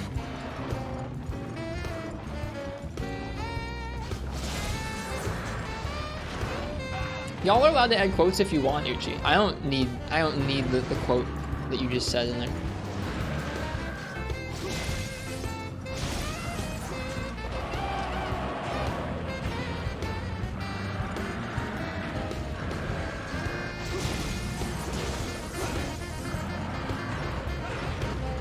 Please moderate your quotes. You mean get rid of some old ones? I don't even know if we can get rid of some old ones. There are some ones we could probably get rid of. If that was a thing. I don't think it is a thing. I think it just leaves them blank, which is kind of sad.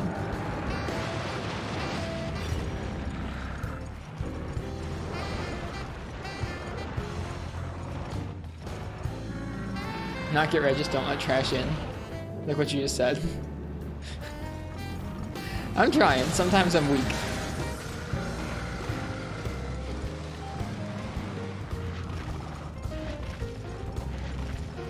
Okay, there we go. We got him weak.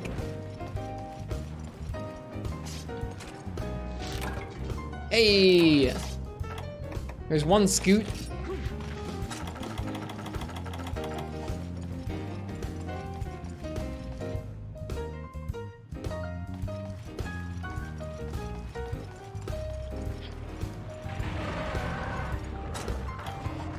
Let's do it, man. You and me. Oh shoot. No, hey. No. Wake up.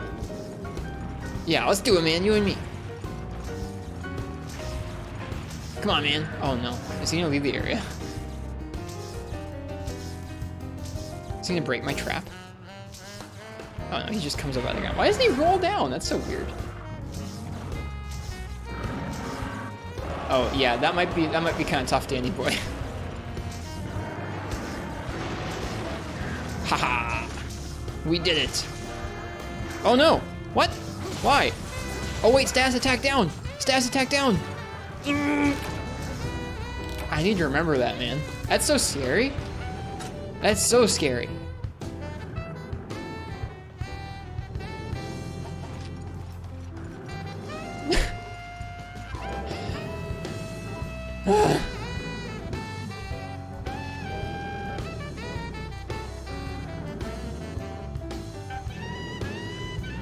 Yep, Narga was like that in Freebie Night. It's true. We'd sleep up in the tree.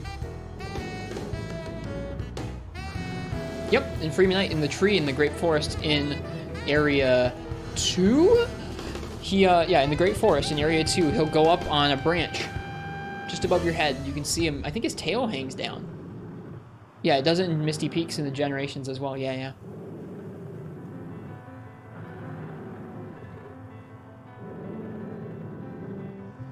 Gotcha, Danny boy.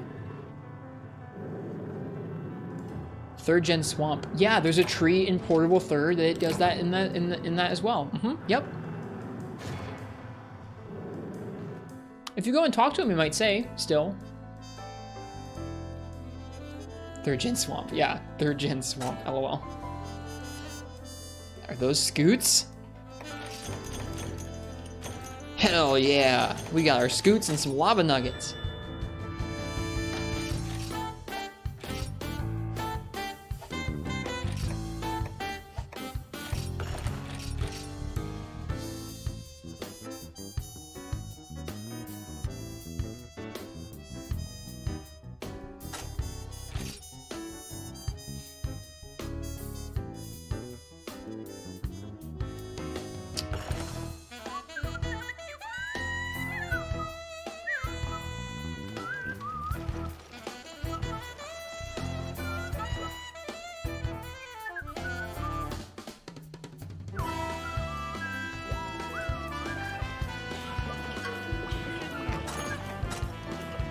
Hey. Dude, I'm so excited about this weapon, dude. I'm so happy we got to make this. I've never used an Uragaan weapon, I don't think. Maybe in Portable 3rd, but not very often.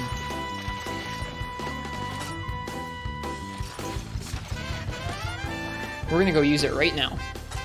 There's a Crimson Qurupeco out in the Mogul Woods, and that's gonna be our last hunt for the evening. I'm gonna go bully it with this new fancy greatsword.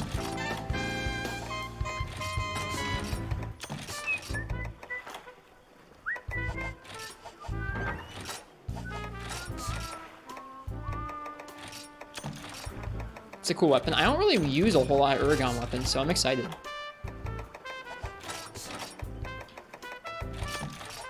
Alright, what else is going on? It's Bolfongo breeding and Crimson Qurupeco. That's like exactly what we did earlier for the expedition. Whoops.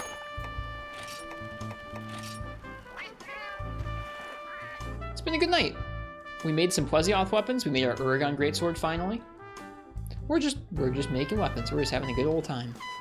We also did one of the quests that we need to progress further on in Village. We're very close to Jed Moran now.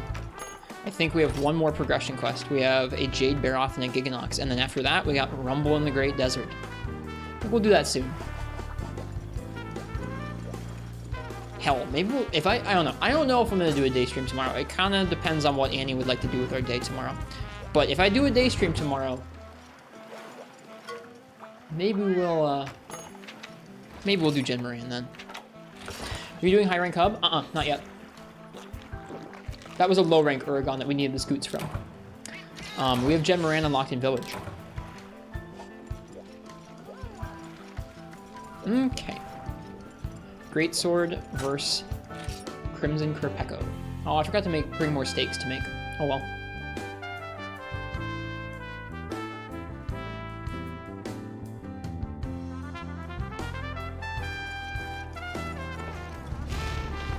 Ooh, it sounds weighty. Brazen Wall. A shining gold blade. Its super hard edge makes it versatile but hard to wield. We've got what it takes. Pow! One-shot kill. That feels good.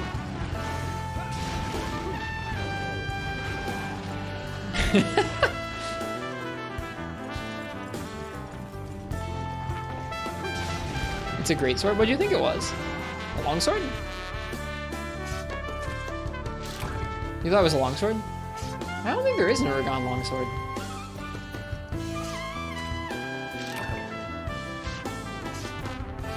Uragaan hammer sounds like it would be strong. It is strong. It's a meme in this game. There is an Uragaan longsword? Huh, I didn't know.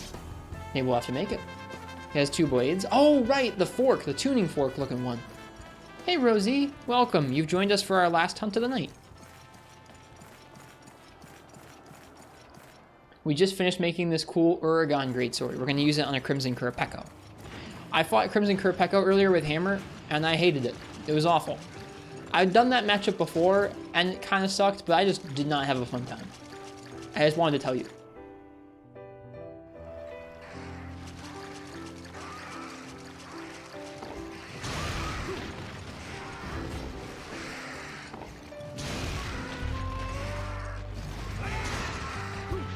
What was that hand gesture? Like, person to person. I don't know. I guess that doesn't translate on screen. I don't know.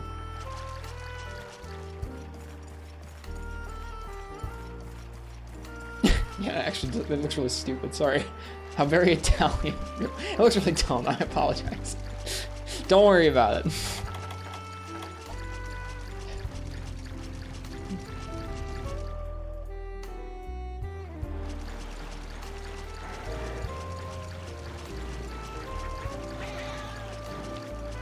Well, I'm here now to... It has a big Qurupeco. What the hell?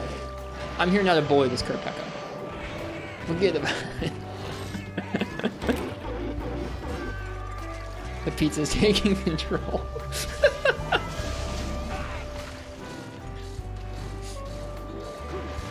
Alright. I'm here to... Maybe I shouldn't prematurely say I'm here to bully this Qurupeco when we get bullied, but I'm here to bully this Qurupeco. I really wanted it to fly forward there.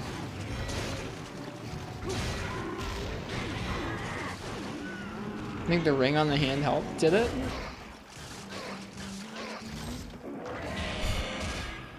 Well, I'm not Italian.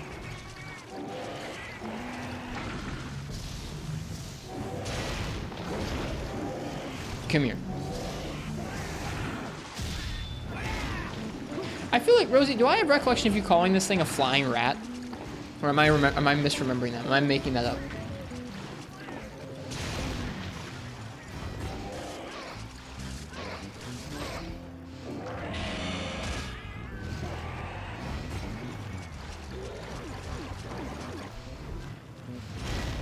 Whoops.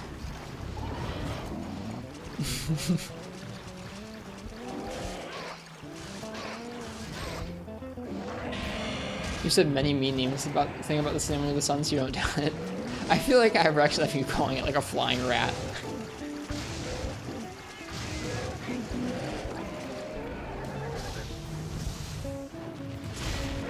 Ooh, inbounce, that's nice.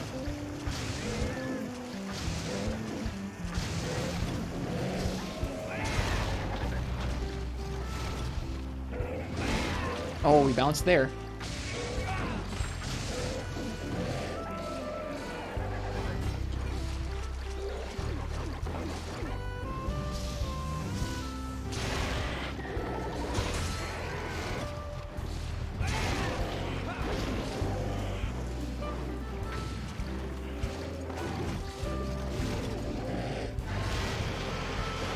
Yeah? What's your history with 3U, Rosie? I don't know if I've ever actually heard you mention it before. Hey, Arashi Saraika.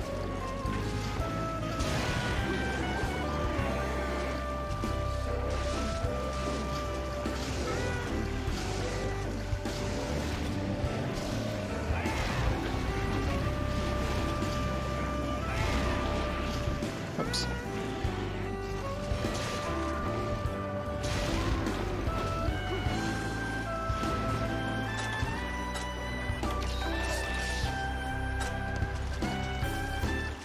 Flying Rat has such a good punch to it. It's the Flying Rat podcast.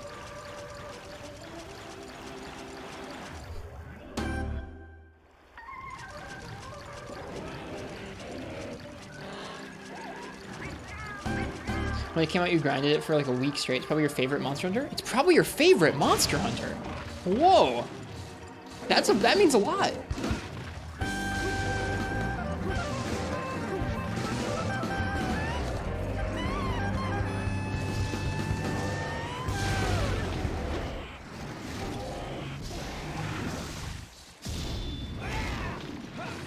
Man, he never flies forward, he only flies away. Haven't played it in a few years, you'd love to return to it one day? Nice, I hope when you do, you really enjoy it.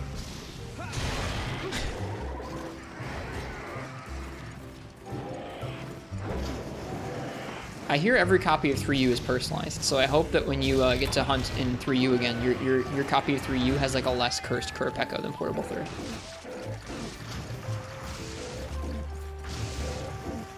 And by every copy of 3U is personalized, I mean there are broken charm tables.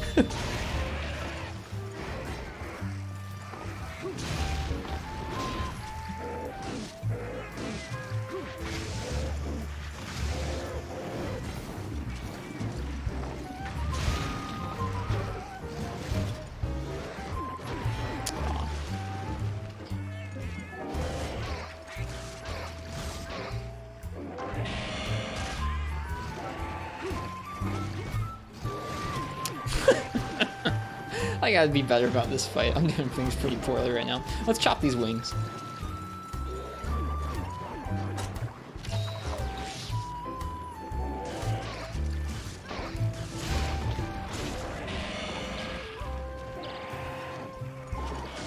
Ugh.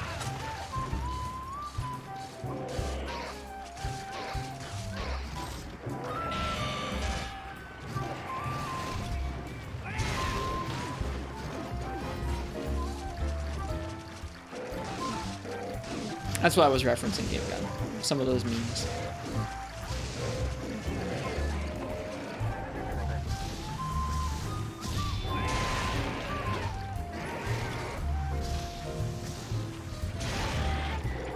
Man, I missed that wide sweeping slash.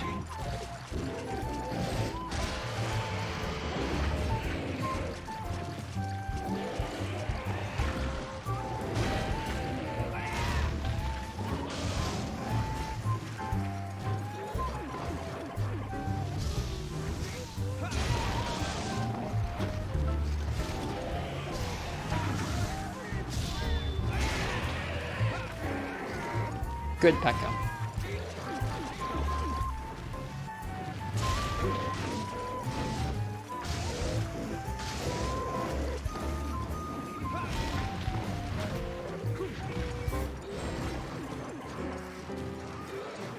So far, I can't tell if I like underwater or not. I think it's interesting. I enjoy the intrigue of it, of like this fight shifts in dynamic massively, depending on whether you're above land or above water or underwater. But I don't know if I enjoy all the underwater fights per se yet. I don't know. I gotta see. There's still a lot of underwater fights for me to partake of for the first time.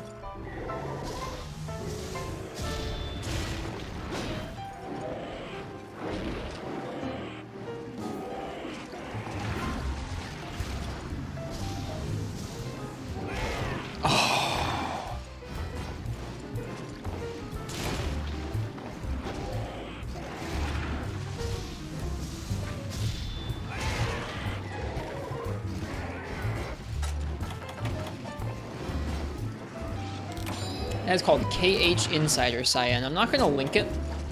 I don't like linking the sites where you can technically download things, but you can Google that name if you want. KH Insider. I know the line between linking to a website and saying the name of it is like pretty, I don't know, small, but there you go.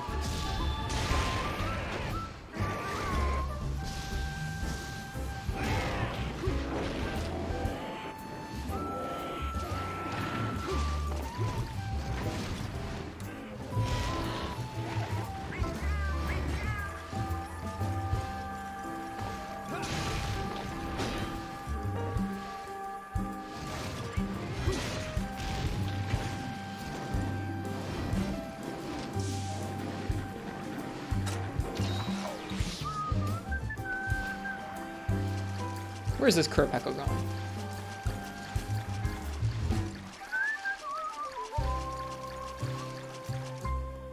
Great sort of hypothetical question here. Go ahead. Does it involve using my brain more?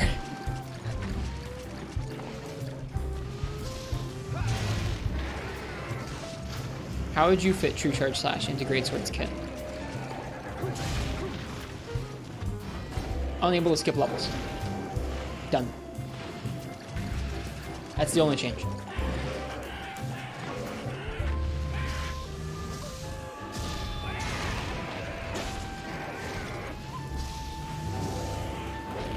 Being able to rush to it is the only issue for me.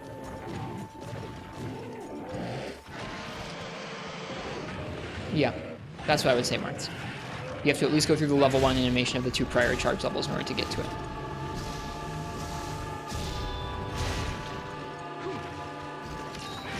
That'd be my personal preference. Because I don't dislike that move on its own. Like, that move is weighty and cool. I just like it's like... I don't know. I know you can't fit it into every opening, but I just like the feeling that you'd be best off if you were trying to fit it into almost every opening. Clearly, when you try and do that, I've had lots of fights in the past where I've tried to do that and I just get dumpstered because you can't just fit it into every opening, especially if you don't know what you're doing. But like, the fact that the idea is that the more you fit it in, the better, it's like, I don't like how much you skip the rest of the moves. That feels bad to me.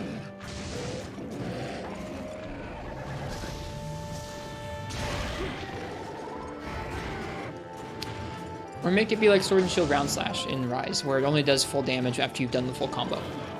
That's fine too.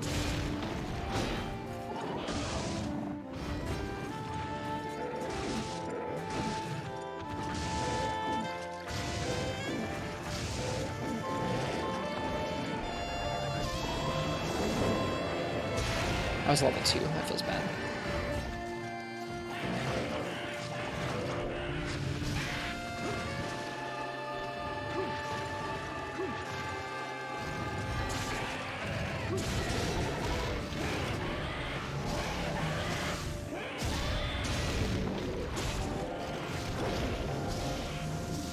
Please, nope, he's not gonna.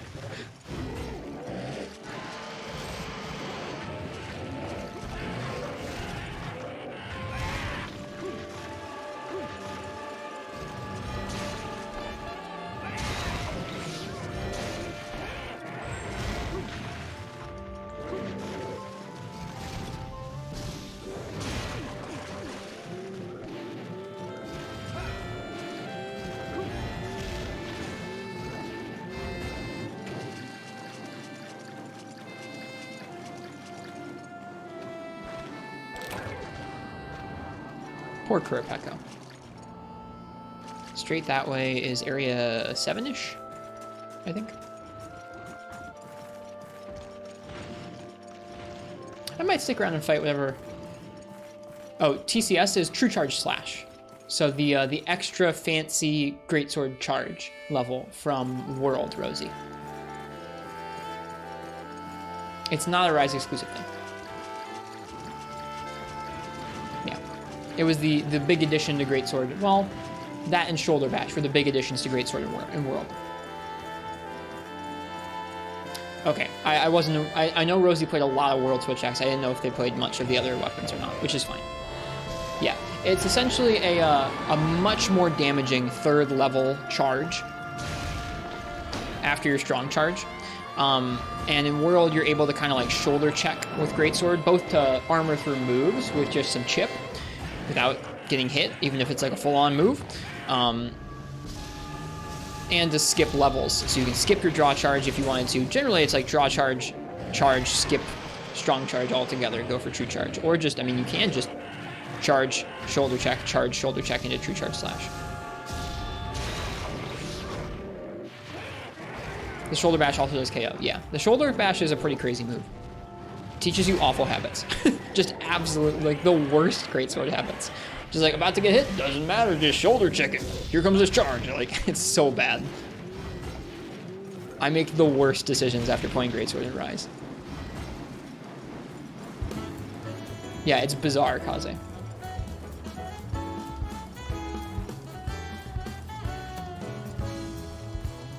So Marth says, like, there's generally quite a bit of, like, I mean, I wouldn't say it's widespread, but it's like a common enough opinion that, like, or a common enough shared opinion by folks that, like, yeah, we don't really like True Charge Slash and what it did for Greatsword. So Marth was asking me what I would do to improve it or integrate it into the kit, and for me, it's just like you can't skip the levels. You have to, like, that move is worthwhile and meaty and good when you actually have to try and find an opening to fit it in. When you can just try and fit it in all the time, or like try and force it to fit it in all the time, that's lame. That's me. Yeah, it's crazy, Uchi. It's insane. It's fun for sure. I don't know if I like what it does to Greatsword. Yeah, that too, Bio.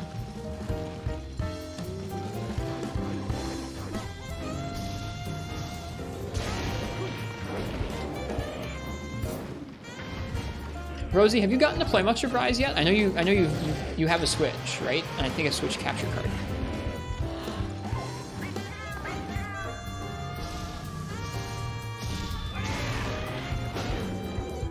I feel like I would have heard about it if Rosie had tried Rise.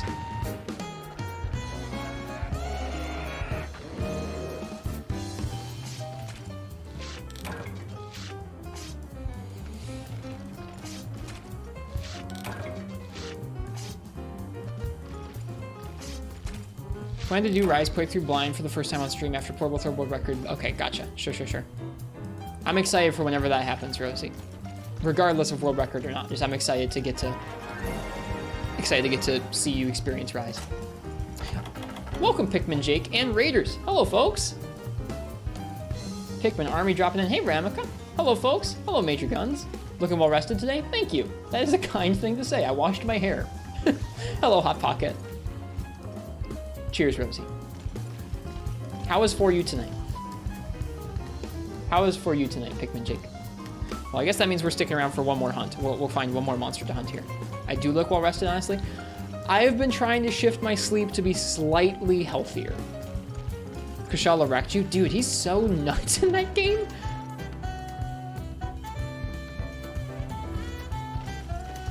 I did have one more question for you, Rosie, if you are sticking around at all. You wrecked him back? Hell yeah. Hell yeah, dude. I forget what I had to do to freaking get Kushala. I feel like I tried Switch Axe and Charge Blade for a long time and had a hard time with both of them. I don't remember what I eventually did it with. Maybe Greatsword or Longsword? Cheers, Kaze. Stay safe and be well and happy hunting.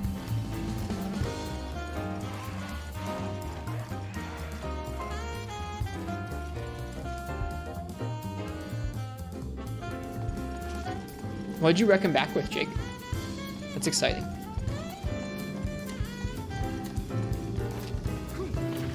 Hearing about a Kushala getting wrecked is like good feels. Okay, I got you, Rosie.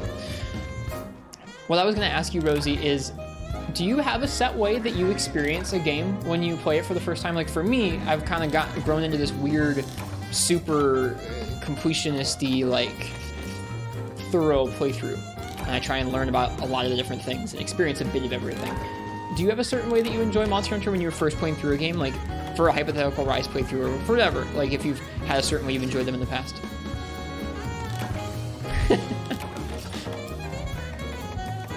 It's not that weird, Uchi. I like it.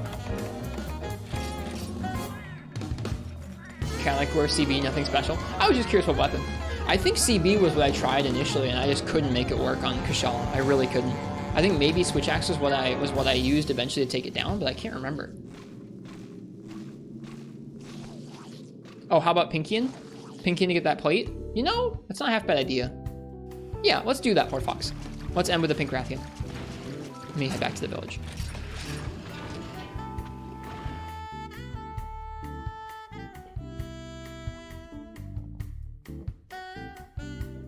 Thought the game crashed? Yeah, there are certain animation or area transitions where it like hangs for a second, and it's weird. It's definitely a little weird. I saw that too. Exiting the cave, it like hung for a sec. It always freaks me out.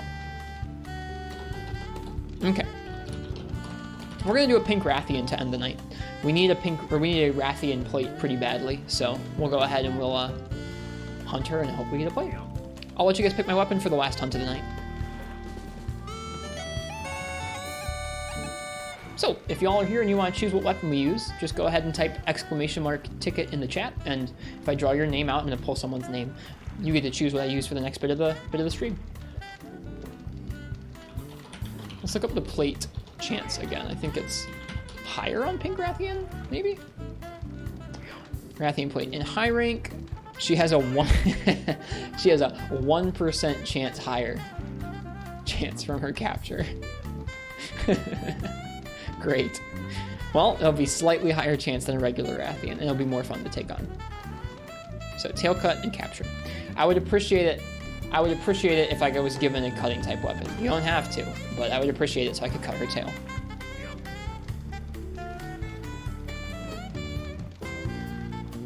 Basically free? Yeah, dude, we got the plate no problem now.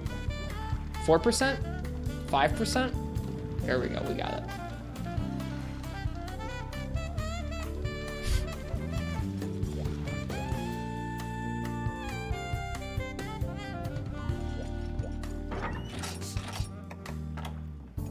Always gotten into a Monster Hunter game with the mindset of experiencing everything.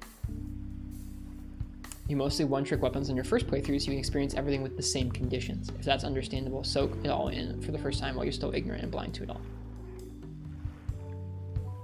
I gotcha. Go for a quest that drops them from the rewards. We will, don't worry. Or actually, wait, no, we won't. I mean, all the quests that drop them from rewards, precious stones, are 1% chance drops. They're all low rank quests.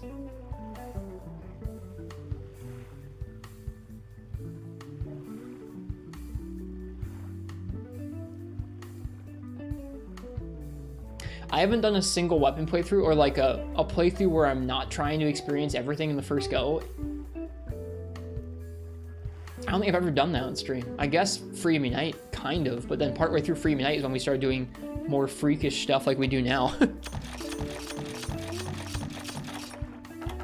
Just try and play through everything. 1% from quest rewards is significant because of the number of rolls you get. So it's a number of 1% rolls. That's fair, but I'm not gonna do a low rank one. Sorry. If we really need the plate, then we will go ahead and start running low rank Rathian. But for now, I still want to hunt high rank ones instead, just for fun of it. I appreciate that though. That's a good point.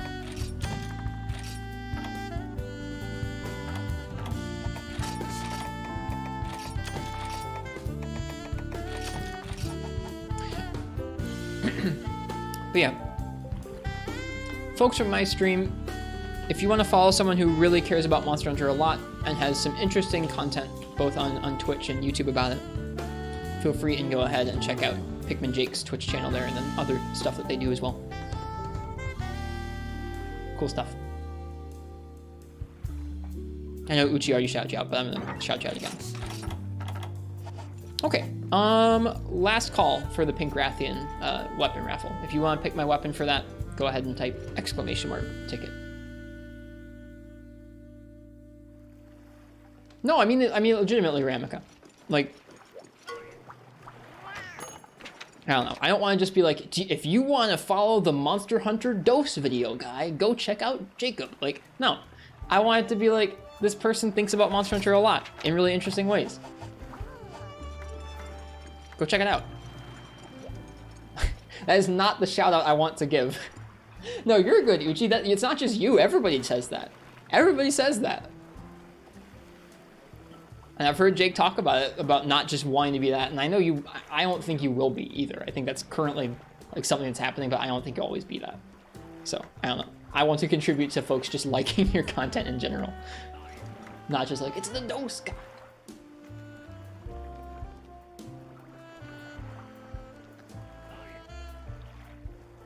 Interesting, Rosie. Thanks for explaining. I appreciate it. I'm hyped for that For You video. I know it's probably a while off because good things take time, but whenever it happens, I'm going to be front row seat, popcorn ready.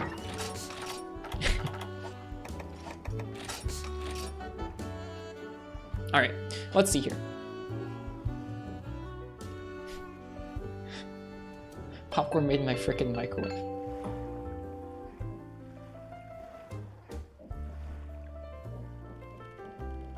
Stream Elements. I know you want to go to bed too, but come on, Stream Elements. It logged me out.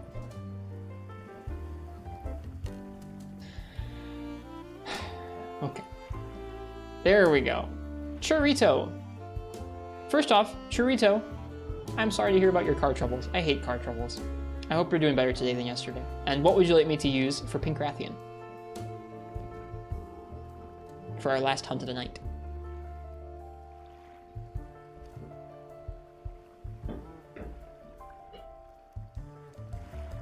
Lance, please? Let's do it. We just made a new guard set. I'm excited. We also just made a new lance that might be good on her. It's not going to be good on her. Okay, does it have higher raw? Let me see. We just made the Plesioth Lance, which does have higher raw and nice green sharpness, and it has water. She's not really weak to water, which is why I was like, oh man, it could be good. It's not good, but it's probably going to be better than the Azure Crest. It has higher raw and more green, but Azure Crest has sleep. I think we're going to use our new lance because we can. Let me get my lance set.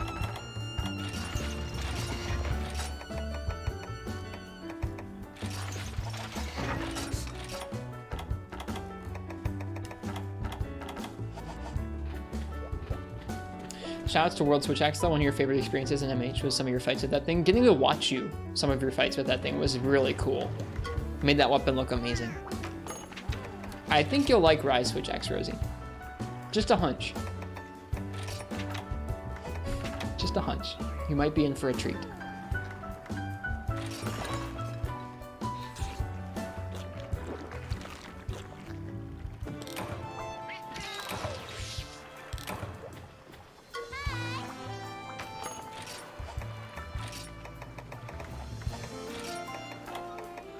Pink Queen of the Peaks as our final quest of the night. Let's get it.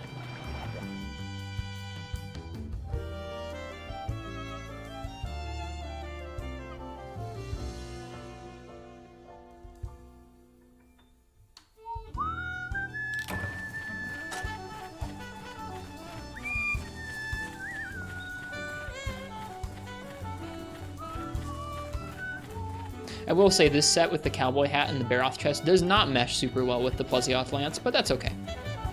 That is okay. Nice set, thanks. This one gives Guard 2 and Razor Sharp. Can also be swapped out for Guard 1 Razor Sharp and Speed Sharpening if we wanted to. And then the Gun Lance version of the set is Guard 1 Artillery Novice Razor Sharp. This looks like my Rise set. I know! I think we had the Baroth chest and the cowboy hat for our Rise Gun Lance set. I realized it after making it. I was like, what? Wait a second. This looks familiar. It's kind of funny. And also, Uchi, the hilarious part about it is that I think I'm using it in Rise for the exact same reason I'm using it here, because I hate how the Renobula's armor looks so much. Same skills? I don't think it's the same skills. I think I was using some of the stuff as layered.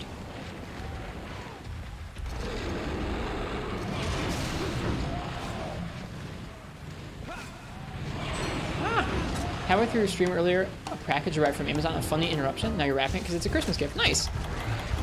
I actually just had a Christmas gift for me and my wife show up today in the mail as well. I have to wrap it still, though. Right now it's just hiding in a closet.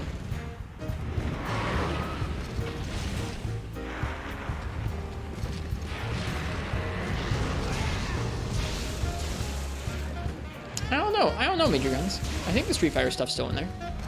I think the only stuff that's getting taken out is like some weird Assassin's Creed and like Monster Hunter movie stuff. Nice shout on the Tempest. Woo.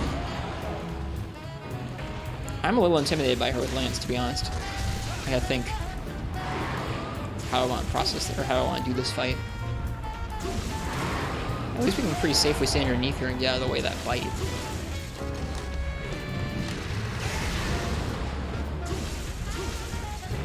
Oh boy.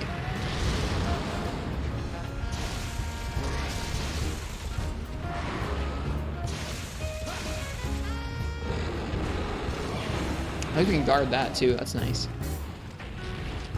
She does something really unique in this game's high rank, which is when she does that breakdance, she doesn't like stay stationary. So she'll turn to rotate towards you at the end of the breakdance midair. She'll like turn to face you at the end of it, so she's ready for another tail whip. It's really intimidating. I guess, yeah, that's a pretty fair strategy, Horfox. Wow, we're really lucky. I biffed that hardcore. She can't turn a full, like, 360 degrees with it, but she can turn, like, I think about 90 degrees from wherever she ends the breakdance. It's pretty interesting. I've never seen her do that in any other games. Even in 4 Ultimate, like, the Rathians in that game couldn't do it either.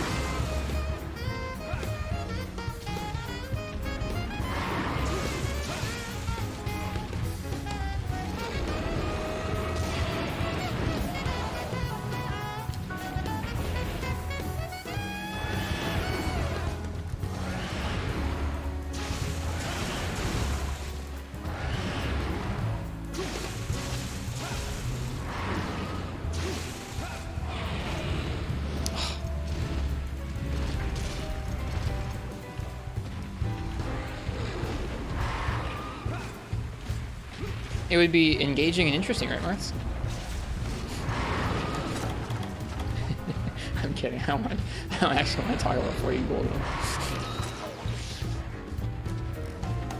No, Shadow upon the Tempest.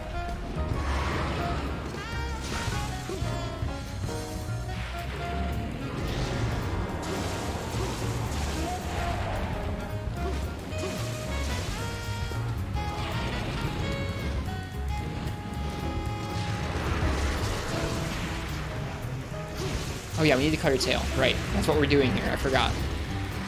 We need to cut her tail and capture her. I don't even know if I brought a trap. I sure hope I did.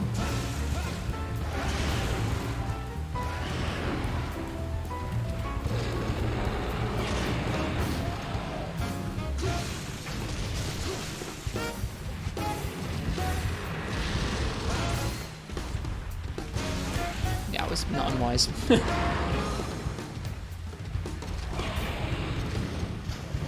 That sounds like Monster Hunter, alright, Shadow upon the Tempest, doesn't it? Oof. Good thing she was leaving. As a good charge to get run over is the charge when she's leaving. I didn't paintball her. Oops. She head straight that way. That's probably the center area. It's probably not Area 9.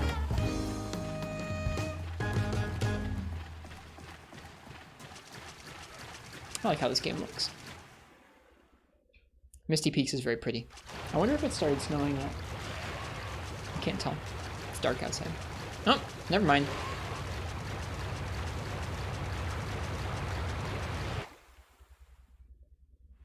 I feel like I can hear the wind, but I can't see if it's snowing.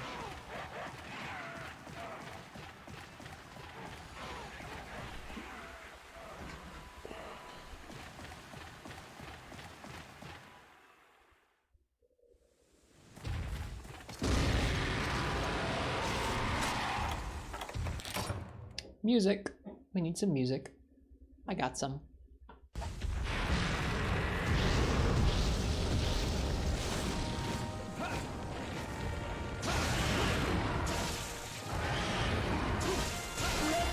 Broke something. I guess one hurt. I think we broke her other wing.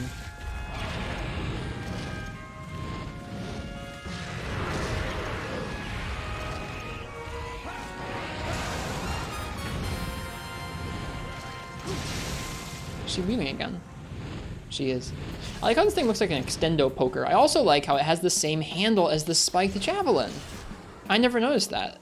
Spiked javelin I don't think is in this game.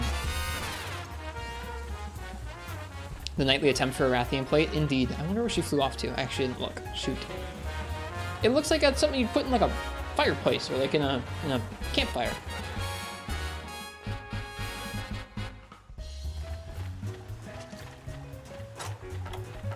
I think she eats, not here, I think she eats here. Aha!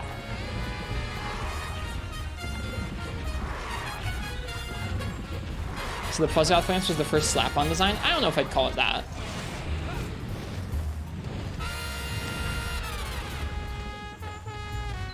It still looks different than Spike the Javelin does. Oof.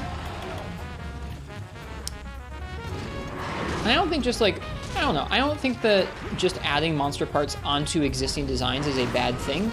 It's a bad thing when it's done ad nauseum for most of the designs.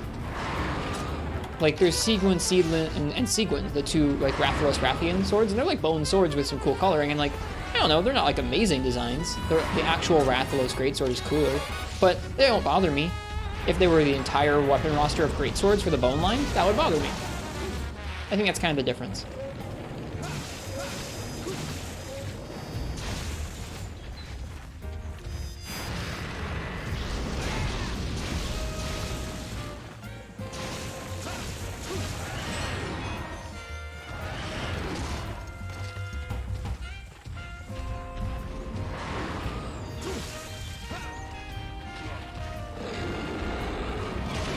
It's kind of, I don't know, I kind of get you, Uchi. Like, I think I have a sweet spot for I have a soft spot for those bone designs as well. They're cool.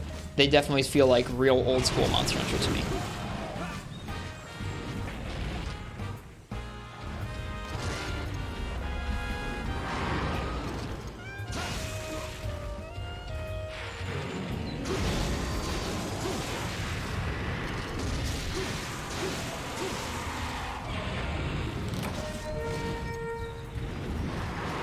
Isn't it nice? Like, I don't mind talking about this with you guys, but I'm just thinking about how nice it is that we're not talking about like slap-on weapon designs every night like we were a couple years ago. Like, man, isn't it nice that we can talk about that every once in a while and be like, yeah, it's okay in this way. It would be better if it was like this, and it's not like a nightly debate.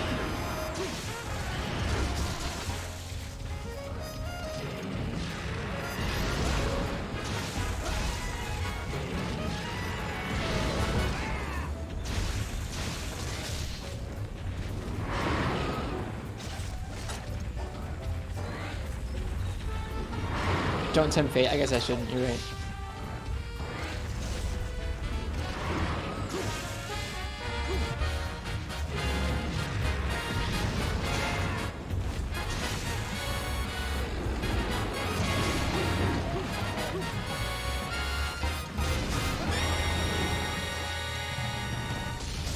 Oh god! Her wind pressure procced the counter. Oh gosh.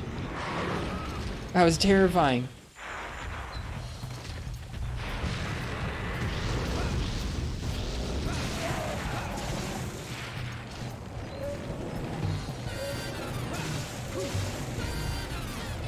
That's why you don't counter underneath a flying Rathian.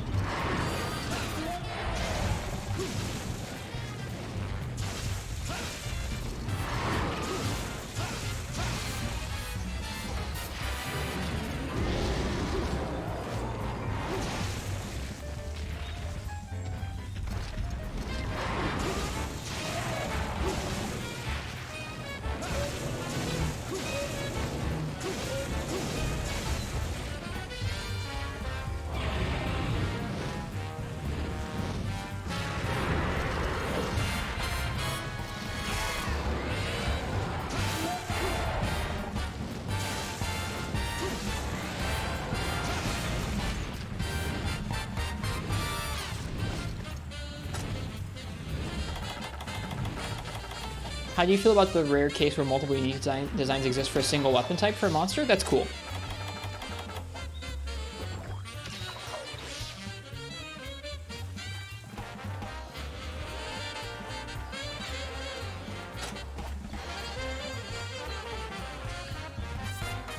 Gosh, this map is so pretty. Hang on. We're going back. Hang on, Pink Rathian. I'll be with you in a minute. I have to just look on in awe at this map. Look at how pretty this map is. I'm gonna go ahead. No, gosh darn it. This is like earlier when I got hit by the freaking Bolfongo and I was trying to admire the map. I want to sit down. I want to admire this gosh darn map. I want to admire the beautiful mountains off in the distance and the water caustics from the waterfall going down the mountain.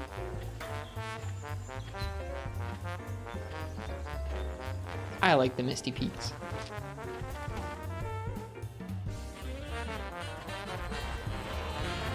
Last time I was literally standing in an entryway like that, like looking at part of the map and being like, it's so pretty, and then just got smashed from behind by a Bolfongo.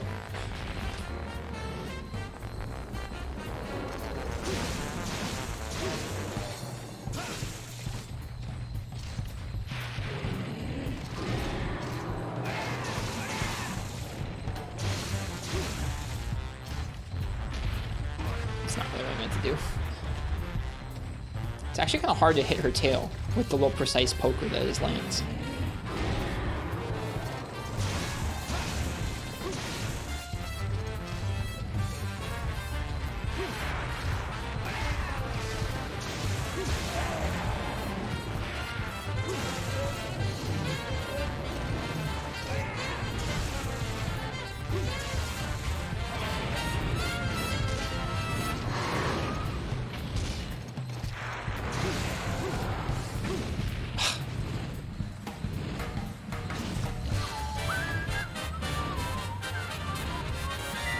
I made it, Horfox. It's nice. I thought it was cool that they went back and they added a few designs to some of the world monsters. Gives me hope that eventually there'll be more. I think there will be.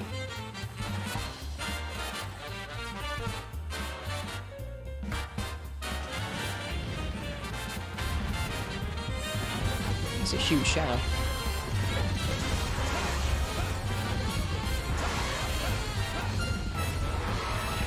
Oh, so bad.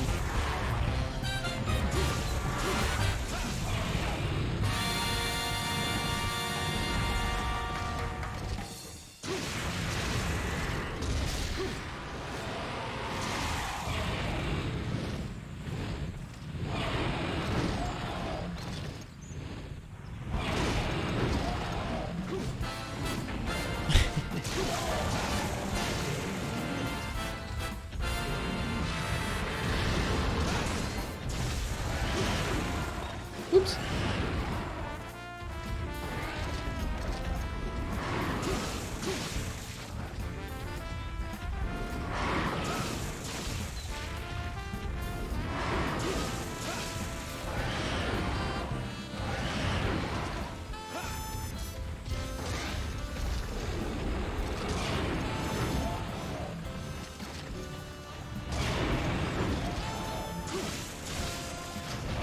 Oh, that was so fast. That was so much faster than I thought she was going to do that.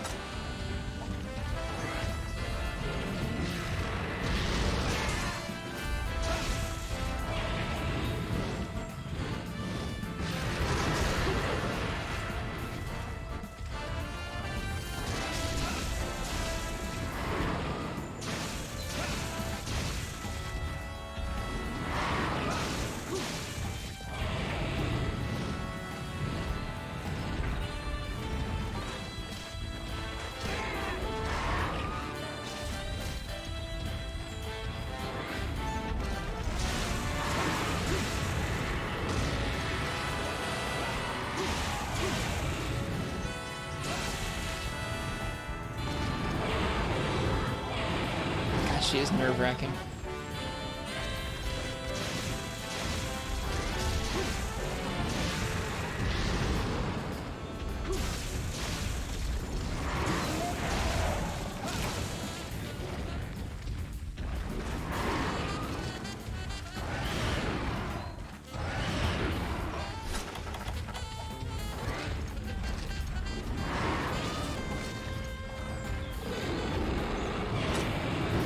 Watch her turn. See? Isn't that scary?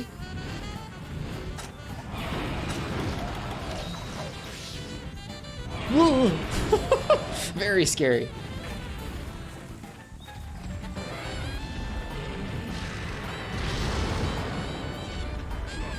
Oh, I don't have speed sharpening. I forgot. I'm so spoiled. I'm so spoiled.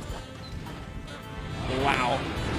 I've been using speed sharpening for the latter half of low rank and then the early parts of high rank. I deserved that.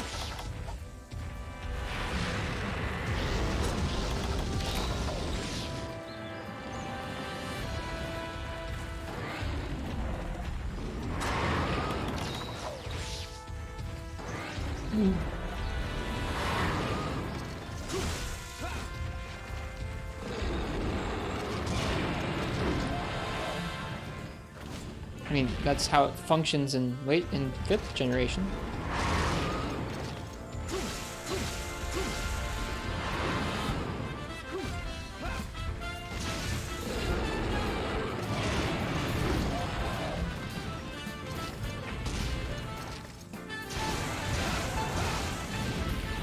Right? I'm not tripping out. Like, you can roll out sharpens in 5th gen, right? Oh, okay. Yeah, you should put Kappa. Sorry, I thought you were being serious. I was like, yeah, that's how it is, man.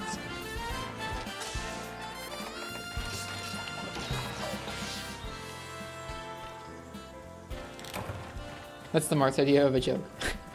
I mean, I don't know.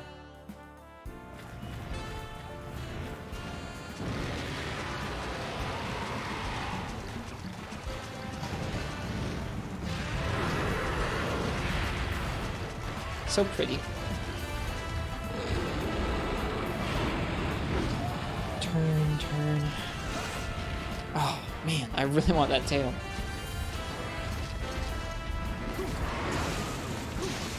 We just gotta keep tripping her, I guess.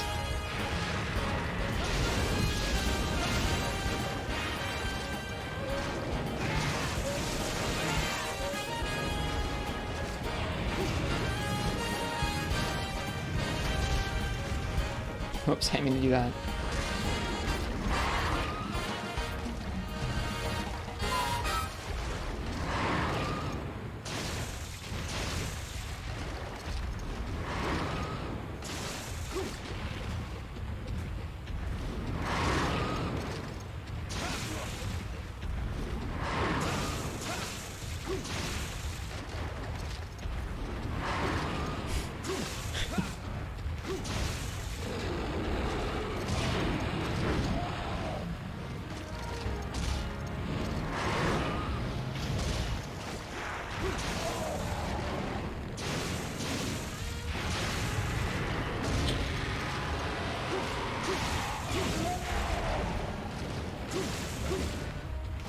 No! I want the tail!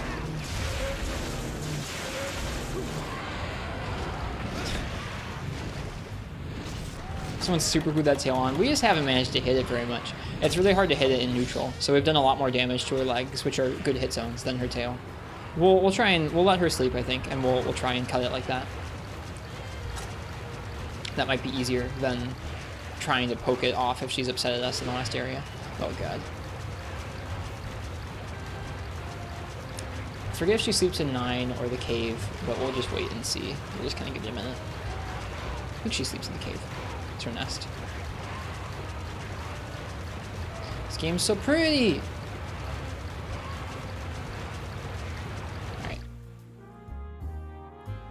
Yeah, alright. Penabra. No, Jaggy, no! God dang it! You stupid Jaggy. Why would you do that? Jaggy, you have a death wish. Alright, now we actually need to be really selective about it, because otherwise we will not cap her, and we will not get the tail cut.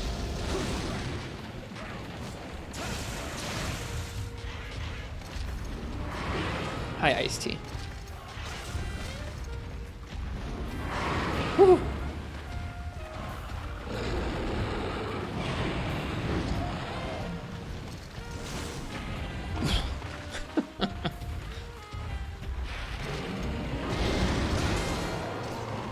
I'm sorry. I'm more upset about the Jaggy and the tail than I am. I'm not upset at you at all. I'm sorry. I realized that was pretty melancholy. Hello. Hi, Iced Tea. I'm just sad. I'm frustrated because we've been trying to get this tail off for a while. Alright, come on. Come on. No. Yes! Now come here. Yes, come bite me. Come bite me. Ooh, that's so scary. Yeah!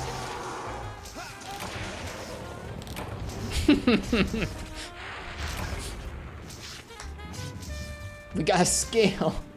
Was that worth it? Probably not. Was the chance worth it? Sure. That was a good end to the stream.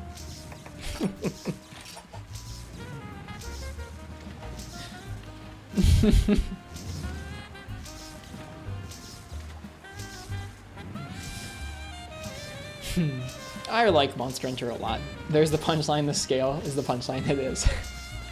You know, a lot of those for Rathian weapons? Probably so.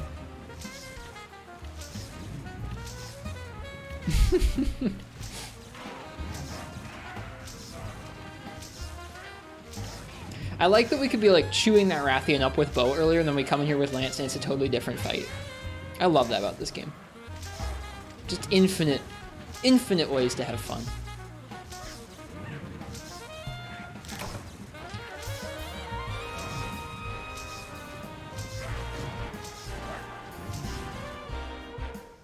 Should put that on the box. Infinite fun.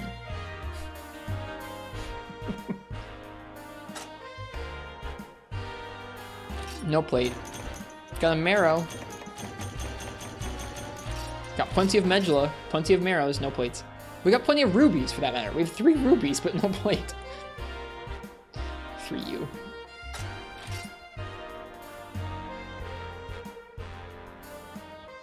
Cheers, Jake. It's nice to get to talk with you, and thank you again for the raid.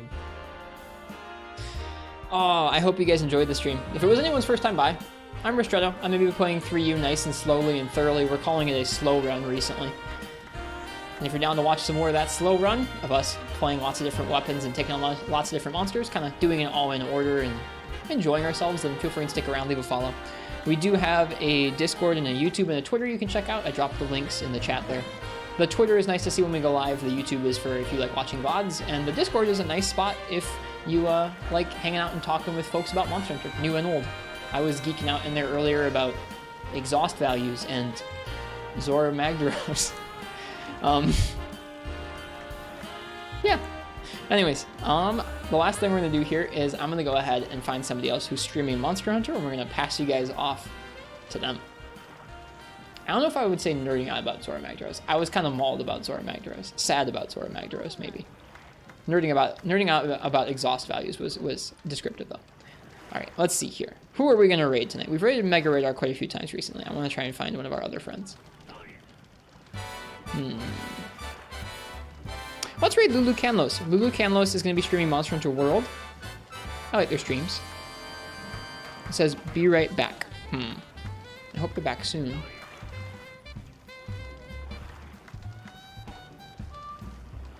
Well, we're gonna give them a raid and hopefully they'll come back. AFK raids are the best. We'll give it a shot.